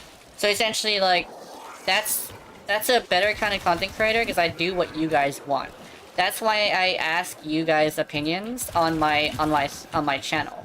It's literally just, if you guys want me to do something, I'll see if I can try to do it. Which is why I said, do you want my opinions, or do you want more builds? The builds won't stop, but I'll do more opinion-based stuff. But yeah, the opinion-based stuff I do have to build up to, because I have to get my words together. And I don't necessarily have anything necessarily good to talk about yet. So I'll try a build if I manage to get to it. But, only thing I can think- Aw, dude! Only thing I can think of is the Lex, and I think I should probably wait until there's something more exciting than the Lex, because everybody has done the Lex, right? Yeah. That's the way I see it. It's like everybody has done the Lex, and my build is actually technically an almost word-for-word build of somebody else's build, just like with different mods, right? Because I use both. It might be like my core build, how apparently Laser said that I copied his build. Oh. Well, that's also the thing, is like, technically this was honestly the first time I heard of your name, so I can't say I've actually copied your build. Yeah. And he was one of the first people to end up saying that Whip Claw Cora is the only way to play her. Yeah. And I got a notification. I actually got like comments from Satoshi, which is why I ended up like liking him. Is like I think his first comment was they're just the word Yorale, and then the other one was essentially him saying that the reason why I have to make my resolution really high is because the bitrate is stuck at 300, which is why it's best to just like put higher like stuff. And I really appreciate him for that, because now my videos look really good. My stream is not as much, but the thing is like I don't want to stream at that at that size. I did lower my bitrate to where it needs to be though. For recording, however, I raised the bitrate. So because like I do want to make sure that when I do make it higher resolution, it's still like good, right? Well, so he actually is like, yeah. Assuming a lot of my plans work out, I am going to be upgrading my computer by quite a lot. Yeah. I'm gonna see if I can get you Break Eye fixed, which is the tech guys down the road, to get me a computer. And you know what?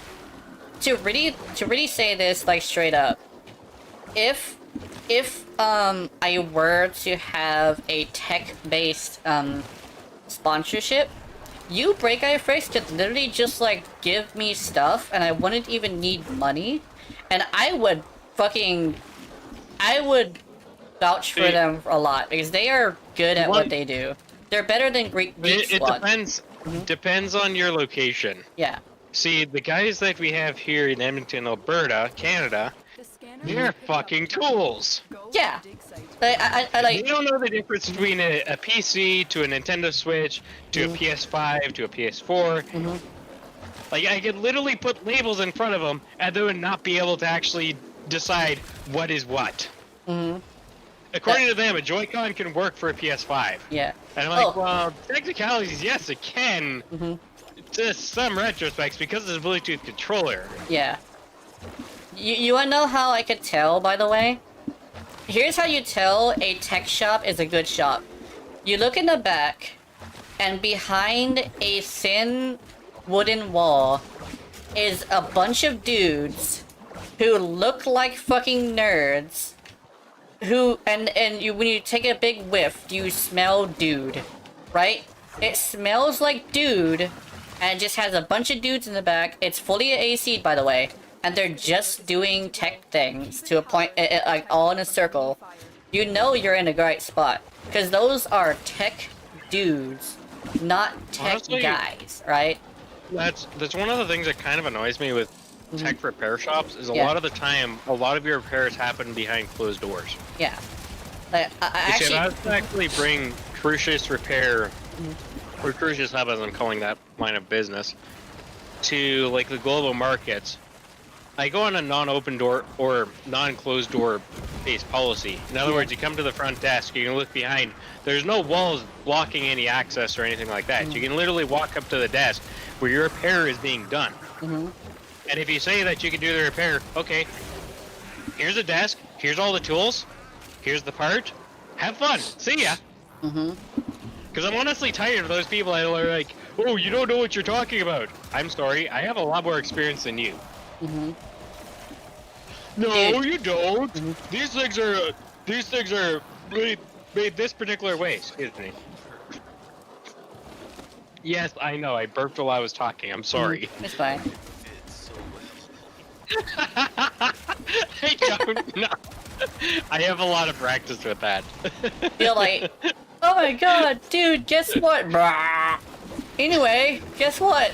But anyways, so I don't know if you guys have heard of Louis Rossman. Yeah. He actually runs an open door policy on his repair shop as well. And he has a couple extra desks that are set up with tools, you know, just for those occasional people that do walk in and say, I can do the repair better than you.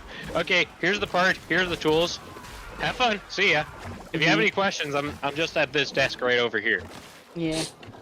As in, many people come in talking like they know what they're doing, and then they actually get in front of it. Yeah. They don't even know where to start.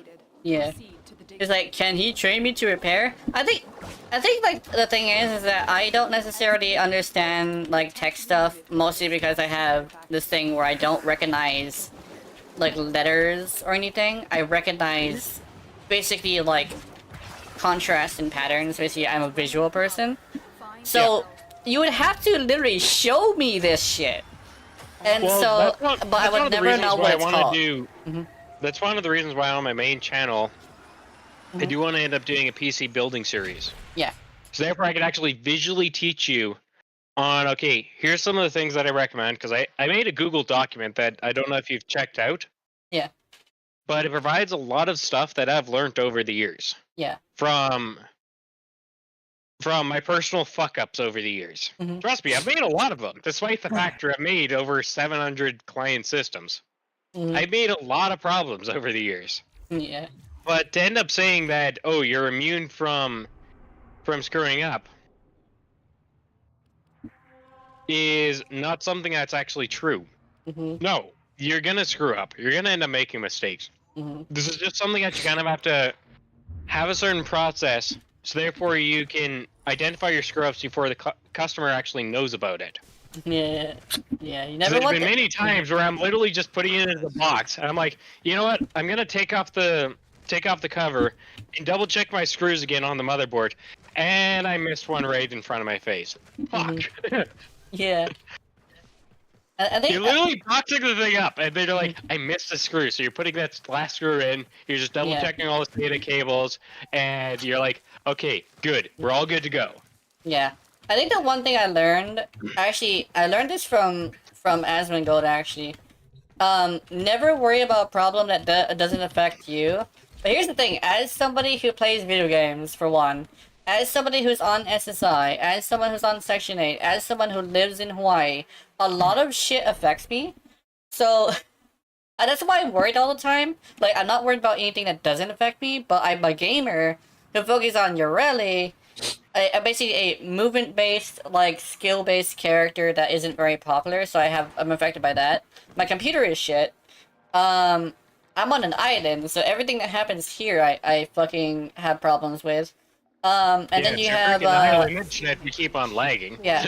And another thing is, like, I don't think this is the internet, actually. It's definitely my computer, because I tried... I know. Yeah. And another thing is, when it comes to, like, what about, your like, the government stuff? The government stuff does affect me because I'm on welfare. And I think it's Social Security income. Essentially, I'm actually disabled, not just somebody who's like on anything else. I'm actually fucking disabled. So I'm affected by that, by the fact that, like, I kind of sort of am screwed because of the way that the financial is happening, because I need to have money from the government, but it's not raising. So I need to, if I ever get to a point where I can vote again, I need to vote for somebody who will raise SSI, because I need that. That's one of the things that honestly annoys me the most, is literally everything around you is going up. Like, I just booked an optometrist appointment. So that's gonna cost me, keep in mind, pre-pandemic, it was $60. Yeah. We're talking, of course, Canadian, so, you know, do your math on American. But it's $60, you know, pre-pandemic. Oh shit, I lost Brig. $30 fucking dollars. Brig did a host migration. And oh shit, I'm host too.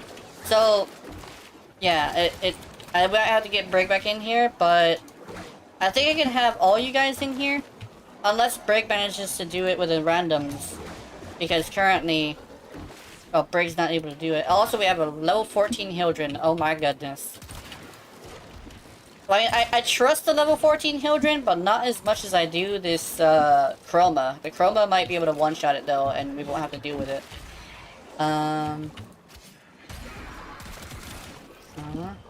Oh, here we go.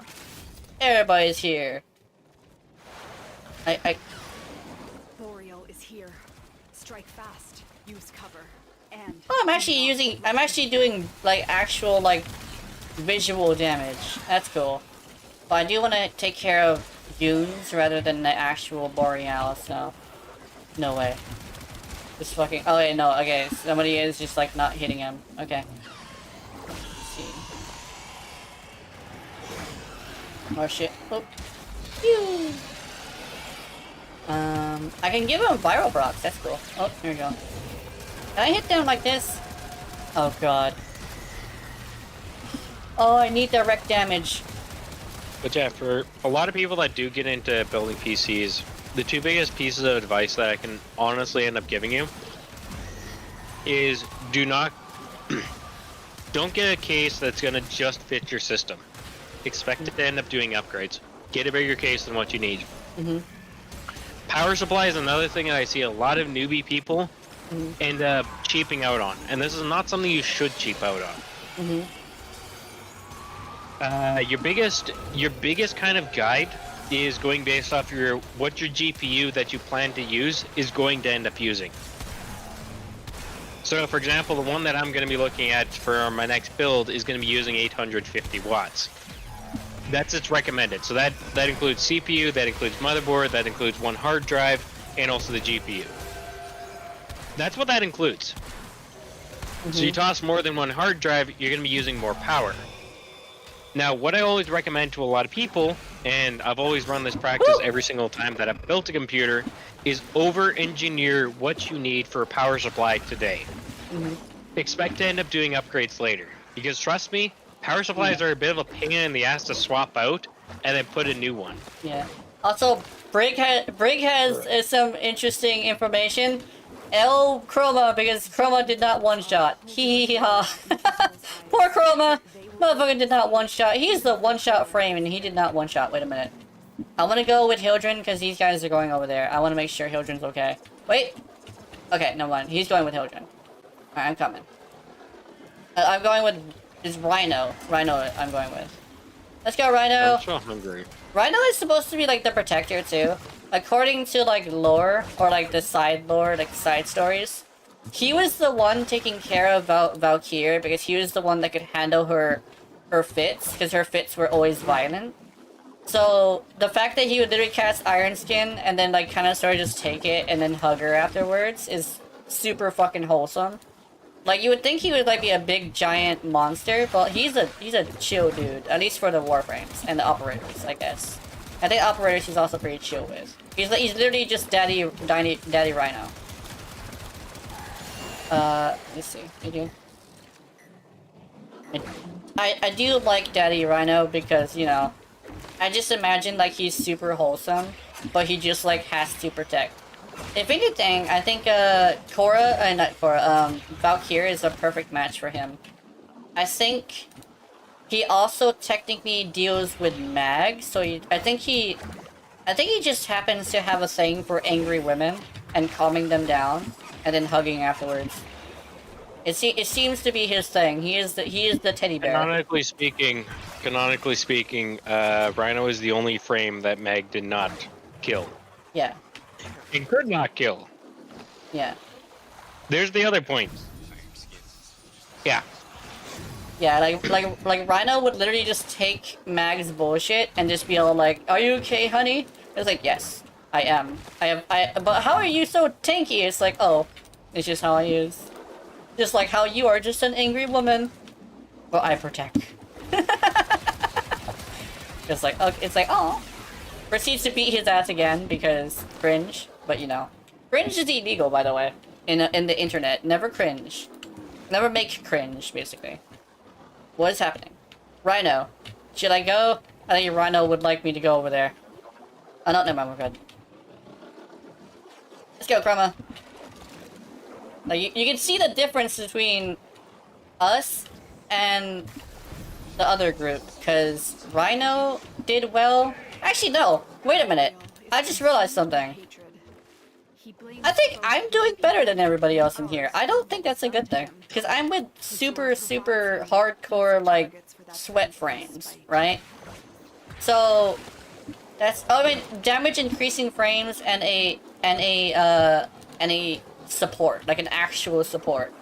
So, that's interesting that Ayurali is doing better than them. Because let me see their weapons.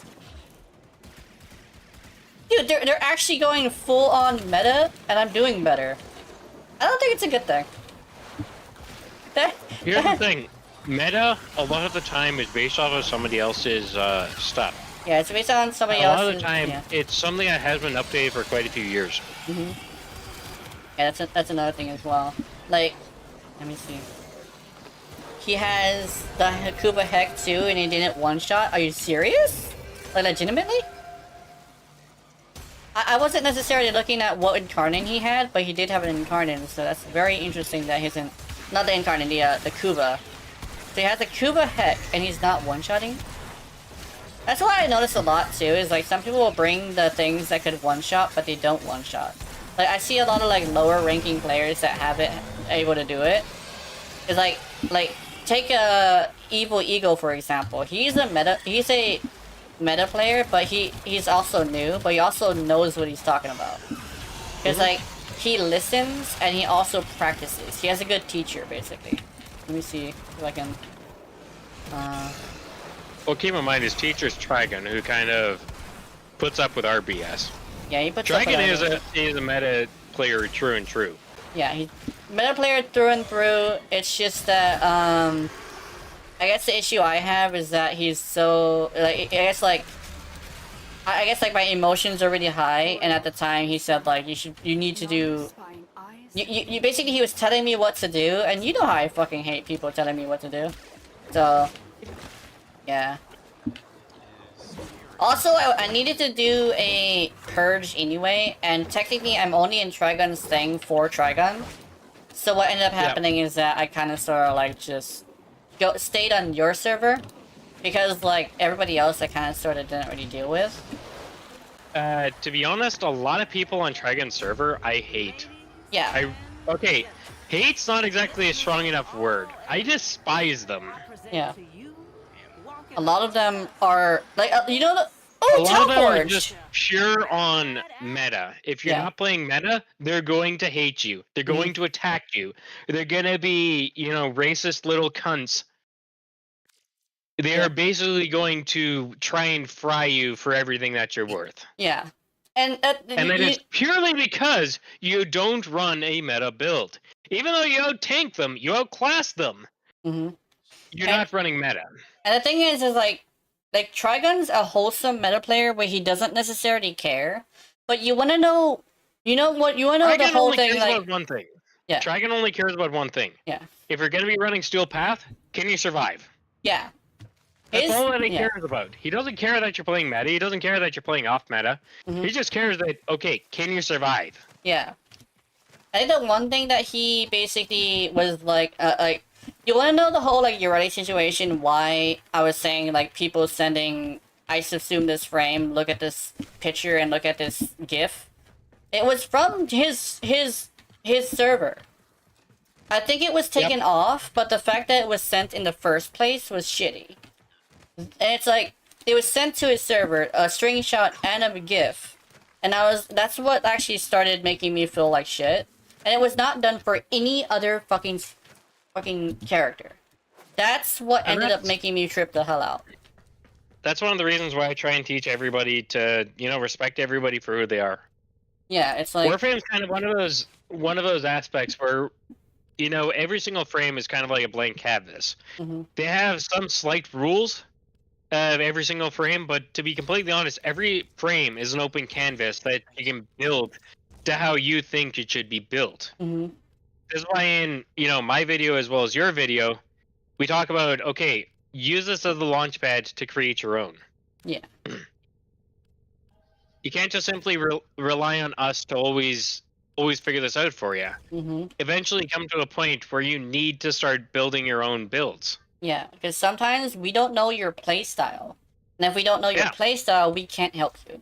Right? Exactly. Because sometimes it's not... your playstyle is kind of something that you have to figure out on your own. Yeah. And sometimes it's not the frame, sometimes it's actually your playstyle. Sometimes your playstyle just doesn't match the character. Right? And it's like, it's actually an okay thing, because like people think it's a really bad thing. No. It's an okay thing if your playstyle doesn't match the character.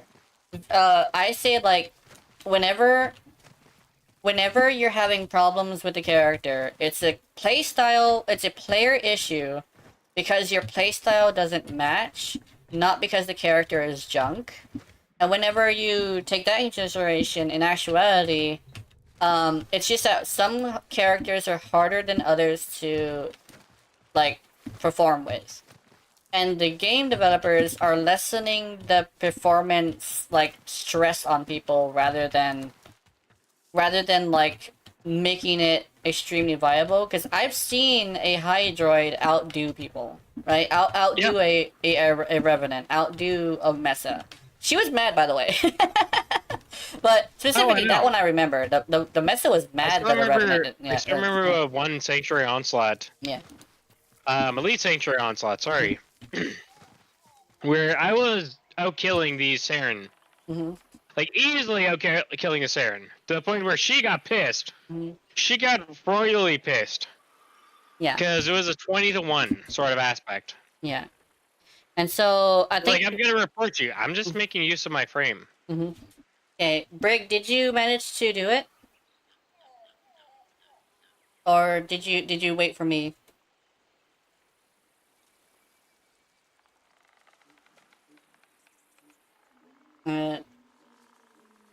Let's see. I think Brig is doing it now.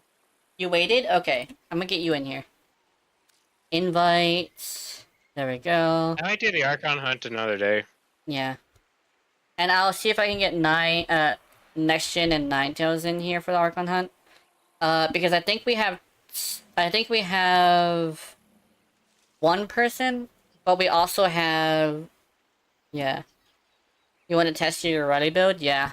I think you should probably also go for a boss killer weapon too, because L'Oreal is gonna be a bit of a bitch, but I do want to play with my compressor. L'Oreal is a bitch because of her iframes. That is the only reason. Yeah. And therefore we call. You remember? You remember last time that we faced her, just me and you, and then 2 randos. How she kept on popping up her fucking shields when she has like a sliver of health. Oh god. It's like I could take you out. You just have your fucking shields up at this point. What's going on? I had to take the dog out for that. So. So, me and a viewer got separated due to host migration, so we're doing it again. But I think one of my viewers is currently in the middle of something. So I think I have room. So message me and I should be able to get you in here. And Ninetales too. Ninetales, are you here? Yep, I'm still here. Okay. We should be found you in Q&A chat, right? Yeah. I got bored of waiting, so I just went on to Phantasy Star Online. I think I'm gonna increase next gen's not next gen, Ninetales' volume because I think it's a little bit too low. So let's do 75. Because the algorithm bot can't hear you, but I don't think I can either right now. I can't make it 75 and it makes me sad. But yeah. I finished my brute force. Hey Embryo! Your streams always has this crispy, deep fried look to them. I did notice that. Yeah. It's interesting because I think it's because I make everything lower except for shadows and textures. So essentially textures and shadows are as high as possible, everything else is not.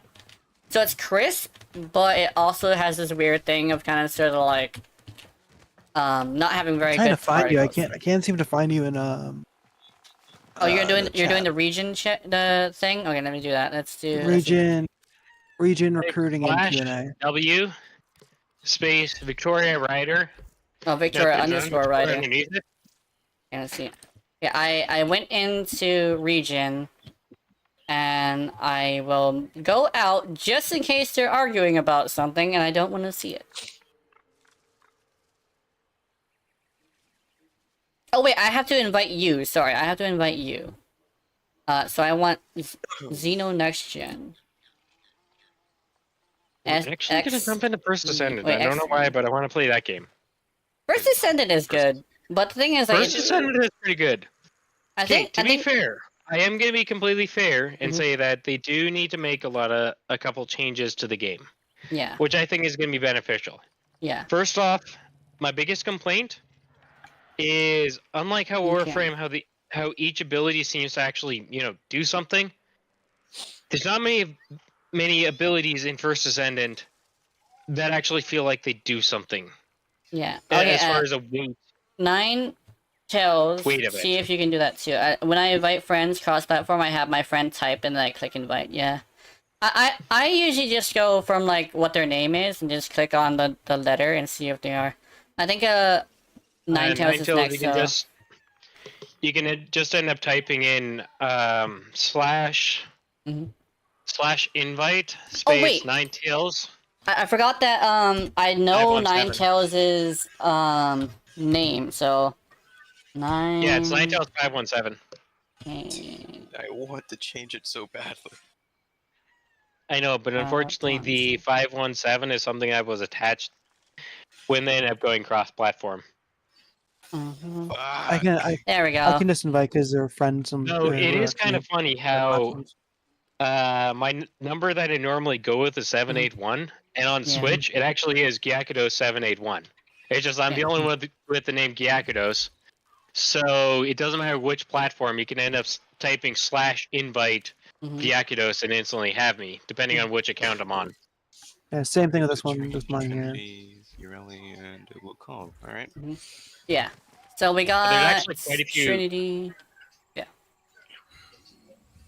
So I do believe since we're starting over, we should see if we can start over. So that should like I know that Rick did both the things, but I don't think you guys did. So yeah. I've yet to do them. I completely forgot about Archon Hunts until I'm like Well, until like, wait, there's something that usually happens during the daily research. Oh yeah, then I looked up in the top left. I'm like, oh yeah, right, sorties and stuff. Oh yeah, Archon Hunt. I probably should do that. Yeah, and you missed Bro, one of for a them. week. Yeah, I think I Keith missed the. I decided missed to the current one. completely stop Warframe because he doesn't like it so much that he decided to just quit it. And I'm like, I think his biggest issue is that he spends too much time at With a both. time of playing just one thing. yeah, That's his biggest issue. he spends too much time playing one thing, and what I found when you do that, you should have a You burn variety of one thing, and you should Yeah. also take frequent breaks. Because I take two. Also, challenge yourself. Yeah, Don't try and use always the same build. yeah.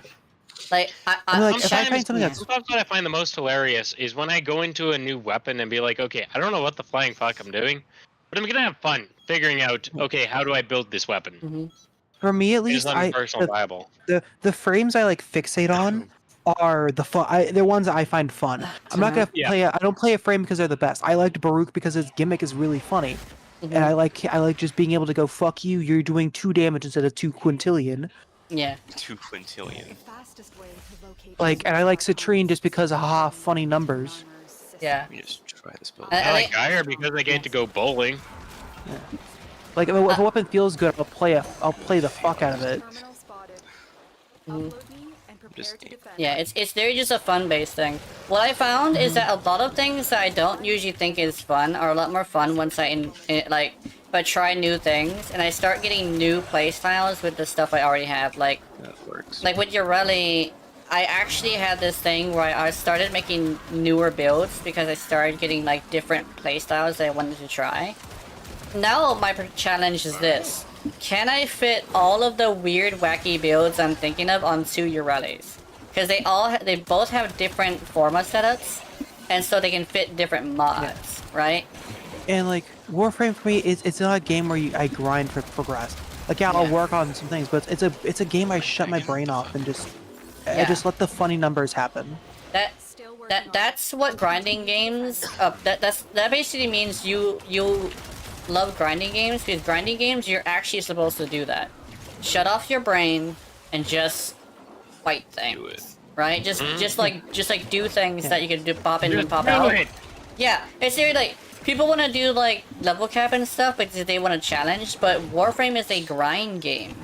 The person that wants to be here is the guy who wants to turn their game off and turn their brain off and just do shit. That's why every single mission besides story missions can be done in 5 minutes, right? Yeah. If you really want to get to like to everything that you want to do, it's like 20 minutes, right? Terminal You're not it's a game- necessarily yeah. Keep moving. I kind of partially disagree. Like I think this game, yes, a lot of it you can turn your brain off if you want to, but there's a lot of things where you can actually like Yeah. focus on, like Yeah. the hunts, for example. They're not really ones you turn your brain off to play. You Yeah. actually, I try think to that's another survive. thing is like Warframe also has a lot of variety. Yeah. And like sometimes when you have a game with a lot of variety, you tend to like fixate on the one variety you like. And I guess that's what I run into. This will take a moment. But Yeah, like there's Yeah. Eidolons where you have to think and all that. There's still like parts where you have to think, yeah, but it's not like the only part. yeah, Like if I wanted to actually like try, like that's why I have this and I have like freaking Splatoon if I want to, yeah, try. And then if I want to do something in between, where it's like, yeah, it's a fun game, but it's one where I can already have like a build set up, and I Yeah. can just quickly play. yeah, Yeah, I could do Warframe where I play Splatoon, but it's either kind of disinteresting or I'm just not gonna be having fun with it. So then I just go like play Payday or something, yeah, which is just a good combination of it. Where it's like, yeah, it's a farming game, it's a grind game where you do the objectives, but it's like it's an objective game mode where you just kind of go. yeah. It's like I think another thing is like the way I think I see it is this is like you're not supposed to have Warframe as the only game you have, because I see a lot of people who fixate on a single game and like don't play anything else. The way I see it is that when it comes to gaming, you're supposed to spread out your games to different games. And Yep. that's why I say Warframe is really good, because it respects your time. Like, even the challenging things literally only take up to an hour.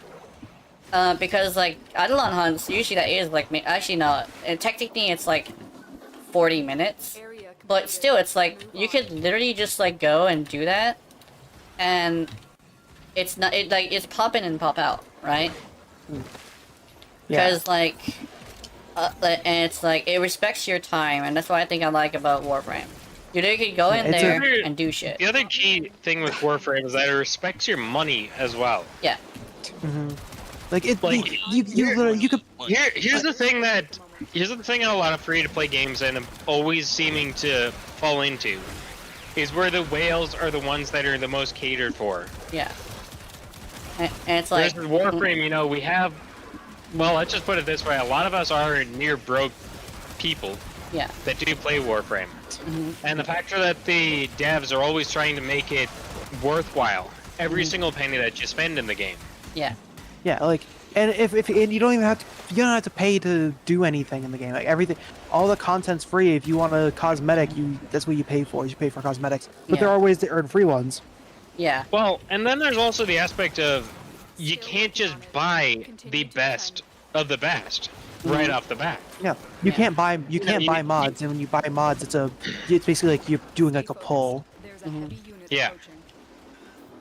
or you're trading. But Trading is also a thing. It's like it like you farm things, you get it from other players. But honestly, like some people, like when you're getting something really small, you trade for a fish or like warm coat or something, right? Mm-hmm.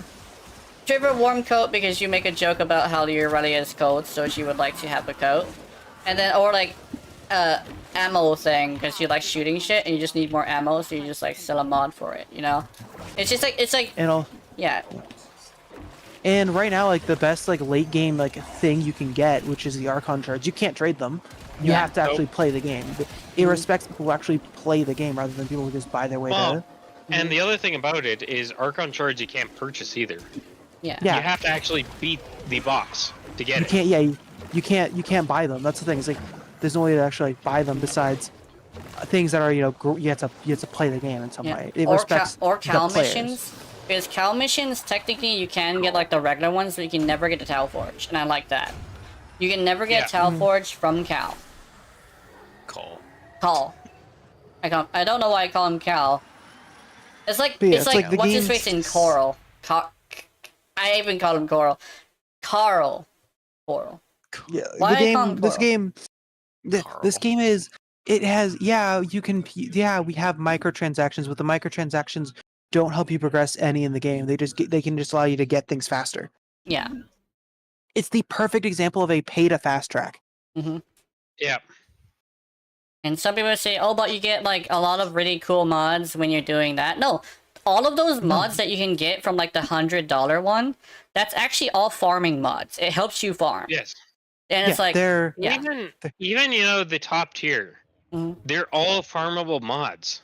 Yeah. they're all farmable mods, or they're mods that just or they give you like they give you even any purchase you do that's like a Warframe pack. They give you a booster. It's like the game's telling you, hey, thank you for supporting the devs, but Here's something you can experience the game actually for use yourself. in the game. Mhm. Here's something you experience for yourself. Yeah. That's and Like, yeah, to be completely honest, I just recently bought a 50 pack off of Warframe for Plat. Mhm. Now, keep in mind, I had a coupon for 75% off, so why not? Yeah. Anyways, the point is, I got punched through. That's a mod that I already have, tens of thousands of them on my PC account. Mm-hmm. It's a very easy mod to acquire. Am I complaining? No. Free I spent endo. the money because I want to support the devs. That's the Yeah. honest truth. Yeah, that's a trademark of a good business model. Is you're not paying to play. You're not paying to have fun. You're paying because you want to support the devs and you like what they're doing. Yeah. And if you don't like, even if you don't have the money to support the devs, get more players on, boost their analytics, boost how many members.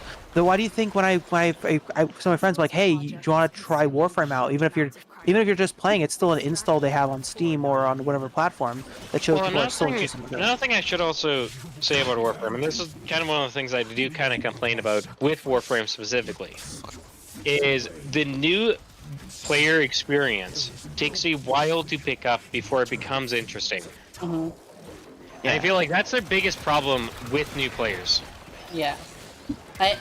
They said they were streamlining it for this year. I actually mentioned in my video that They are going to be streamlining it. We don't know exactly how they're going to be streamlining it.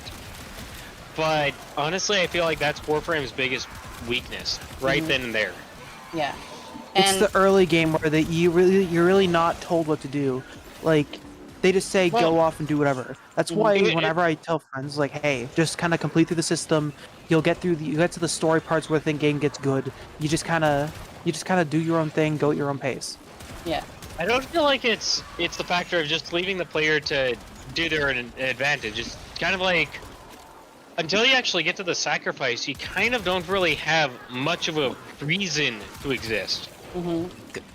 Until literally the sacrifice actually becomes a thing in the Warframe story, you're kind of wondering, okay, why do you even exist up until that point? Yeah. And the sheer mystery isn't really enough to keep most people on. Like, yeah, I think if they lean a bit more into, hey, there's something more sinister going on. Like, have the screen glitch out similar to what happens in the War Within, or not War Within, Second Dream. Like, Second Dream's when things really kick off in terms of the lore. But like, have like your screen glitch out occasionally during missions, or have like visions of Lua. Like, keep them interested, even if it's just like more of a story plot thing. It's still keeping them like, hey, there's something else going on here. It's like they do have a thing where like they don't like people spoiling things. I do like everybody like, in the community basically agrees that spoiling things is bad. So like whenever you see a child, you basically don't explain it. Or when you see an adult, it's like, why does the other friend have a child and why does the other one have an adult? And it's like, yeah, it's like, what are you talking about? Yeah, exactly. It's like, what are you talking about? Why do you think I have my Why do you think I have my drifter like look like a Warframe? Yeah. Like, I don't have the face showing, so it just looks like, oh, wow, that's a cool Warframe. You like become another one. Wait, I just got that Warframe. Why did I do that? Yeah. And it's like, yeah, the mystery of it. Hopefully one day we get earlier cinematic quests. Yeah, that's another thing. Is like, cinematic quests are important for story, and basically world building. And I think they should have earlier stuff too. Like earlier cinematic quests would probably help a little bit. It's sometimes like the earlier you get people into realizing there is a story, then the more you hook them, right? Yeah. You just need to, yeah. What's it called? Like, the frickin' Duviri Paradox quest does help a little bit. Like, it has that introductory kind of thing, but it's a whole different system. The biggest problem with the Duviri introductory is that it brings you into this intense story, and then you're kind of just left with this, okay, here's a bunch of missions, do them. Okay, what sort of importance do these missions have? That's why I feel like they kind of turned off it being a introductory quest, and it's more of a thing you can do after you beat the normal introductory quest, because they realized you're just kind of confused. Like, okay, why are these two things? Why do we have a Dark Souls game with this looter shooter? Yeah. It's like, it helps with player retention. One of my viewers said, it's like, it does. It very much helps with player retention to give you a nibble of what you're supposed to be hooked on. Because it's literally just like they're dangling a hook in front of you at first that doesn't have anything on it. That's basically what it is. I like to say like the hooking things. It's like, because it's like fishing stuff. Essentially, they're trying to hook you, but they don't have bait on it at first. It's just that you gotta have to kind of start to drive your mouth all the way on it before you can taste anything. It's like that. Yeah, and also, like, one thing with the quest that I've had from people who I've played with is you really can't play, like, if you like have a friend like try Warframe out, you can't play with them until the spy mission of the tutorial. Like, I get the first mission, yeah, that makes sense why you can't, but like, why not the one afterwards? Yeah. Like, or like streamline the game so you can play with others. Yeah. So that they can play with others sooner, and you can like tutorial, like, make it so you can play with others. Because like a lot of the introductory cutscene, yeah, I get it's supposed to be like really important, but like a lot of people who are playing the game for the first time aren't really going to get invested into this. Yeah. Into like the story that just like is that you really can't like either skip through or just you can't like sit around and just do nothing while they talk. that's like, what kind of kills the Yeah. it kills the momentum. and whenever you look at like how it works with like the beginning content, one of the beginning contents, like legitimately, your ready is as soon as you go to Fortuna, you can get her. So the thing is, like, a lot of people are exposed to your ready very early, and once they see how fucking buggy she is, they might end up getting really like scared of playing the game, right? And it's literally just like your ready is a early frame. So you run to a situation where if you end up looking up her information and you see the shit that the creators have on her, you probably don't want to play the game anymore, right? Because Or you yeah. drop the character. Exactly. It's like sometimes people will either drop the character or they'll, like me, get angry that people are like, you know, attacking the character they like, and then they end up becoming attached to your ready as if they was like a personal situation. And then that's actually what I've been seeing a lot is like people tease the people like they basically have that situation, right? But I don't think it's a healthy way of going about the game to be like hatred is a good motivator, but it shouldn't be one that is relied on if you don't know how to handle hatred. Because I see a lot of like newer players gravitate towards her because she is sort of like good now, but she is really buggy. But like, that's another thing is like, the creators don't necessarily help the situation, right? A lot of the time, they actually do more hurt than help. Yeah. I feel like that's kind of one of the biggest problems that Warframe does have to face. Yeah. It's like... Is a lot of the creators just seem to hate the game and kind of have unrealistic expectations of the entire game. Yeah. There are some that are good. Like I feel like for the most part, there are Traverse some... is kind of mini series. Yeah, like Traverse's little mini series where he kind of takes a review, but like in a very memey way, where it's just like, yeah, hey, look, here's the ability, here's what I found out. There's a few small gripes with it, which here I'll say, but this, like a lot of them, there are some few negative ones, but like his one on Baruch is really funny, where it's insightful. It's like, hey, this isn't Excalibur, but it's something that's different. It's something that you actually have to use your brain. Like he kind of lays out, hey, this isn't like, you know, not everyone's gonna like this, and there's a lot of people who just say, oh, he's bad because he's not Excalibur, he's not power crept. Yeah. Like it shows that, hey, yeah, like, no, that's literally the example he gives. It's like, oh, it's not Excalibur, you know, Baruch's not as powerful as Excalibur. Why would I have to use a specific attack combination to kill out bombers where I could just go press 4 with Excalibur and just melt things? Yeah. It's like, that's not the point. Yeah. I think with Tribarus, I do know like he is one of the more wholesome YouTubers, which is why he retained his popularity, and his chat whenever, not the chat, but his comment section is always really good, filled with people who have been there for a long time. But I see like a lot of other players are tired of seeing so much hate for the game that they won't stop making videos about, right? It's like not Triparos, it's more like the other guys. They want to make videos on it, but they hate it, right? And it feels they wanna make they're news reporter. They're not content creators, they're news reporters. They dramatize everything to make the most clicks. What I hate the most about X. Like, divide the community, then you'll have diehard fans. Yeah. While Traverse is like, hey, here's my experience with the frame. While there are a lot of ones like Caliban's, which his video on Caliban doesn't make sense. It's like, Caliban, poor man, my guy is not. Poor Caliban. I do feel for Caliban because Caliban's sort of a situation similar to Urati, but instead of hating them, they don't even know he exists. That's, here's the thing.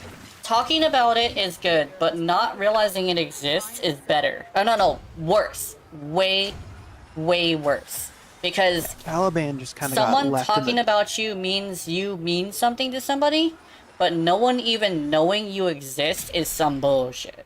Yeah. Poor Caliban. I think what happened with Caliban instead of what happened to Ureli. Ureli was in her own like mini content update, you know. Yeah. She had her own like thing.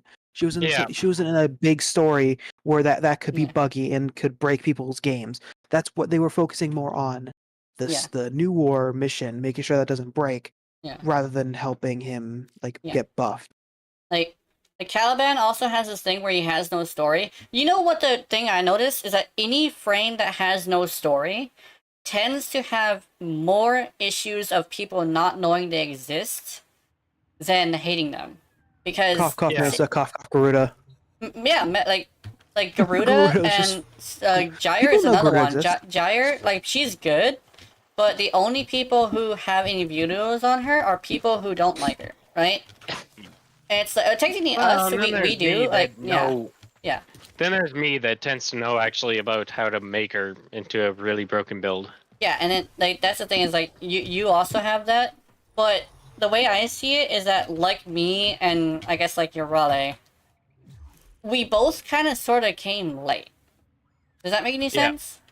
We Yeah, I agree. But with your I Raleigh... feel like one of the yeah. biggest problems with, let's say, like me and Geyer is the factor. I came very, very late in. Like, even my first video was long after she's already been, trashed, and everybody said, "Oh, she's a completely shit frame. Don't waste your time with her." Yeah. The only And I thing feel bad, that's kind of the biggest problem is the fact that You know- you have a lot of the creators just kind of have this aspect of, if it's not this frame, it's a fucking waste. Yeah. Like, they have the their only favorite. thing bad with her And is we're our talking farm. about, yeah, Geyer's farm is a royal bitch. Not gonna argue with people on that. And to be completely fair, yes, I will end up saying it's definitely not worth the farm. Not gonna argue Because- with people on that. Because I not fully only do agree you with have that. the farmer, but not only do you have the farmer, you also have to get the forma to then make her good. Also, please do not kill things in the way. I'm gonna charge up my fen more. Okay. The being I once So, called let's see. brother. Oh yeah, you're using Just run Fenmore? lines. Oh, we got this. We got this, guys. And Eris's may become clear again. Oh yeah, I forgot that, like, yeah, next gen be one-shot and the stuff. I don't one-shot them, but I just melt them. Well, is Severgoth more than Gloom? Exactly, it's another thing like that. Well, but people, here's the thing. Severgoth is not played, but he is not forgotten. Because he has a story mission that seems to have a lot of weight. Because you are literally listening to one of the best original songs in Warframe. Not One only of that, the- but you're one of the getting the context to it, right? And the You thing get, is, you're basically yeah. playing through his whole his whole like reason for him existing. Yeah. But like Exactly. for the reason he's like not as used is because you basically people get him for his one ability and then just trash him Yeah. because Yes. his rest of his kit isn't as powerful. And now that his I feel augment like I feel like Sevakoth's biggest problem is the fact that he's too forma happy. I yeah, honestly feel like that's the biggest issue. that's what I see Because too. for him to end up being a somewhat usable build, you have to end up focusing at least 2 forma for everything. Yeah. So that's a total of 6 forma. Yeah, a 24 more frame, exactly. So essentially what I see when it comes to Severgoth is a lot of people like him, but they don't want to invest in him because he has too much room for investment, right? Oh shit! Yeah. He came after me! I didn't even touch his ass! What you want me for, fool? I mean, I'm not even using He's the interested. one-shot thing. I just have my Fenmore just melts him if I just land the headshots. So Yeah. please don't void strike him, please. I saw the void bubble. Yeah. Out Please into the don't. void, every girl, every boy, to mother's hands we go. Yeah. But yeah, just Fucking- please don't Zados whisper him. Okay, Like, I'll solo A. I'll solo A. What, would Guys you have rather fun. me sing another song? No, my man's I walk up to the boreal man and my man. Oh yeah, there is a void bubble that went around him. We basically just don't want to use Zata's whisper or void damage. Basically, just let Ninetales handle it. This is basically just a free ride right now.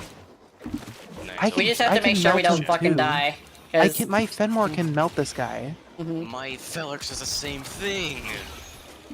Just watch. Let me- Shut I'm up, yeah. loving it. Dude, I need McDonald's really badly, but I can't get it because I'm saving up for a computer. You know how fucking here's the thing. You know how there's an itchiness that causes your finger to force itself to tighten in a direction? Mine. It's my Like whenever you want to push a button really badly, it's like that, but with like my phone. Whenever I see the DoorDash icon, I feel my finger like I gotta order something. Literally, I almost ordered something, but what ended up happening is I realized if I order this, it's double the price, and I will have to wait another week to get my computer. So I just had to force myself to not touch it. I was about to buy something. Yeah, guys, don't deal damage to the Archon. Let me try to melt it, because I'll see how much damage I at least do. Yeah. I want to do it too. Jeez. Testing it. I put Cal when I savvy on this thing. And I gotta remember that when it happens again, I need to explain to people how I got out of the buff. I do that every single time we do an Archon, just because sometimes people might be watching it. I forgot to do it last time, so just in case somebody's doing past tense just to see the Archon fights, I'm gonna be telling you right now, when your ready freezes in place, hit your melee button. Because the melee button will force Maraluna to stop. It will literally force it to stop. And so your ready will bounce off of your Maraluna and you can do another one. It didn't happen this time, but that's what you gotta do. Oops, my bad.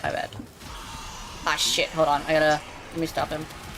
My eyes, they burn. What the hell? Who void bubbled? No, I don't have void damage. That's not... Oh, what? I don't have... me. Let's see. Someone doing void damage and is being stupid. I don't know. Wait, who? I don't know. I think... Yeah, it was Zaws? Oh, yeah, well... Ninetales is going to, one-shot it, so we just want to wait for Ninetales to do it. Actually, let me do Operator. Yeah, I see. Yeah, it's using their amp. It's someone using their amp. Okay. Use your amp. No, it was one of my viewers doing the Zaws Whisper. I do believe she also has a one-shot build, it's just that yours is contending with each other right now. Let's see. And... Let's see. Y'all making me want to do videos again and make low investment Subagos? Yeah. I mean, we've run into a situation where a lot of us have been essentially hopping in late to show the power of Warframes. What seems to have people gravitate towards us is our love for the game, rather than our love for our own channels. So, I mean, I would suggest legitimately, like, don't watch this game. Try, don't watch build. I will recommend for a tip. Don't watch a lot of like. If you look up a build video, Tau Forge, let's go. Oh, nice. And a mob drop this thing. Oh, nice. See, I told you I was a fucking fairy. Yeah, but like, here's the thing. One thing I'll recommend, besides, you know, join a clan, don't watch build videos. Cool. Yeah. Yeah, don't watch build videos. Like, I'm sorry, Yakudos, I know you're the one, you're the, like, an exception that makes good build videos. Don't watch build videos for the explicit purpose of going, hey, that's a good build, we'll take that. Yeah. Learn from them. Learn why they use hunter munitions. That's why we always say straight up, learn why things happen. That's why a lot of like people say like build videos are shit because like they don't teach you anything. Exactly my point too. A lot of the top creators don't tell you shit. Yeah, a lot of the like, top creators basically just flash their mods and be like, "This is the only way to play this frame." They don't go and justify why we chose this particular frame. Yeah. You want mine or Jenna? We actually go through each individual mod. Okay. Here's kind of the mindset that I was going for when I actually created this build. Yeah. Well, not each and every one, but you kind of go like, I wanted viral, so here's the 2 I picked due to wanting a little status. Well, exactly. The point is, we actually provide education that's going to be useful for you, not only just as when copying our builds, but also able to build better builds than what we could have thought of. Yeah. With Lazar, he does explain weapon builds really easily. But no, he doesn't. No, he doesn't. Yeah. The guy's a fucking moron. Yeah, but that's actually what I was saying, is like, he doesn't necessarily seem to know what he's talking about. No. I still doesn't. enjoy watching people do stuff, so I don't judge. Yeah. With Like, Laser, one- he explains stuff kinda, but he doesn't like give a reasoning as to why he does stuff. He just gives a this is what I do. I use sustained energy on Urali. Like I spam C snares a lot, and I end up You running out of don't. energy frequency. The way that you do it is actually quite simple. When you're using C snares, you target specific enemies. Think of it like this: Urali's abilities are an answer for a question. And the answer for the question that C Snares is, I don't like this person, what do I do? You don't use it on regular enemies, you use it on Eximus. Especially since the fact that when you're using an Archon shard, specifically a Tau Forged Yellow, you'll be able to get 2 C Snares. And so essentially you only hit Eximus that you specifically think you cannot handle without it. So essentially you pick and choose your target. Don't always just throw your stuff out. That's what you would want to do. One of the exceptions I think is like when people first, like when Incarnon weapons first came out, if you wanted to learn about what the Incarnons were and like which ones you wanted to go for, that's a reasonable thing because they are pretty expensive. The first Incarnon weapons were pretty expensive.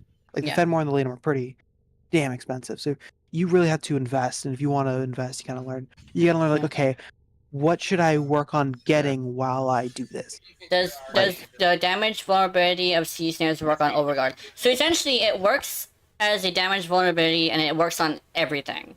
Essentially, damage vulnerability is how much damage that they are vulnerable to. So it's not like a Bane mod, but it's similar. Essentially, It's like a damage buff to them, essentially. On top of Overguard, see you're ready right here? My C Snares will do 334% damage. So 3 times the damage. On top of Overguard 2. And it works on Acolytes. It's one of the few damage boosting abilities that works on Acolytes. You can up to quadruple the damage on Acolytes if you decide to go with a 300 strength Urali. Yeah, that's like something I think like there are some exceptions. The Incarnate weapons are the exception, not the rule. For every weapon, you're not gonna want to look up a guide. Yeah, with the Incarnate weapons, it is definitely the exception, because when it comes down to it, Incarnate weapons have a very interesting setup of you would need to know what you're getting into before you try to get into it, right? You would need to know what they do and whether or not it's bugged, right? But then again, a lot of creators don't update their videos after they find out something new. A lot of the times, a lot of Incarnates have actually been updated to actually work properly, but all of those videos have not been updated. Unless they said hey, there's unless they say hey, this is bugged right now where it doesn't work. Once it's fixed, this is how I run it. Yeah. This is how I would run it. Unless they say that in the video. With the damage, that requires too much effort. Yeah. With the damage, the condition overload, that has been fixed. I love Antivisions because he updates his videos as things get changed. Yeah, I love that guy too, by the way. But here's the thing. This is a weird little tick that I have for some reason. Every single time I see his name, my brain says asshat, but doesn't necessarily say what his actual name is. So I spent a long time not saying Antivisions. Because even though I don't pronounce it right, because I still say asshat in my head. He's cool, but I keep calling him asshat in my head. I do like him. He actually is the one that taught me the mechanics of Warframes. Yuri's compressor and stuff, right? Yeah. He's the guy I do go to him for information because he's so cool, but I haven't seen any of his videos when I Google Warframe in a long time. I'm not sure what happened. I only get 4 creators. I haven't gotten asshat in a while. I mean, Antivisions in a while. And he's also a PNG tuber, by the way. Basically, what I'm, and I think everyone here is saying is, don't take build videos as they're not the Bible. They aren't the holy Bible. They're not the holy Bible of how the right and wrong. They Yeah. are, hey, here's how I figured out how it works, and this is Yeah. this is the results I get. Like, getting Steel Path things, yeah, that's cool. My Baruch, I went in mostly blind. Besides the, hey, duration is not the most useful for the most part. You don't really need much duration. Yeah. I still like a little bit myself because just being able to see things is kind of funny. Would you all recommend getting into Warframe content creation at the moment? The thing is that all of the bigger creators seem to be falling off to a point where it is extremely at a point where some of them look like they're about to leave. I can feel the leaving about to happen. So essentially, I do believe the top slots of Warframe creators are currently being opened up. And the way I would say that is, rather than opening up to one person, they're opening up to multiple people. So right now, I would get my education on how to do videos, and I would definitely get to a point where you can learn, but definitely make sure you also learn in a way that allows you to transfer it to other games. So essentially, build your niche, but start off with Warframe to get some practice. Yeah. But yes, it is actually a good idea to do it, because right now, the bigger creators seem to be falling off. It depends on the definition of creation. If you're playing as videos, this game could be good for maybe doing like, hey, like this is Warframe is not a video let's play game. This is not grinding games aren't let's plays. They're not good for let's plays. Yeah. Besides like Minecraft, maybe that's a different thing. Yeah. Warframe is good to stream. It is good to have streams where you just kind of hop on. Hey, I'm a new player. I'm learning the game. Yeah. Don't backseat me, or unless I ask for help. Yeah. But this is what I'm doing. Like, it's a good live stream. It's a good game to stream. Yeah. But in terms of content creation, like a lot of the games I play are more the games you can live stream. Like you live stream like freaking Splatoon. Yeah. Like you live stream playing that with like friends or competitively. As a creator, I would say this: you probably would want to stream mostly, but in order to do content, you would want to find a niche that has not been too saturated, because of the fact that like currently builds are kind of saturated. So what you would actually want to do is essentially go off of a certain part of Warframe in order to get your niche. It's not niche down. Oh no, it is niche down, but make sure you have a niche that you would be able to be good at. I'm really good at secondaries, and I'm really good at, like, I guess, like, anything that has to do with, like, secondaries and, like, you're ready specifically, and, like, any of the things like that. Essentially, like and so, like, basically, I think, since you said, like, Sevagoth and stuff, I think, this is gonna sound really weird, but you might want to try Railjack and Sevagoth and anything that has anything to do with that in order to get a little bit of a footing. Figure out your niche and then niche down to it. The one thing I should also mention about Steel Path, because a lot of people on the forums, especially. What do you mean I'm out of video memory? What? Apparently, I ran out of video memory, so the game first Descendants crashed. Oh shit. Yeah. But yeah. One like another thing is like you can go do get like a Railjack crew, go through and just do missions, get like as a team go and improve in Railjack, and like basically another thing you also have to remember. Railjack is actually a lot more harder than a lot of people give it credit for. Yeah. Because unlike how traditional Warframe is, plus 100 levels. Railjack can't exactly have Steel Path because it doesn't have the same sort of scaling as opposed to levels. Like, for example, if you go into an Axie Void mission in Railjack, they're 130, but they're not equal to the same 130 in Steel Path. Yeah. they actually hit quite a bit harder. They have more tank than ever before. Due to the fact, probably due to the lack of Yeah. mods that can help in damage and all that in Railjack weaponry. Not necessarily even that. It's because it's built differently. Yeah. I think That's what I'm saying. Like, that's what I'm saying. Like, if you want another cool avenue you can do in consecration, this daily circuit runs. I think Go do like a video a day where you just kind of sit down, you record, kind of like what Sinvicta does in Binding of Isaac, where you just do a run of circuit. Go like 20 rounds maybe each time, while you just kind of commentate or podcast over the thing, and you go, oh hey. And basically, like, go through, because it's a roguelike, and roguelikes, you can record roguelikes pretty easily, because it's different each time. Yeah. I think one thing you could probably do, basically what you could probably take from this part of the conversation is niche down to a niche that hasn't been taken yet. And another thing that I would actually suggest specifically on that is a lot of people. Some people come to learn, and other people come to. Okay, when people come to learn something, it's not to how to play the game. It's usually your opinion on the game. So try to make sure you keep your opinion. You do some content that reveals your opinions, because opinions seem to be what drives content up.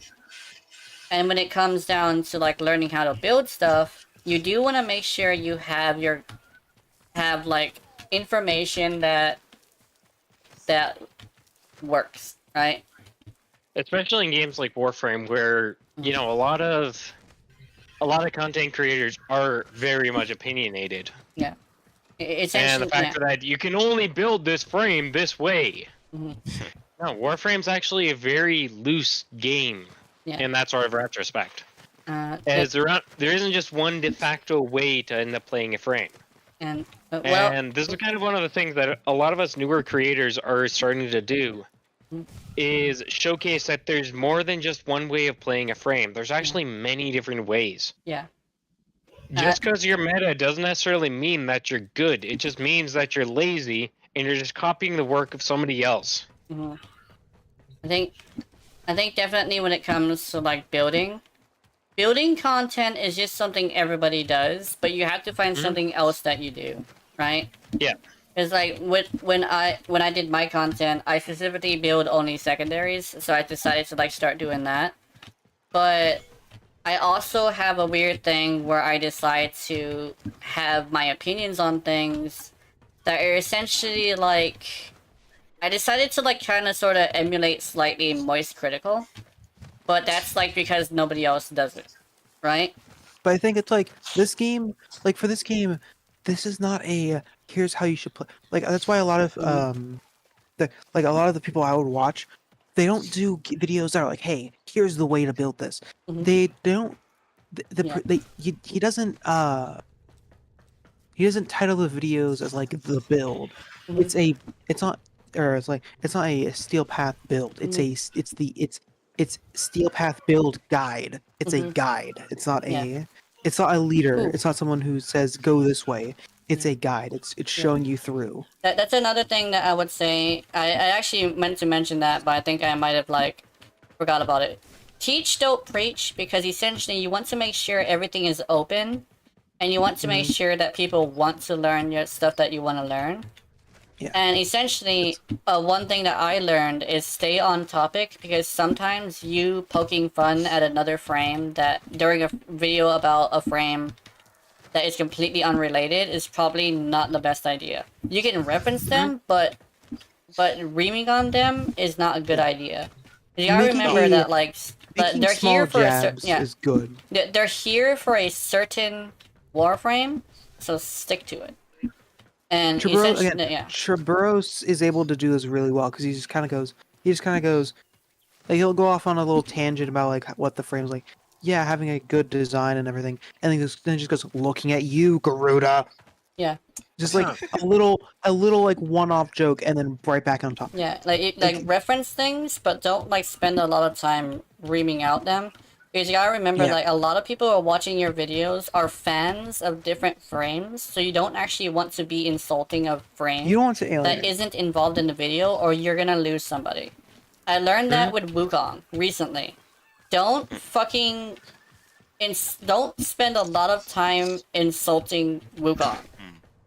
Because there's actually a lot of people who like Wukong, even though that it's a hated frame. So you don't want to chase away your audience by ranting too much about him. Just like either a passing comment or make sure that frame is completely relevant to the conversation. Yeah. Right. For me, I think if I took that idea I did with the daily circuit runs, I feel like if ever Wukong showed up in the rotation, I just like, okay, we're going through, and I just have my character look at them, like for like a second, just look at it, just with no commentary, nothing, just all right. So let's see what warframes we got to. Yeah. Okay, let's look at some of the frames. Like, just have a little joke where it's like having this like persona of a, oh god, it's a Wukong. Yeah. Like, Or, yeah, like, it's but, making don't fun of say haha anything. funny monkey. Yeah. It's making fun of the money. It's making fun of the monkey. The money. Yeah. It's making fun of the funny monkey, but then immediately getting back on topic in a way that's kind of, it's a lighthearted jab. Yeah. Mm-hmm. The thing that I noticed that a lot of creators fuck up on is that whenever they're trying to do a quote-unquote jab, they're too aggressive. Like there's a video that I saw that, like, a Coolerville video, and he said, he basically said something about the Ureti situation, and he said a whole long thing of like, I'm not gonna ream her out, but, and then turns around and reams her out. So it's not a lighthearted jab at that point. It's just him talking shit, using an excuse to talk shit, using the Ureti situation quote that I coined, right? Yeah. So, like, literally, I haven't watched that motherfucker in a long time. Because that motherfucker specifically jabbed at something that I care about, so he completely lost a couple of people, by the way. Like, my most recent video in the Gyre video, I do take a bit of a jab on Wukongs. And it basically is to the point where I can't remember exactly how I have it phrased in the video. I'll have to probably rewatch it again.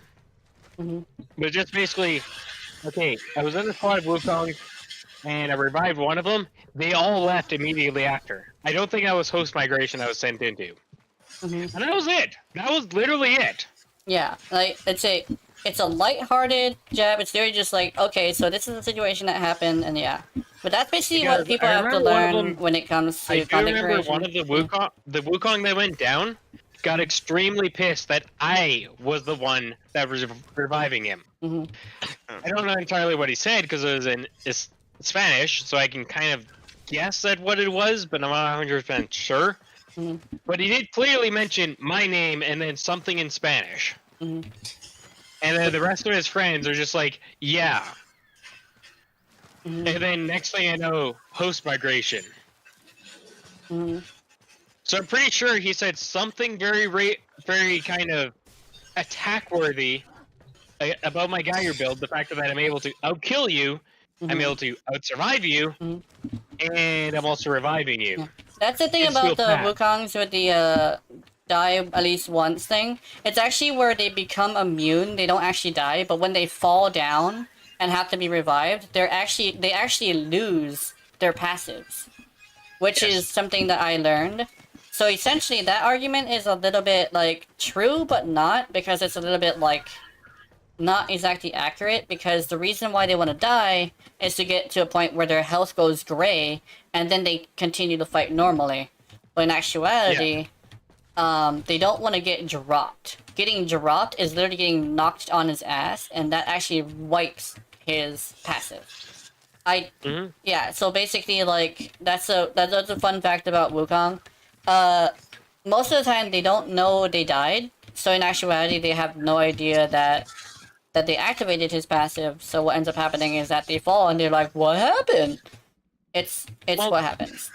The other thing specifically going after Wukong players is, keep in mind, we're not trying to just attack Wukong players. This is just a common thing that we've noticed quite a lot, specifically with a lot of the top-tiered Wukong players. is they take offense to anybody that's not playing a Steel Path-worthy frame. Yeah. Or, sorry, a meta built Steel Path-worthy frame. Yeah. And that's the key right over there, is if you're not running a meta build, they take offense and will host migrate you. Mm-hmm.